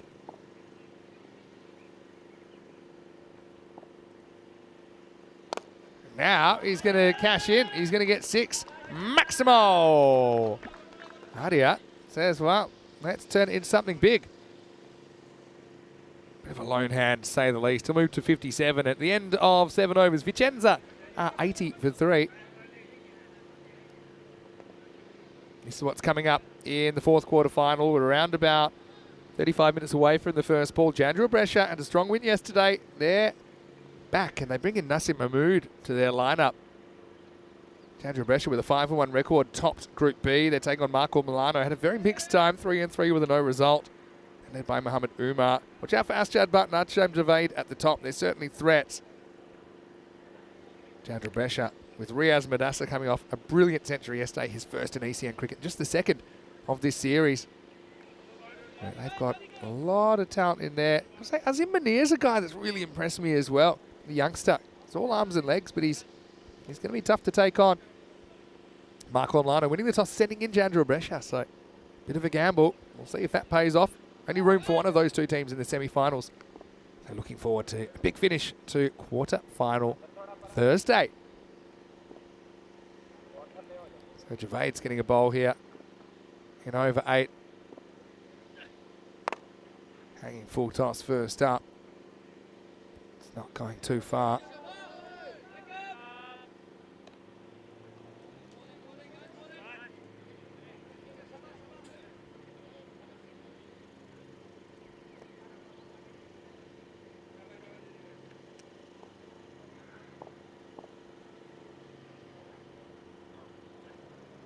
Another hanging full toss, but slightly mishit. And great catch.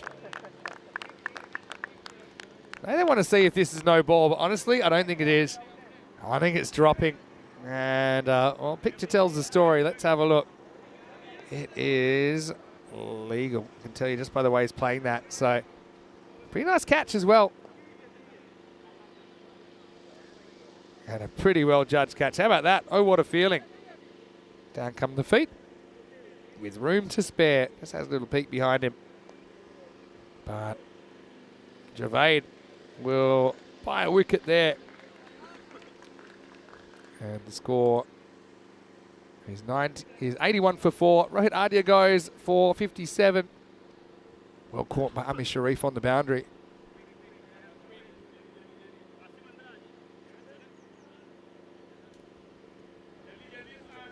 Nice catch. Really good catch. And it's always tough when you're going out of the tournament. You can see they're probably not thrilled about it, but they'll be happy for Ardia personally. Anyway, no problem, says the new batter, who comes out and just crunches one down the ground. Maximo. And yeah, I think that's Sukhchain Singh that comes out and goes, all right, I'll get my iron this way.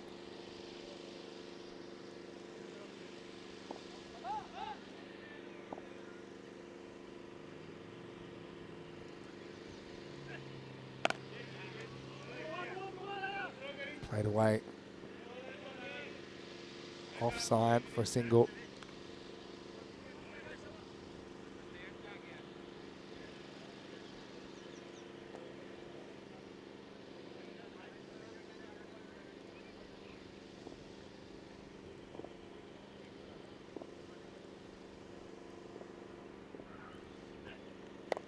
Well, this isn't going anywhere at all. Keeper comes around and he drops it. Well, you wouldn't believe it. I often say that these are a bit trickier than you think, but I did seem to see this one a long way out.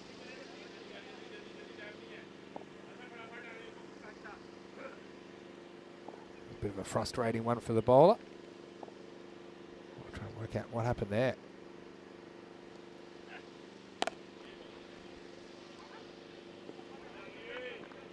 Nice clean-up job there once again.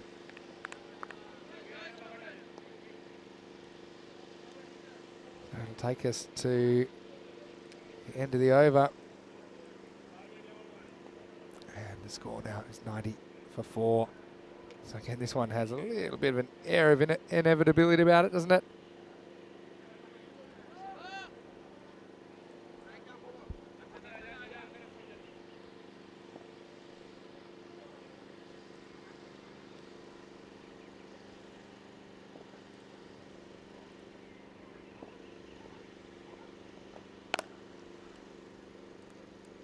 As we get ready for over number 9.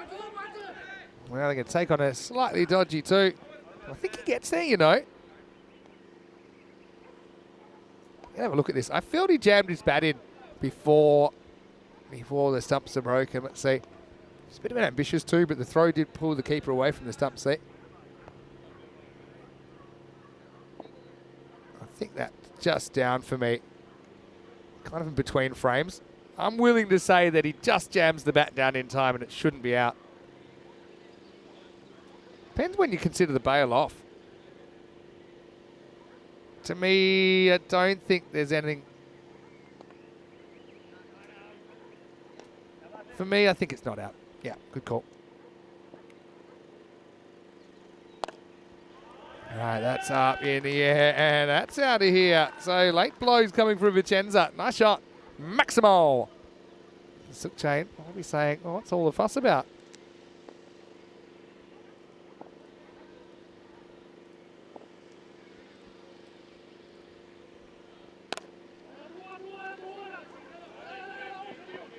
And they're hustling. They're going to take on 2. This is pretty suicidal, but the throw comes in and asks a lot of Azamali. Good to see Azam getting a bowl, by the way.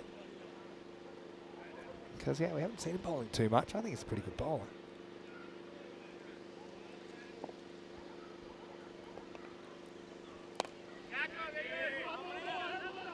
Hanging up in the air. Oh, that would have been an amazing catch. He had to run so far for that.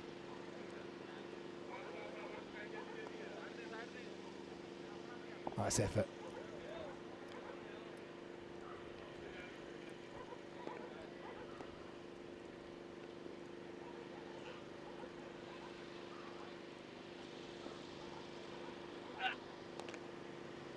Might have been a little nick on that, not sure. Seemed to make a bit of a sound.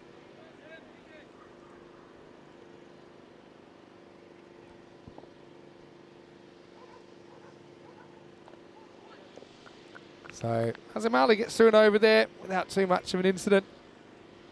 And that will take us into the last over of this contest.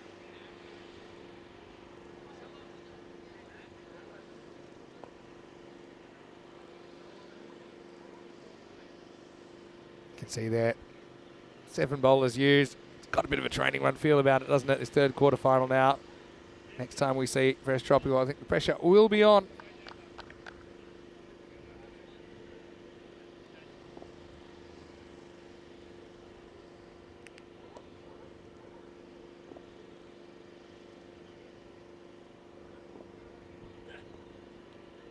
Big swing and a miss as Javade gets the second over.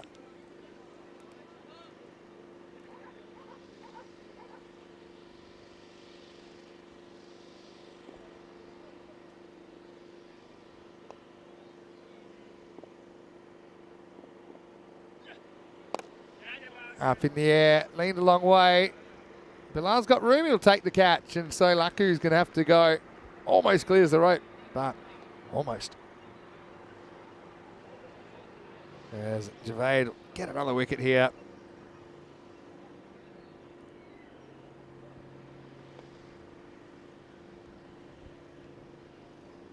So, disappointment for Vicenza. They have been a pretty fun team to watch through their tournament so far. It looks like it's coming to an end. Hopefully you do see them again.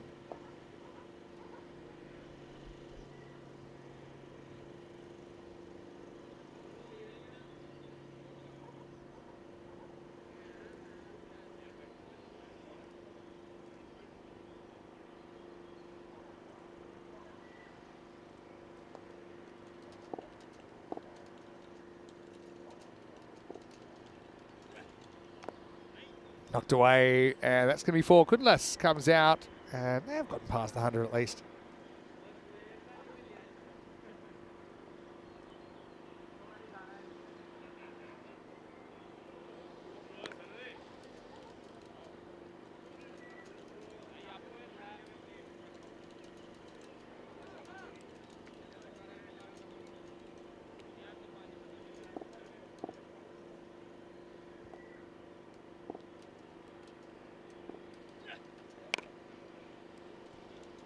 This one winding down. Kundlas will get another single here.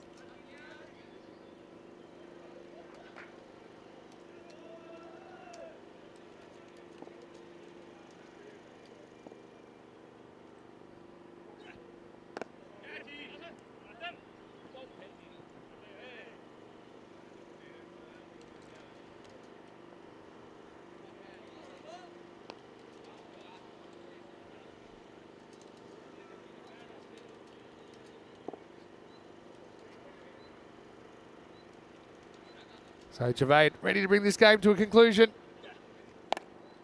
And it will finish with the ball that is flying out of the ground. Maximo, what's a good way to send Vicenza out.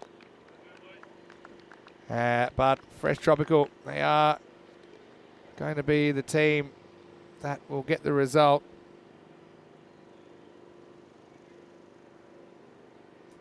So, pretty good finish.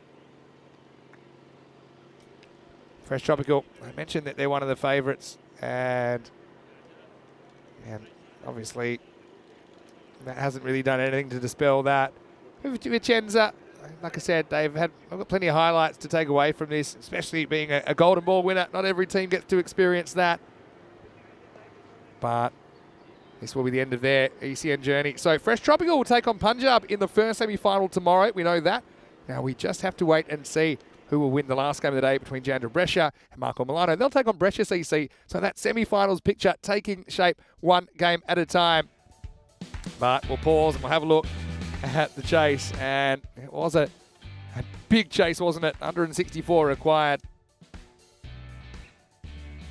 That fourth quarterfinal, by the way, will start in 20 minutes' time. But, well, Malkit came out swinging. You would expect that to be the case. That's what he likes to do, but he also inside into one of his stumps. Chima rattled the timber. Adia, though, he was looking pretty good. This wasn't looking too good. It was the hero from Tuesday night who got caught on the treadmill. Mithu Gill run out after a half-hearted LBW appeal. But Fresh Tropical, from then on in, they just kind of took those wickets early and never looked back. That was almost something special from Chima. Couldn't quite hold on in the end. I suppose, I don't know if it's a negative or a positive, and Fresh Tropical kind of, they're going through the motions, but they had no real tension in there. I did enjoy the innings from Rohit Adia, though. 57 off 22 with 6 Maximos, 4 fours. Eventually, he would go. Well caught by Amir Sharif down on the boundary. And then late in the piece, we saw that one go down, but really, it was all academic. As Vicenza, it's not the worst score. 114 off the 10. But ultimately, it wasn't quite enough to challenge Fresh Tropical, who are the winners in the third quarterfinal by 49 runs. So Sukhchand Singh with 21 late in the piece and Kundlas with 11. But really, this innings was all about Rohit Adia, his first ever ECN half century. Fantastic moment for him. Even though it's in a losing cause, he can certainly hold his head high. And I liked his keeping as well. I thought he was very, very handy behind the gloves. Behind the stumps with the gloves, I should say. As far as the bowling went, well, they threw the ball around, didn't they? With 2 wickets to Javade late in the piece. Amir Sharif didn't do too much wrong in his only over of the tournament so far. And Zahid Chima, the captain, with a good spell, 1 for 18 off his 2 overs. So we're getting to the business end of a pretty important day here. I will say that the France-Malta game is just around about 6 minutes away. And for all of you that have been tuning in, I know a lot of you are watching that one as well. But we're about 5 minutes away from a start there with the French team winning the toss and electing to bat in that one. And the teams look unchanged to me. So you can catch a bit of that and then maybe I'll see you back here, or maybe you can do both. Because there's plenty of cricket coming on this ECN Thursday. Vinny Sander here, Mr. Maximo in Italy. We'll take a quick break. We'll be back shortly with more European Cricket Series.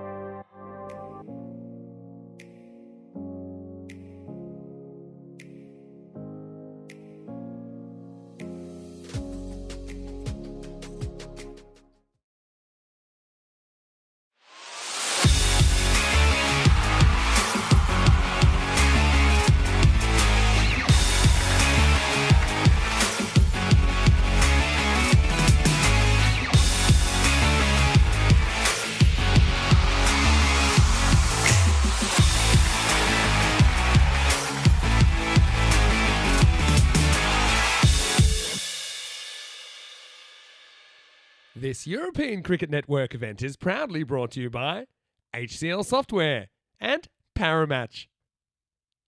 Hello and welcome back. It is quarterfinals day. The final quarterfinal coming up right now. Quarterfinal number 4 will see the top of Group B taking on the 4th team of Group A. So it's going to be Jandra Brescia who are taking on Marco Milano. Well, only one spot up for grabs. I know this will be a sensational way to finish the day. Let's see what happens. Tyrone has the very small coin in a very big match. Let's see what happens at the coin toss.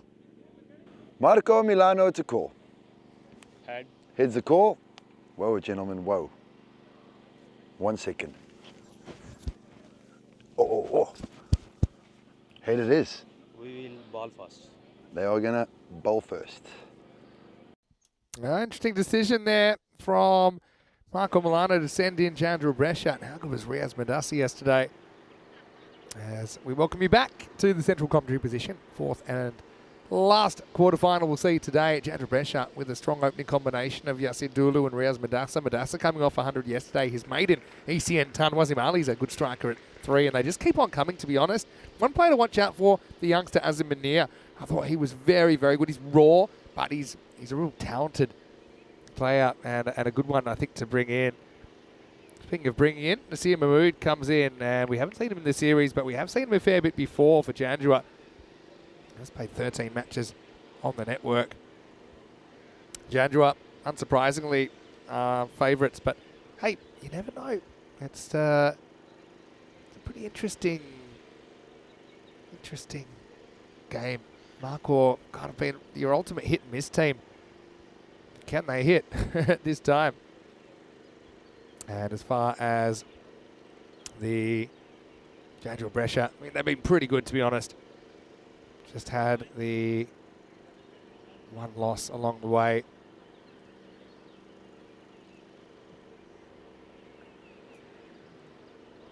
So let's know who you fancy in this one.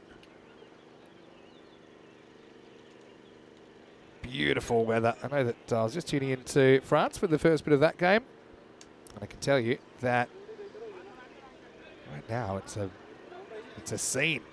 We've had some tough weather to deal with from time to time. But yeah, really looking forward to this one, seeing how things pan out. It's going to be the predictable opening combination of Madassa and Yasadulu to get us going.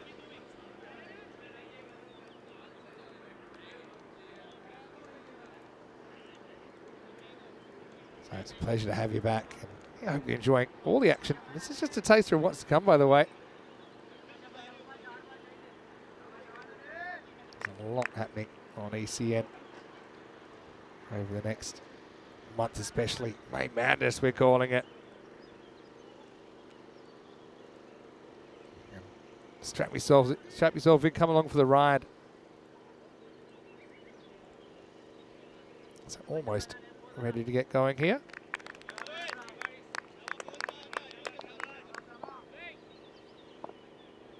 All right, lights, camera, action, and here's Kabir to get us started. It starts with a big swinger. It actually swings a long way wide in the end.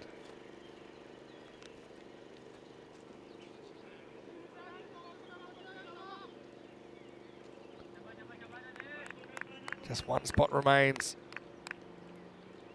in the quarterfinals. The semi-finals, I should say. 2 quarterfinalists going to battle. I won't get this one away either. This one was potentially hittable.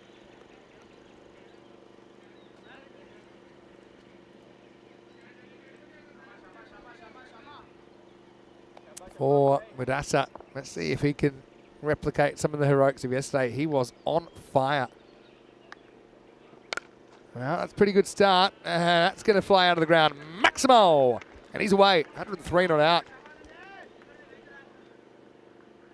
With a sense of drama, he brought up his ton off the last ball of the innings.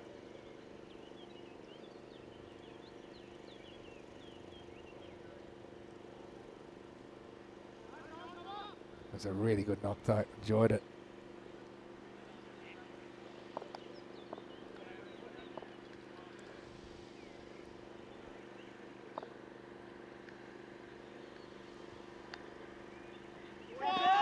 It's well bowled, though.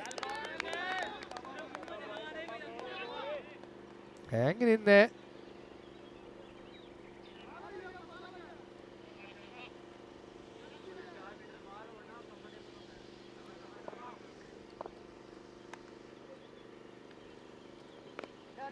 Now turns on this, and that's going to disappear.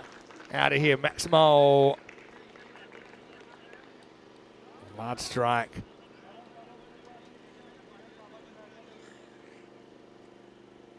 So, pretty easy put away, really, all things considered.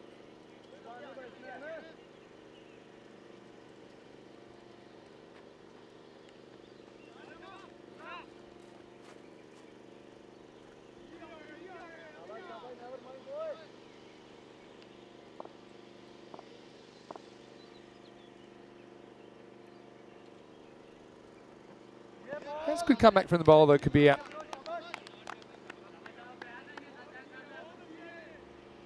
Hello to everyone. It is last game of the day as well, so you know what we like to do sometimes. We like to get a bit creative. We like to go a little bit random questions, so feel free. Throw them in. ECN European Cricket Network.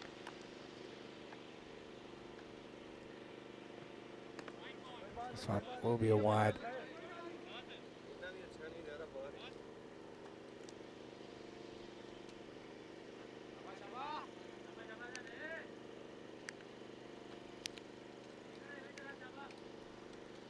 Notice Gus McKeon went early for France, so a double failure for Gus on his return.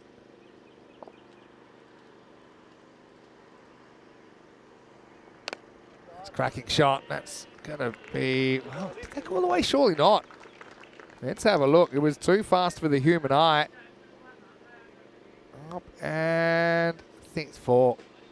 Just 4, but geez, went close to 6. Brilliant ball striking.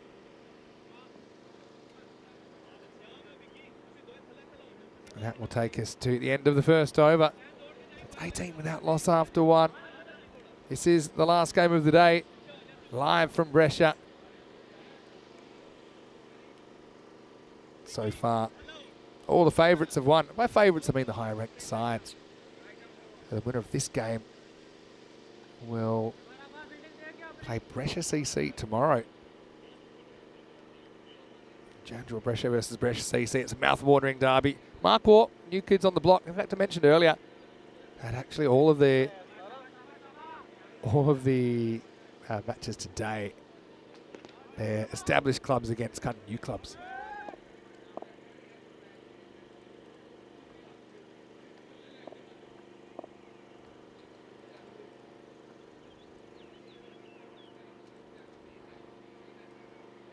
Anyway, time for the second over to go, and it's going to be a rough ut. And one thing I like about this Mark Waugh lineup, they've got some pace and fire in there, don't they?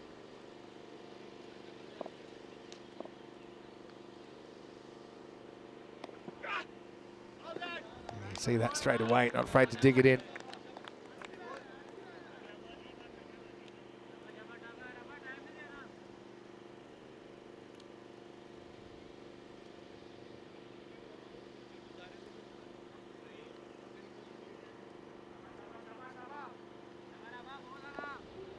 Dulu was a star, wasn't he, for Brescia CC at the ECL in 2022. That's a good ball, though. Get him reaching. Goes the old stare down to the umpire, but this isn't a wide. Freestanding. And remember, even if it's on the line now, that should be fine.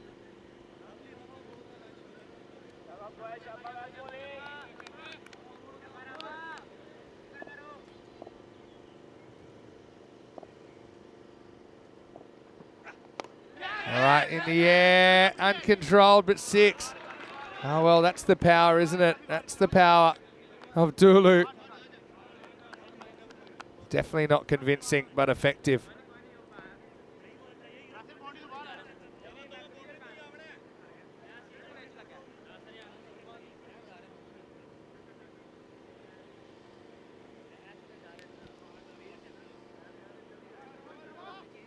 He swings hard. It's amazing how far his edges seem to carry.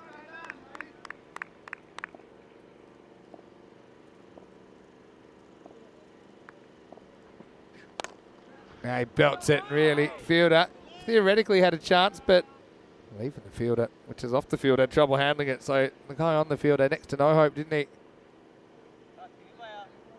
Just absolutely belted by Dulu.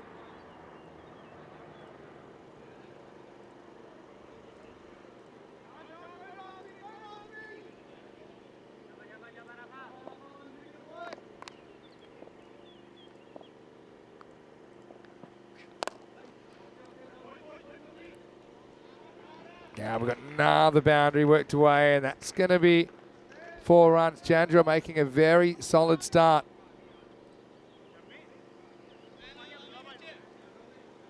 We need to do something about this pretty quickly. Marco Milano. They do have some good players there. Asjad Butt, of course, he holds the record for the fastest century on the network.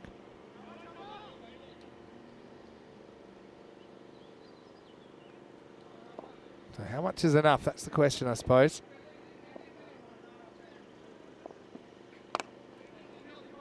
Now, this one just pops away from the bowler. That'll take us to the end of the over, so 32 without loss. Check it out.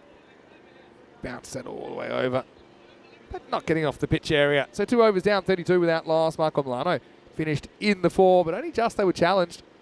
Cricket stars Finished with a wet sail, but couldn't quite break the way in. Bergamo CC had a disappointing last day of their Group A campaign, so they missed out in 6th place. Fornacci and Albano never really in the hunt after both had a tough start. At least Fornacci had a good finish. Albano didn't.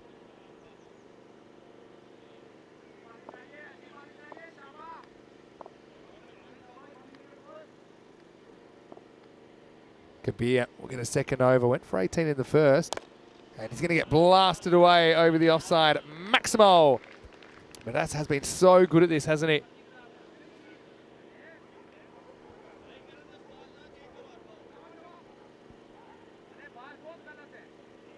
He's been just almost impossible to bowl to last couple of days.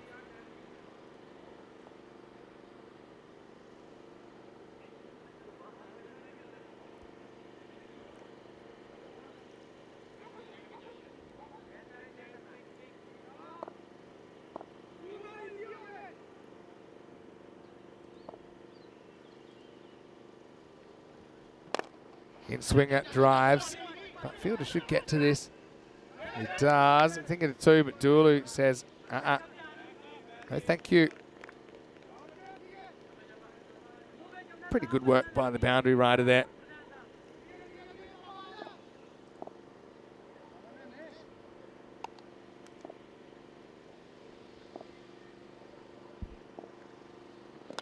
Oh, he's bowled him.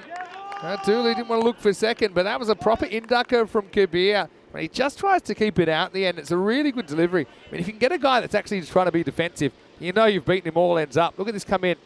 Changes his shot, just tries to keep it out. Flicks the bat pad. Over goes the castle. Kabir strikes. And Dulu is the first to go, out for 14. And the score is 39 for 1. Hey, you got to give credit to the bowler.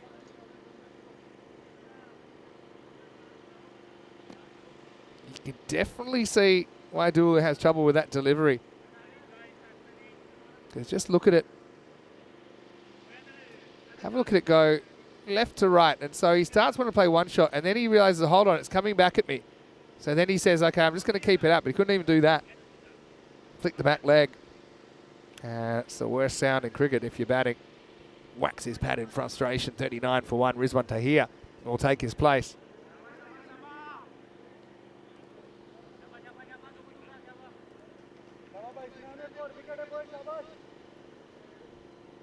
Tahir, also a pretty experienced campaigner.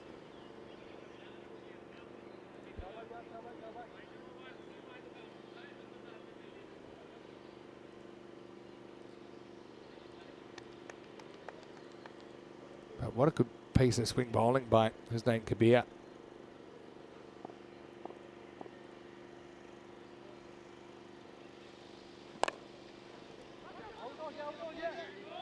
Down the ground.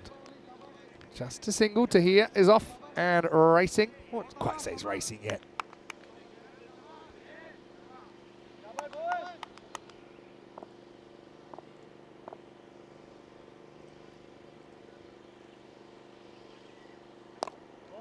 Loads up on this, Madassa, and he's going to get this to the boundary as well.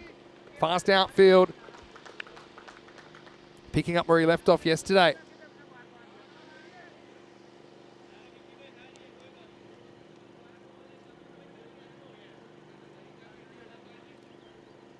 Nice shot.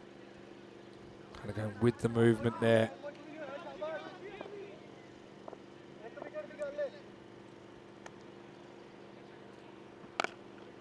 This is hit pretty hard. Fielder's got no hope. Wasn't that far from him, but Madassa is such a commanding striker of the ball. And he stands tall. He pounds that one through cover point.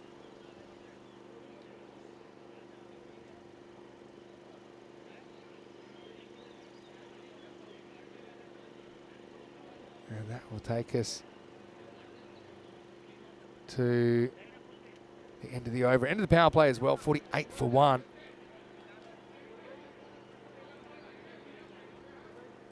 And they do get that one wicket, but at a significant cost.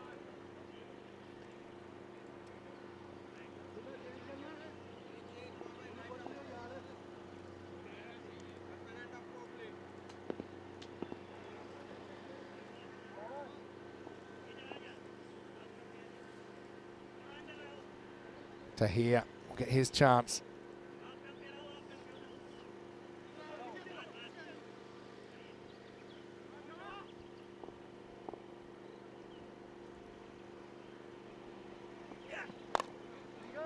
First one's whacked back, and the result will just be a single first up.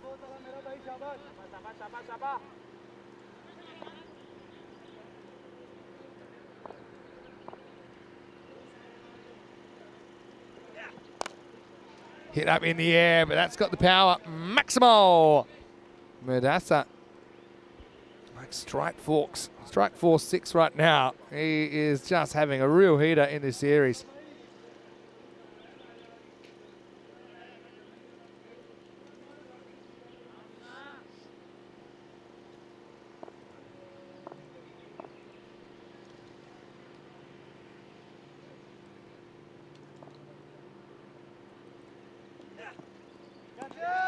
Rare miss. You just got to have some sort of a plan. That's actually a pretty good ball. Get him reaching in and playing away from his body. Maybe you can get him a nick off that way. Okay, it's a tactic that comes with some risks, but still got to try something.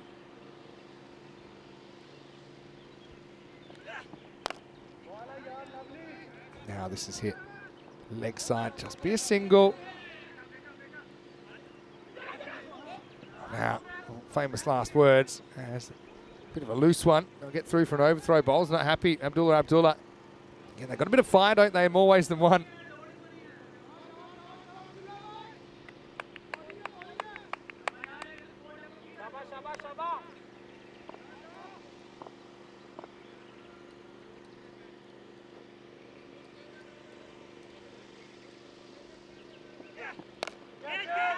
Goes leg side, hangs in the air. And there's the catch. Well, it's a big moment in the game, but Asa's going to fall for 39. Brescia have lost both openers now, 57 for 2. And that's Jad Butt in the right place at the right time. This is the one miss hit. Again, he has to go fetch it from outside the off, so it's got something to do with it, I'm sure. So yeah, credit to the bowler, Abdullah. And it's funny, that overthrow actually creates the wicket in a way. So, yeah, Murdasa has to go, and he seemed unstoppable over the last day or so. But he is human, and humans miss-hit the ball sometimes. 57 for 2. This will bring Wasim Ali to the crease.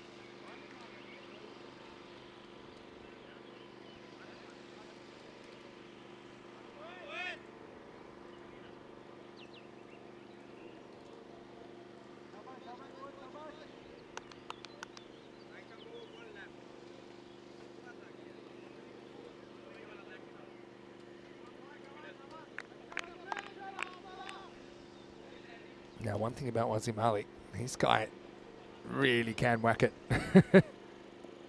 That's why we've seen him have a hit in ECS cricket, and he's been pretty dominant. He hasn't played the big innings yet that he would have liked to. Jandra hoping for a path through to the semi-final tomorrow. Brescia CC waiting to play the winner of this game right now. It's the end of 4 overs, 58 for 2.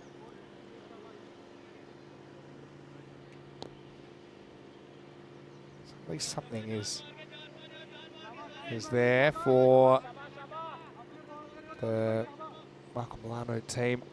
The fact that they've got those 2 openers, but they do bat reasonably deep.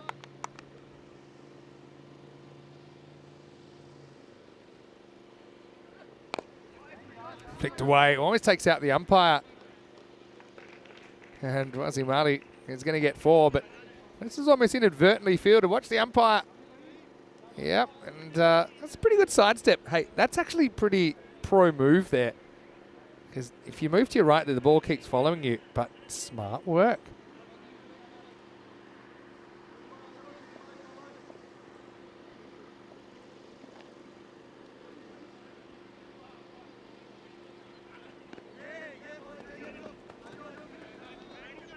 Played round the corner, a bit of a chase. Brescia him in.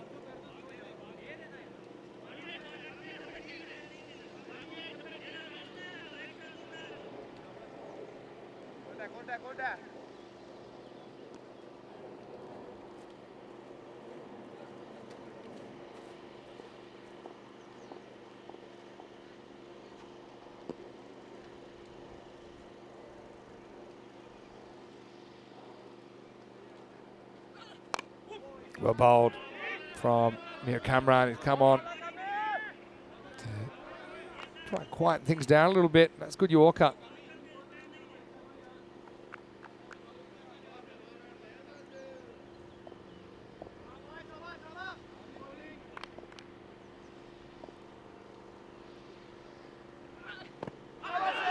It's pretty full, but I think it's heading down the leg side. The Trip's asking, will Jandra Brescia collapse now? The openers are gone. Well, only time will tell, hey?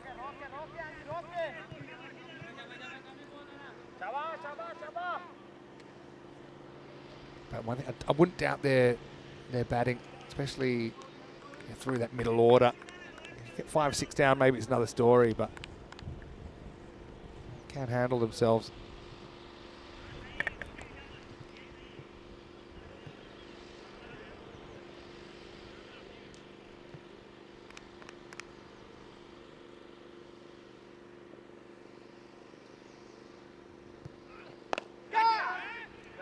This one hangs up in the air for a little while.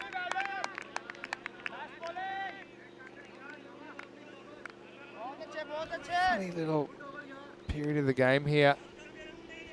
Michael Milano trying to fight their way back.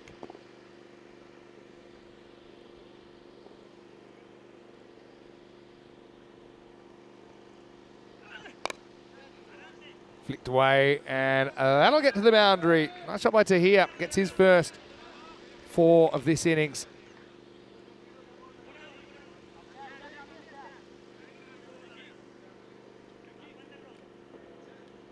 Having to work reasonably hard for the runs, I suppose. We've seen some more blowouts than this, but that's the end of the over. 69 for 2 after 5. I talked about the importance of being able to play well under pressure. And well, this is certainly no exception. Jandra Brescia, they're a team, like I said, we have seen them at the ECL before. They would love to regain those heights. I like the kind of mix of experience and youth in the side at the moment. That's a pretty nice delivery as well.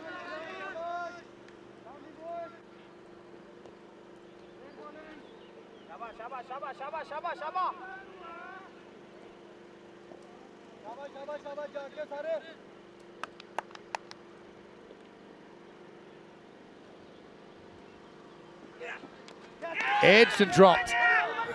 Feet never went anywhere. Almost a run out. Now we'll get an overthrow if they're quick. So Wazim Ali's going to get a life. Abdullah gets the outside edge, and the keeper was just kind of wrong-footed. Look here. Saw it, just didn't react quick enough. Went with the hands. That's the kind of time with even a little half step there can get you out of trouble. Put you in a position to take the catch. It's got to go down as a life.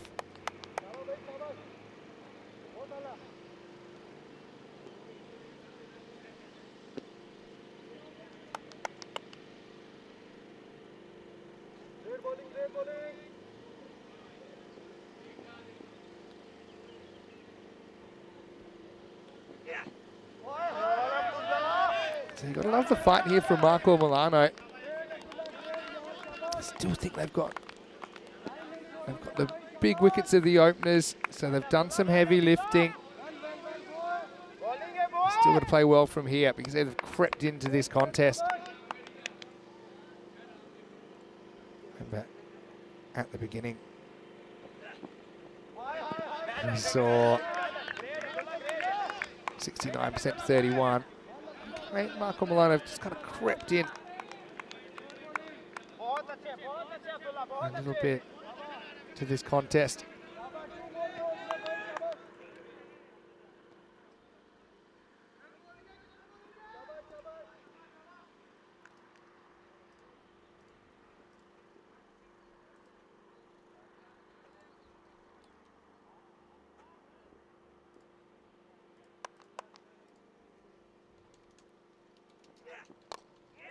Hit hard, doesn't carry to Kabir.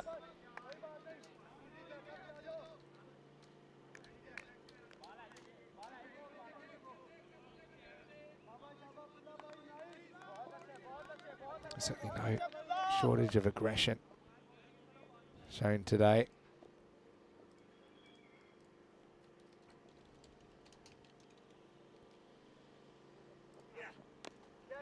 This is an edge that's going to fly. That's going to be 4. A slightly risky shot. There is a fielder down there. That's the kind of game we have to take calculated risks. It's going to bring Brescia 4 runs. Take us to the end of the over as well. So 75 for 2. Mandasa went for 39. Dula went for 14. Tahir and Wazamali trying to keep the game moving. Only 3 extras. Most of the team's been pretty good with the extras, I'd say.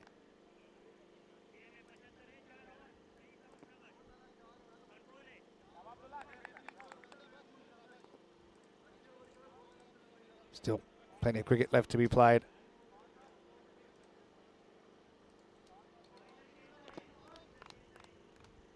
Next over, it's going to be Waka Takir to bowl. He had a pretty good group series. Again, the bowling was their strength, Marco Milano. First one, though, is in the slot, and it is whacked away by Tahir. Maximo. Cracking shot. Really good shot. It wasn't that short, but he made it look like it was.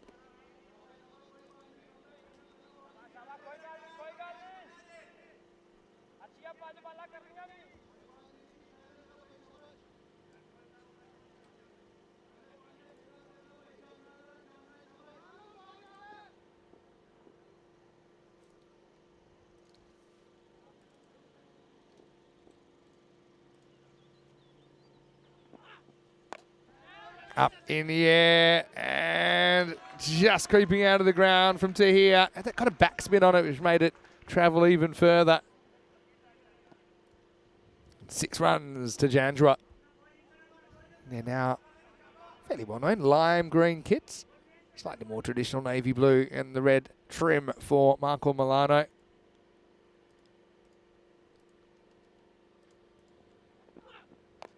Short and hooked away miles from Tahir. Can't get away with bowling short. And it just seems back into his power zone as well, doesn't it?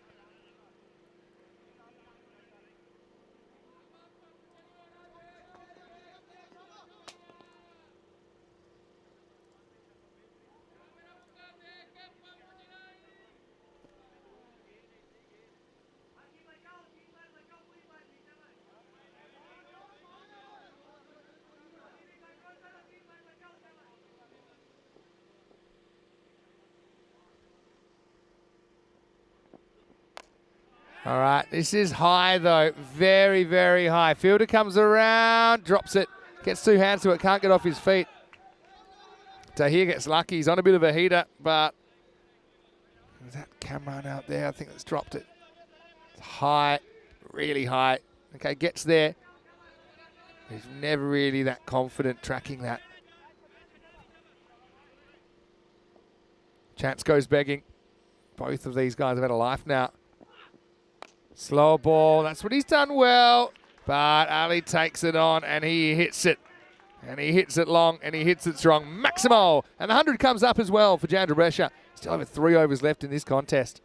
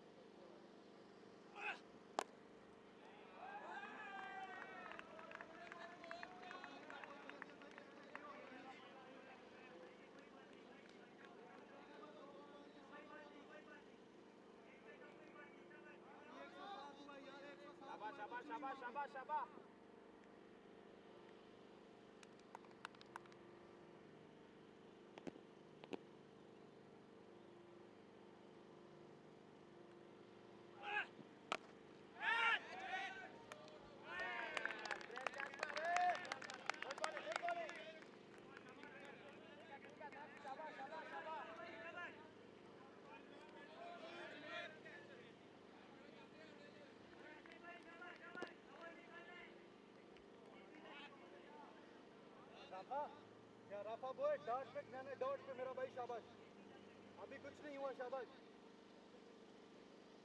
Well लज्जत भाई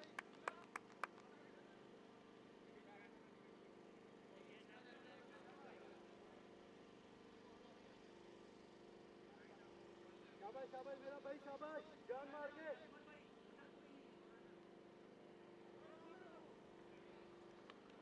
लज्जत भाई शाबाश cross जाएगा cross शाबाश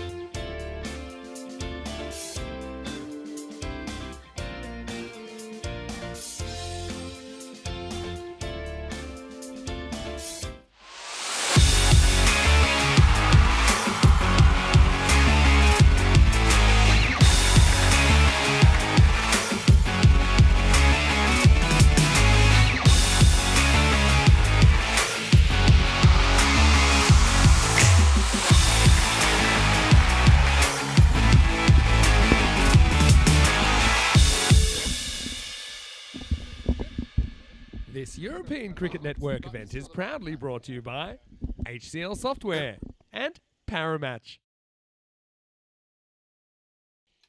Hello and welcome back. Hopefully you're hearing me now because we had a little bit of a snafu with the audio, but the good news is it looks like we're back on some backup systems. So I'm going to say they're very innovative, our crew at Spring Productions.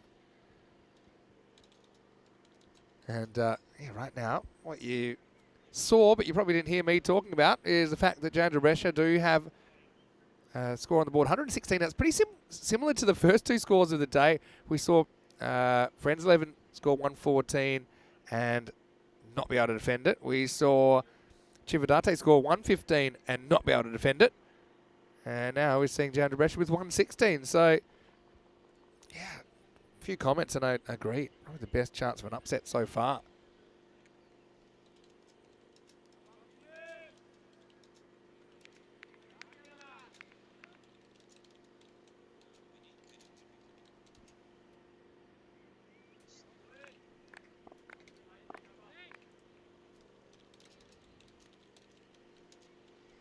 All right, so Wasim Mohammed is going to get us going, and he starts by getting drilled for 4. Asjad Butt, great shot. Be a good time for him to step up, wouldn't it, Asjad? And he's a guy we've seen playing for Spain in the past.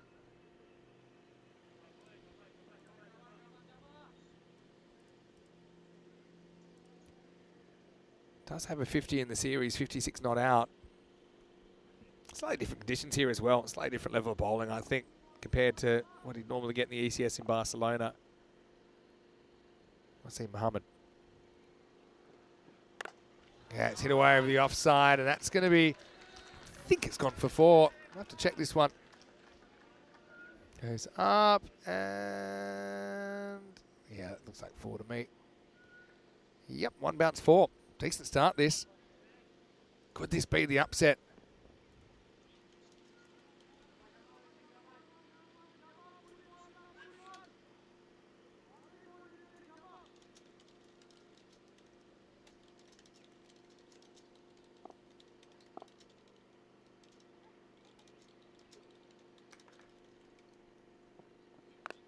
A little bit short, and that's going to be 6, I think it is. Maximo! That's Jad Butts away. Yeah, Trip saying, I'm back. I sure am. Thanks for coming back, by the way. I know that a lot of people have been trying to watch both. I'm probably one of them today, actually. France building a bit of a bigger score than in the first game, looks like, in that T20 International.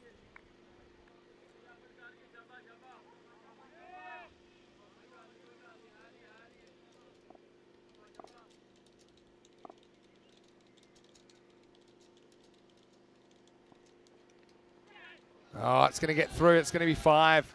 So it goes around the wicket. It's a tough one. The keeper has no idea how much this is going to bounce. First thing, he's got to get there down the leg side. But then it kind of shoots on him. Beaten for pace.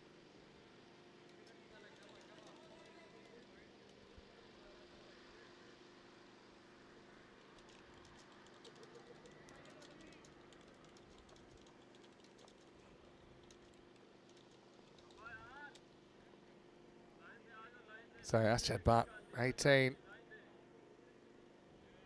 Well, just checking what that was scored. Surely that was wides. Maybe my eyes are going, oh, it's going to get through. That's going to be 4 more. So that's Zahid Ali. Yeah, you tell me, was that wides, or did he get a little touch on that? He's been credited with the runs.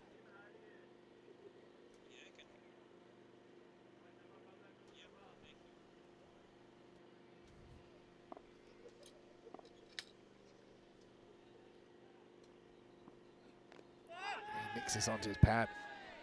That'll be the end of the first over. As it stands, it's 22 for 1. That must have been ruled as runs. Must have been something that I didn't hear anyway. But I can tell you that we've had 8 matches since our last golden ball, and that was right here in Brescia. First golden ball ever on this ground.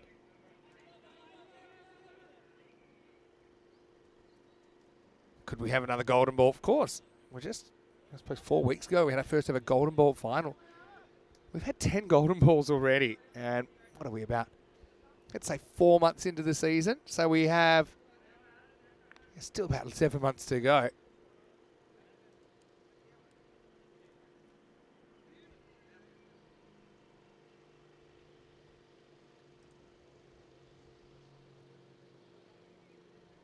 Looks like Mirza Farhan is getting the ball over number 2. So it's a dream start for Marco Milano. Well on top at this stage. Could this be the upset of quarterfinals day?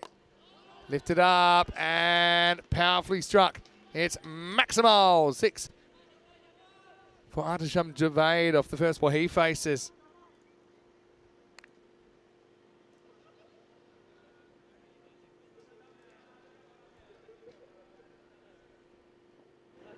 Mirza uses a change of pace. It's interesting for me that they don't open up with Asim Munir, the youngster. I know he's just kind of been drafted into the team, but he's looked the good so far.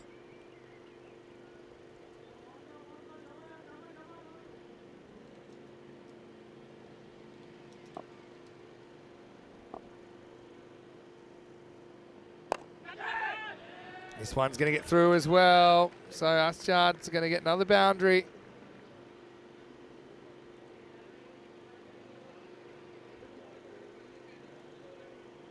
Really, Janja, all the alarm bells are going off at the moment. I'm sure about that.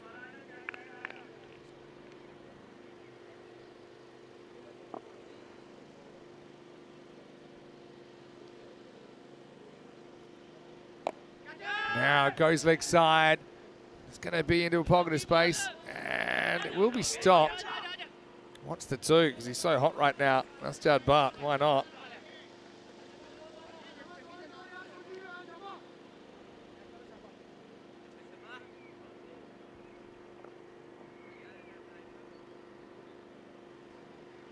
Eaten off a fair chunk of this target already.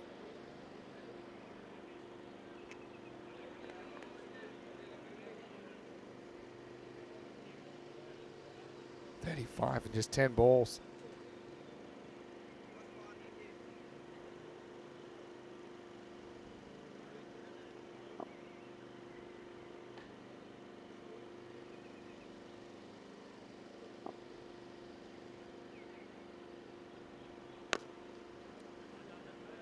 Really, probably time to try something if you're Jandra Brescia.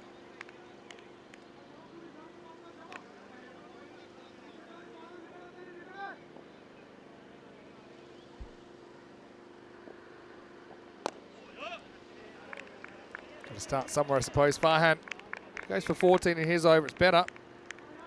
And at the end of 2, Marco Milano at 36 without loss.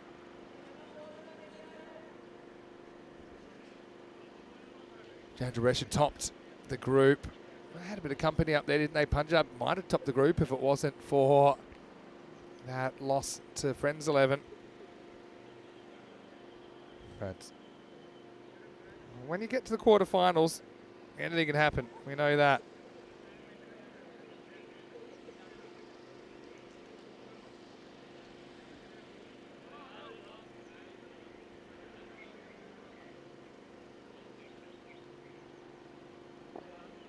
So Aschad, that's the wicket they need. They need it quickly. This is Nasir Mahmood. He's come in to side for the first time. He gets this one just to leave Aschad a touch.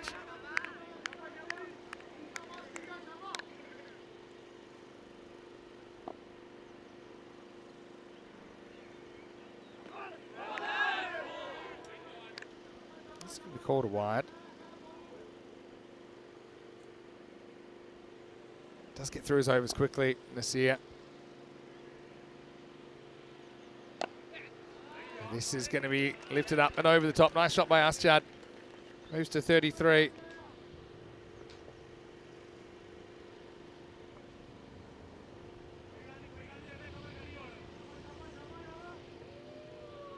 Still 76 to play with, so it's not all doom and gloom, but just looking A little bit flat here, aren't they? Chandra Brescia done all the hard work to get in this position.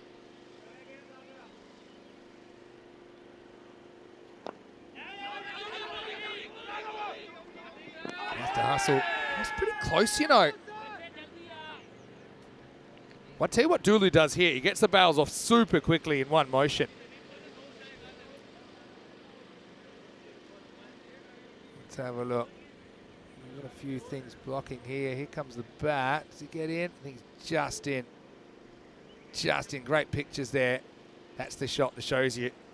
Even though it was lightning work from Dulu, he wasn't able to do it in time because it was impossible.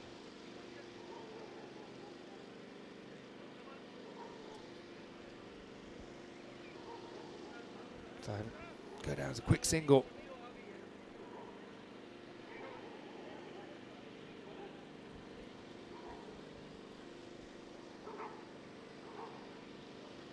Javed, he faced the 3 balls so far. Made a pretty decent start.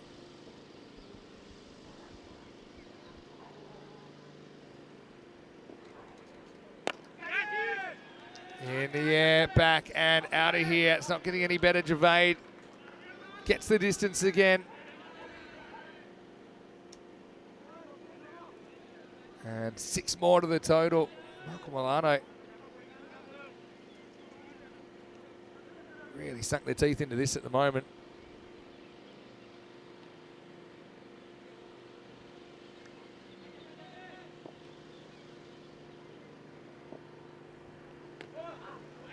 This one goes a bit too wide.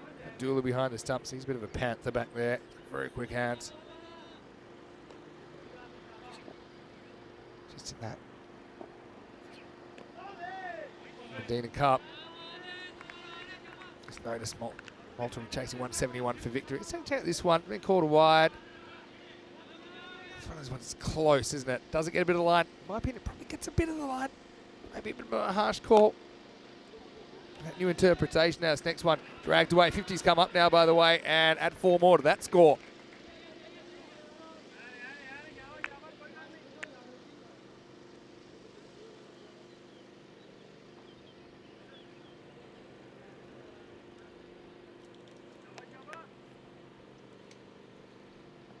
Paid 17 off 5. Nassim Mahmood's over. In danger of going magical now.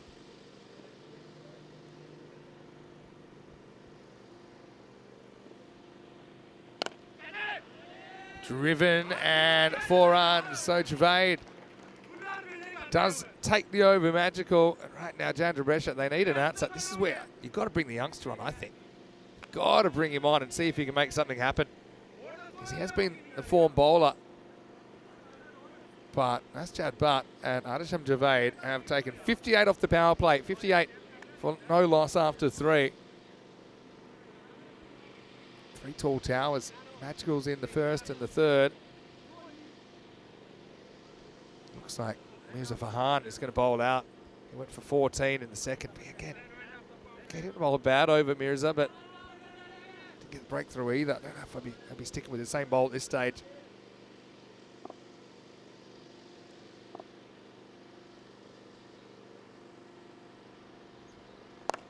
That's out of the ground. Maximo. Well, this is a hiding at the moment, really. Not too many positive come out of this for Chandra Brescia.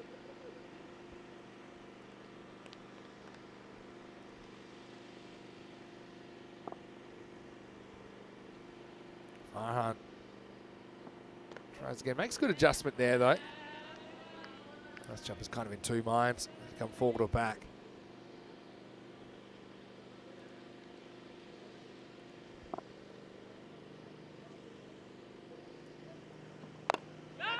Now, this is going to be another 4 runs. Asjad moves up into the 40s.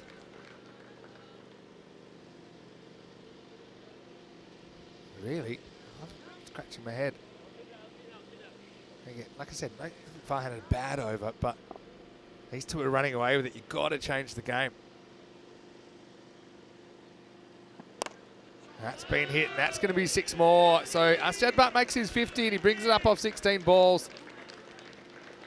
And the carnage continues for Marco Milano, galloping away at the moment. Asjad, good time to knock on the door with some runs. 3 Maximo 7-4s in his innings, striking it better than 3 a ball.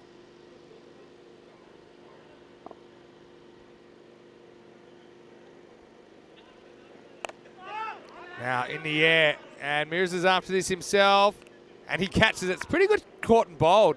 Had to run pretty much to the edge of the infield to do it. So it'll be an even 50 for Asjad Butt. Mirza, he does go for 16 in this over, but he does get a wicket. Still a ball to come in it.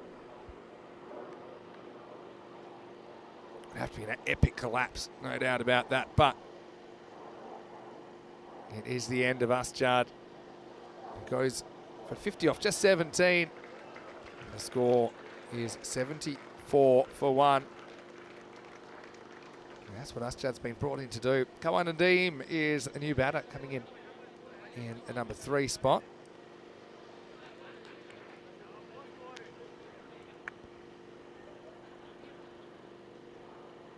This is the first we've seen of Kawa in the series, so obviously he's been given this responsibility for a reason.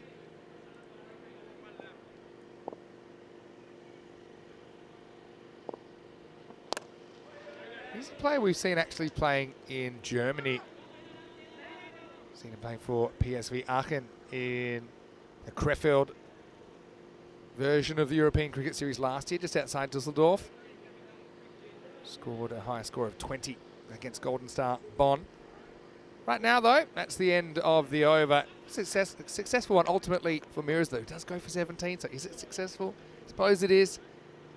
That's something to show for it. 75 for 1 after 4. It would have to be a bit of an epic slump for Marco Milano to lose out from here. Sticking with Nasir in over 5. This one's up and over the top, and that's going to be 4. So yeah, it's hard to see where this turnaround's going to come from.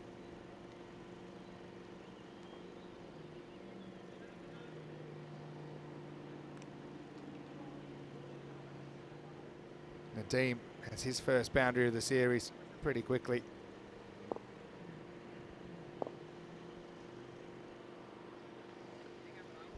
This one is called, just floats a little bit too wide for the umpire's liking.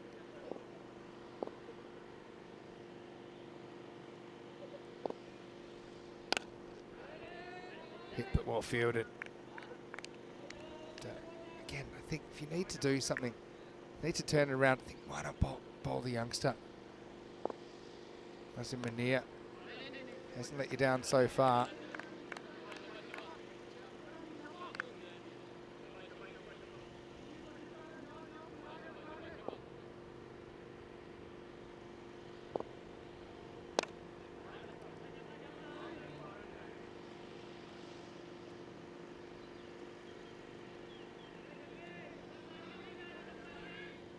.36 off 32 seems like a bit of a walk in the park, doesn't it?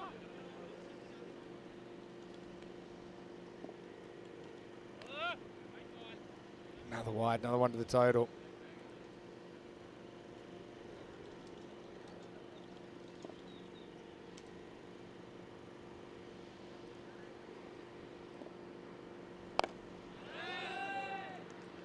Hits this leg side, but it should just be a single. It's rapidly getting to last roll of the dice time, isn't it?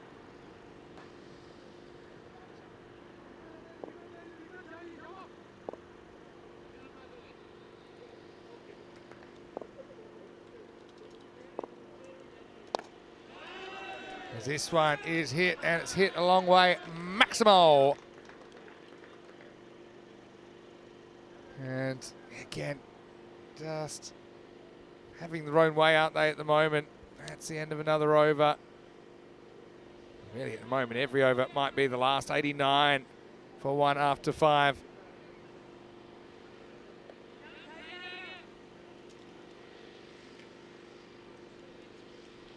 So, as far as this goes, I've got to say it's a bit disappointing for Jandra Brescia. Had such a good time yesterday, but I suppose under this glare, they haven't been able to to play their best cricket. And it's that form of the game, isn't it, where anything can happen.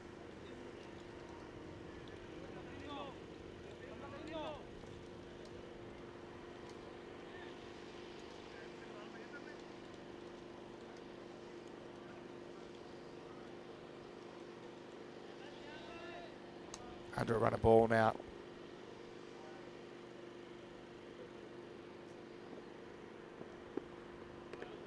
And again, you can see some natural zip there from Asim Munir. To me, I don't know, I just feel a little bit disappointed for the young man that he doesn't get a chance with more runs still on the board. You can see he relished the opportunity. That first one really zipped through.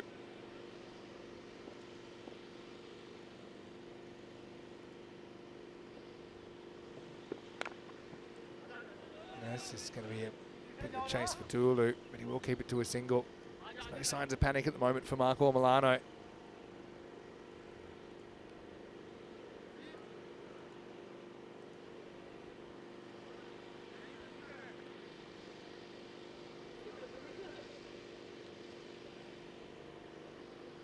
Nadeem, 12 off 6. Gets his chance to take them closer to the finish line.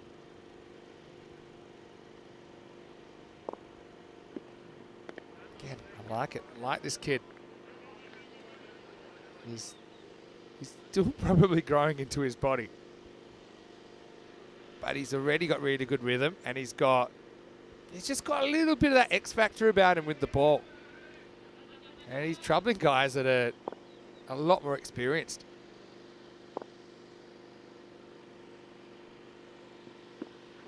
Once again, see that?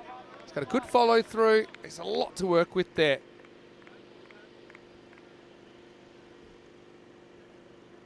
And I'll just remind you, what happened early. So in the first over, went for 22 of Wazim Mohammed. Mirza Farhan bowled 14. Nasir Mahmood was bowled 22. Mirza came back. Nazir Mahmood came back, even though he went for 22 the first time. And meanwhile, this guy's just been sitting watching the grass grow. So I just feel it's a shame for him. Okay, he can still come out, he can impress. But the way things are looking, he'll have to do something pretty dramatic to bring his team into calculations tomorrow.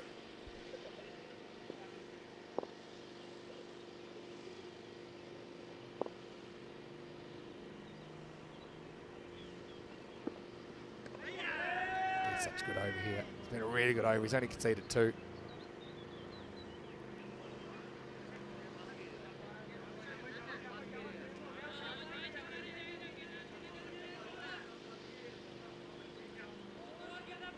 He's a guy with a lot of cricket ahead of him. And he's only 16 years of age, Azim. And that'll be okay. And he'll only go for 2 in the over. And, well, don't want to sound like a broken record, but where was he earlier on? He's been their form bowler. This one gets a bit of a line. I think that's a good ball under the current interpretation. Only 1 for 1 after 6. 50 for Asjad Bhatt.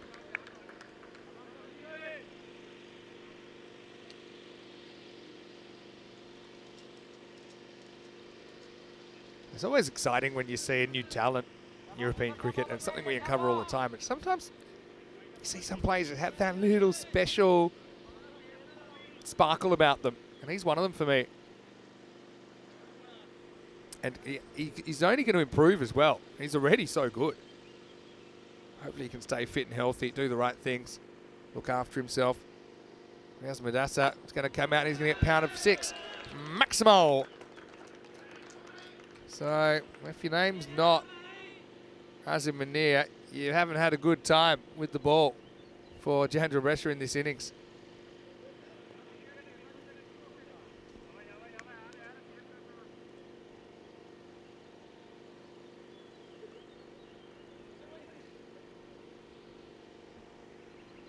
Room saying there's a few other teams, a couple teams with some big momentum for Peacock finals. Yeah, Peacock Friday, finals Friday, big Friday. There's also day 2 of the Nina Cup in France as well. Finds the gap and finds the boundary. Good batting by Javed. Gets it down to 16. And here's the thing, the youngster, he might not even get another over if they get him this over.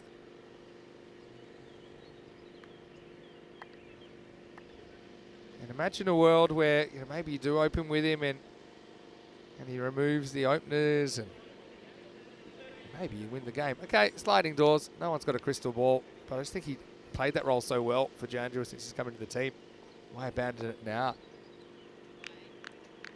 As Manassa gets this one past Javaid.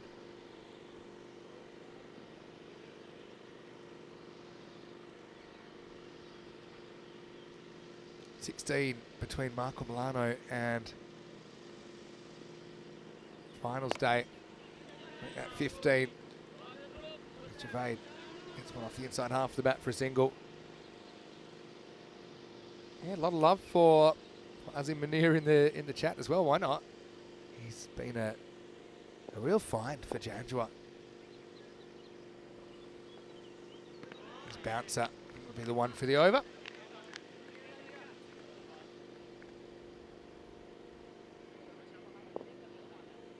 Pretty well directed bouncer. I think it's probably top of the head kind of height.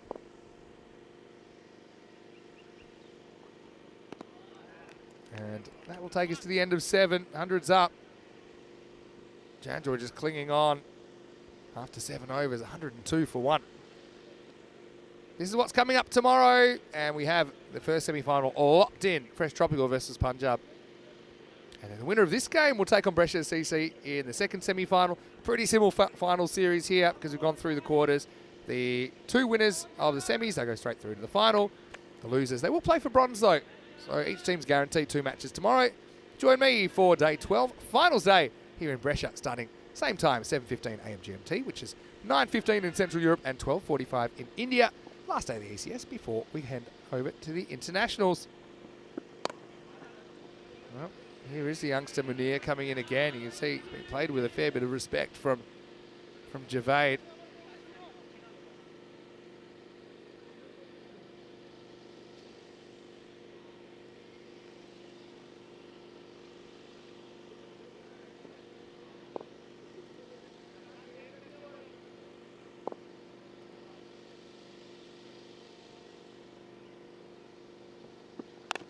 Lifted up, and the youngster gets a little bit on the legs, and Nadeem puts him out of the ground.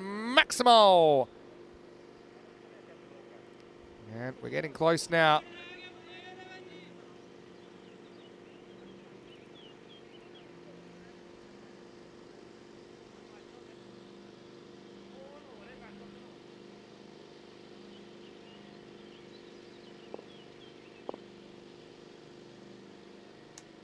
Just 8 to win. That's well picked up at mid-off. They won't get a run here. One thing I've liked about Munir, he doesn't seem easily ruffled for such a young guy.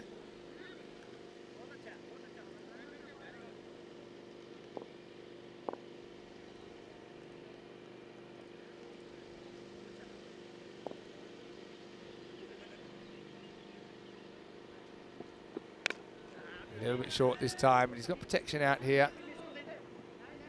Should just be a single.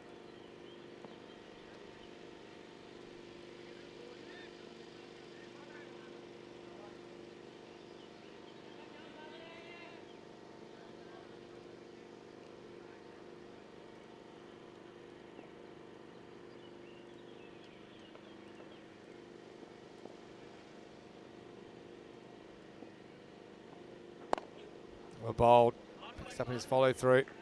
There's a throw anyway. He likes to compete.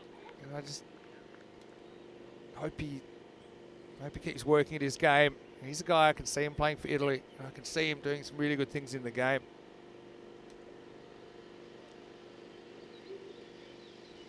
Always keep that energy.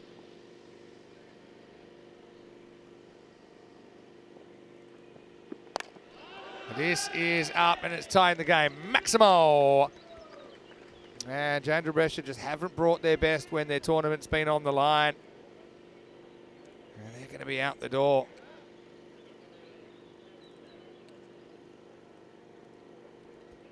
End of the over. Scores tied at 116. Munir, he'll finish with none for 16. Still a decent effort, even though he does get hit for a couple of boundaries. But it shows you, if the guys are competing in the group stage, give them a go. I think they'll be left wondering here, Jandra, what would have happened if he had bowled with a new ball, if he had bowled early.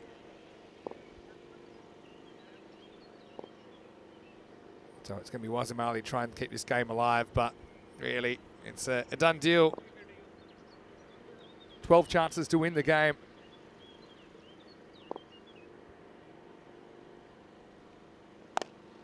Lifted up, and it's game, set, and Maximo and Marco Milano have come from 4th place in their group to topple Jandra Brescia and secure the last place on finals day. In the end, they do it with 11 balls to spare Jandra. You got to feel for them. When it came to the moment, they just couldn't quite bring their best cricket. And Marco Milano are gonna steal their spot off them. Just shows you playing the group stage is one thing, but you need to try and deliver when the game's on the line, when your tournament's on the line. Unfortunately for Jandra Brescia, it just wasn't their day. So there we go. There are your matchups for tomorrow. We have our final 4. Fresh Tropical taking on Punjab in the first semi-final. And Marco Milano chasing a spot in the final. They'll have to get past Brescia CC to do that in the second semi.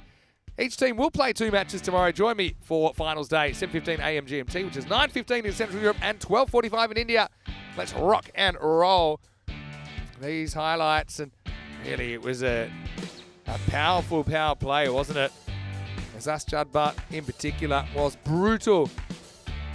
22 came off Wasim Mohammad's first over. In fact, all 5 of the first balls went to the boundary or over. And they persisted giving guys second overs. They gave Farhan a second over, even though he went for 14 in the first. He went for 17 in the second. They gave Nasir Mahmood a second over. He went for 22 in the first. He went for 14 in the third before they went to Munir. So again, that for me is probably a little bit of a misstep. Not trusting a guy who's been decent. In the end, he could only hold them for so long. Got a brilliant first, but then he went 4 and 6, and the game was on its last legs. And in the end, they'll do it with 11 balls to spare. Marco Milano, what a great story for them. Coming all the way from 4th in their group to make the final 4. So 8 teams started the day, only 4 survived. Marco Milano are one of them. Thanks to Ashad Butt, 50 off 17. Good half century for him. Javed with 41 off 16, and Nadeem. First time we've seen him in the series, a handy little 25 not out. Jandra Brescia.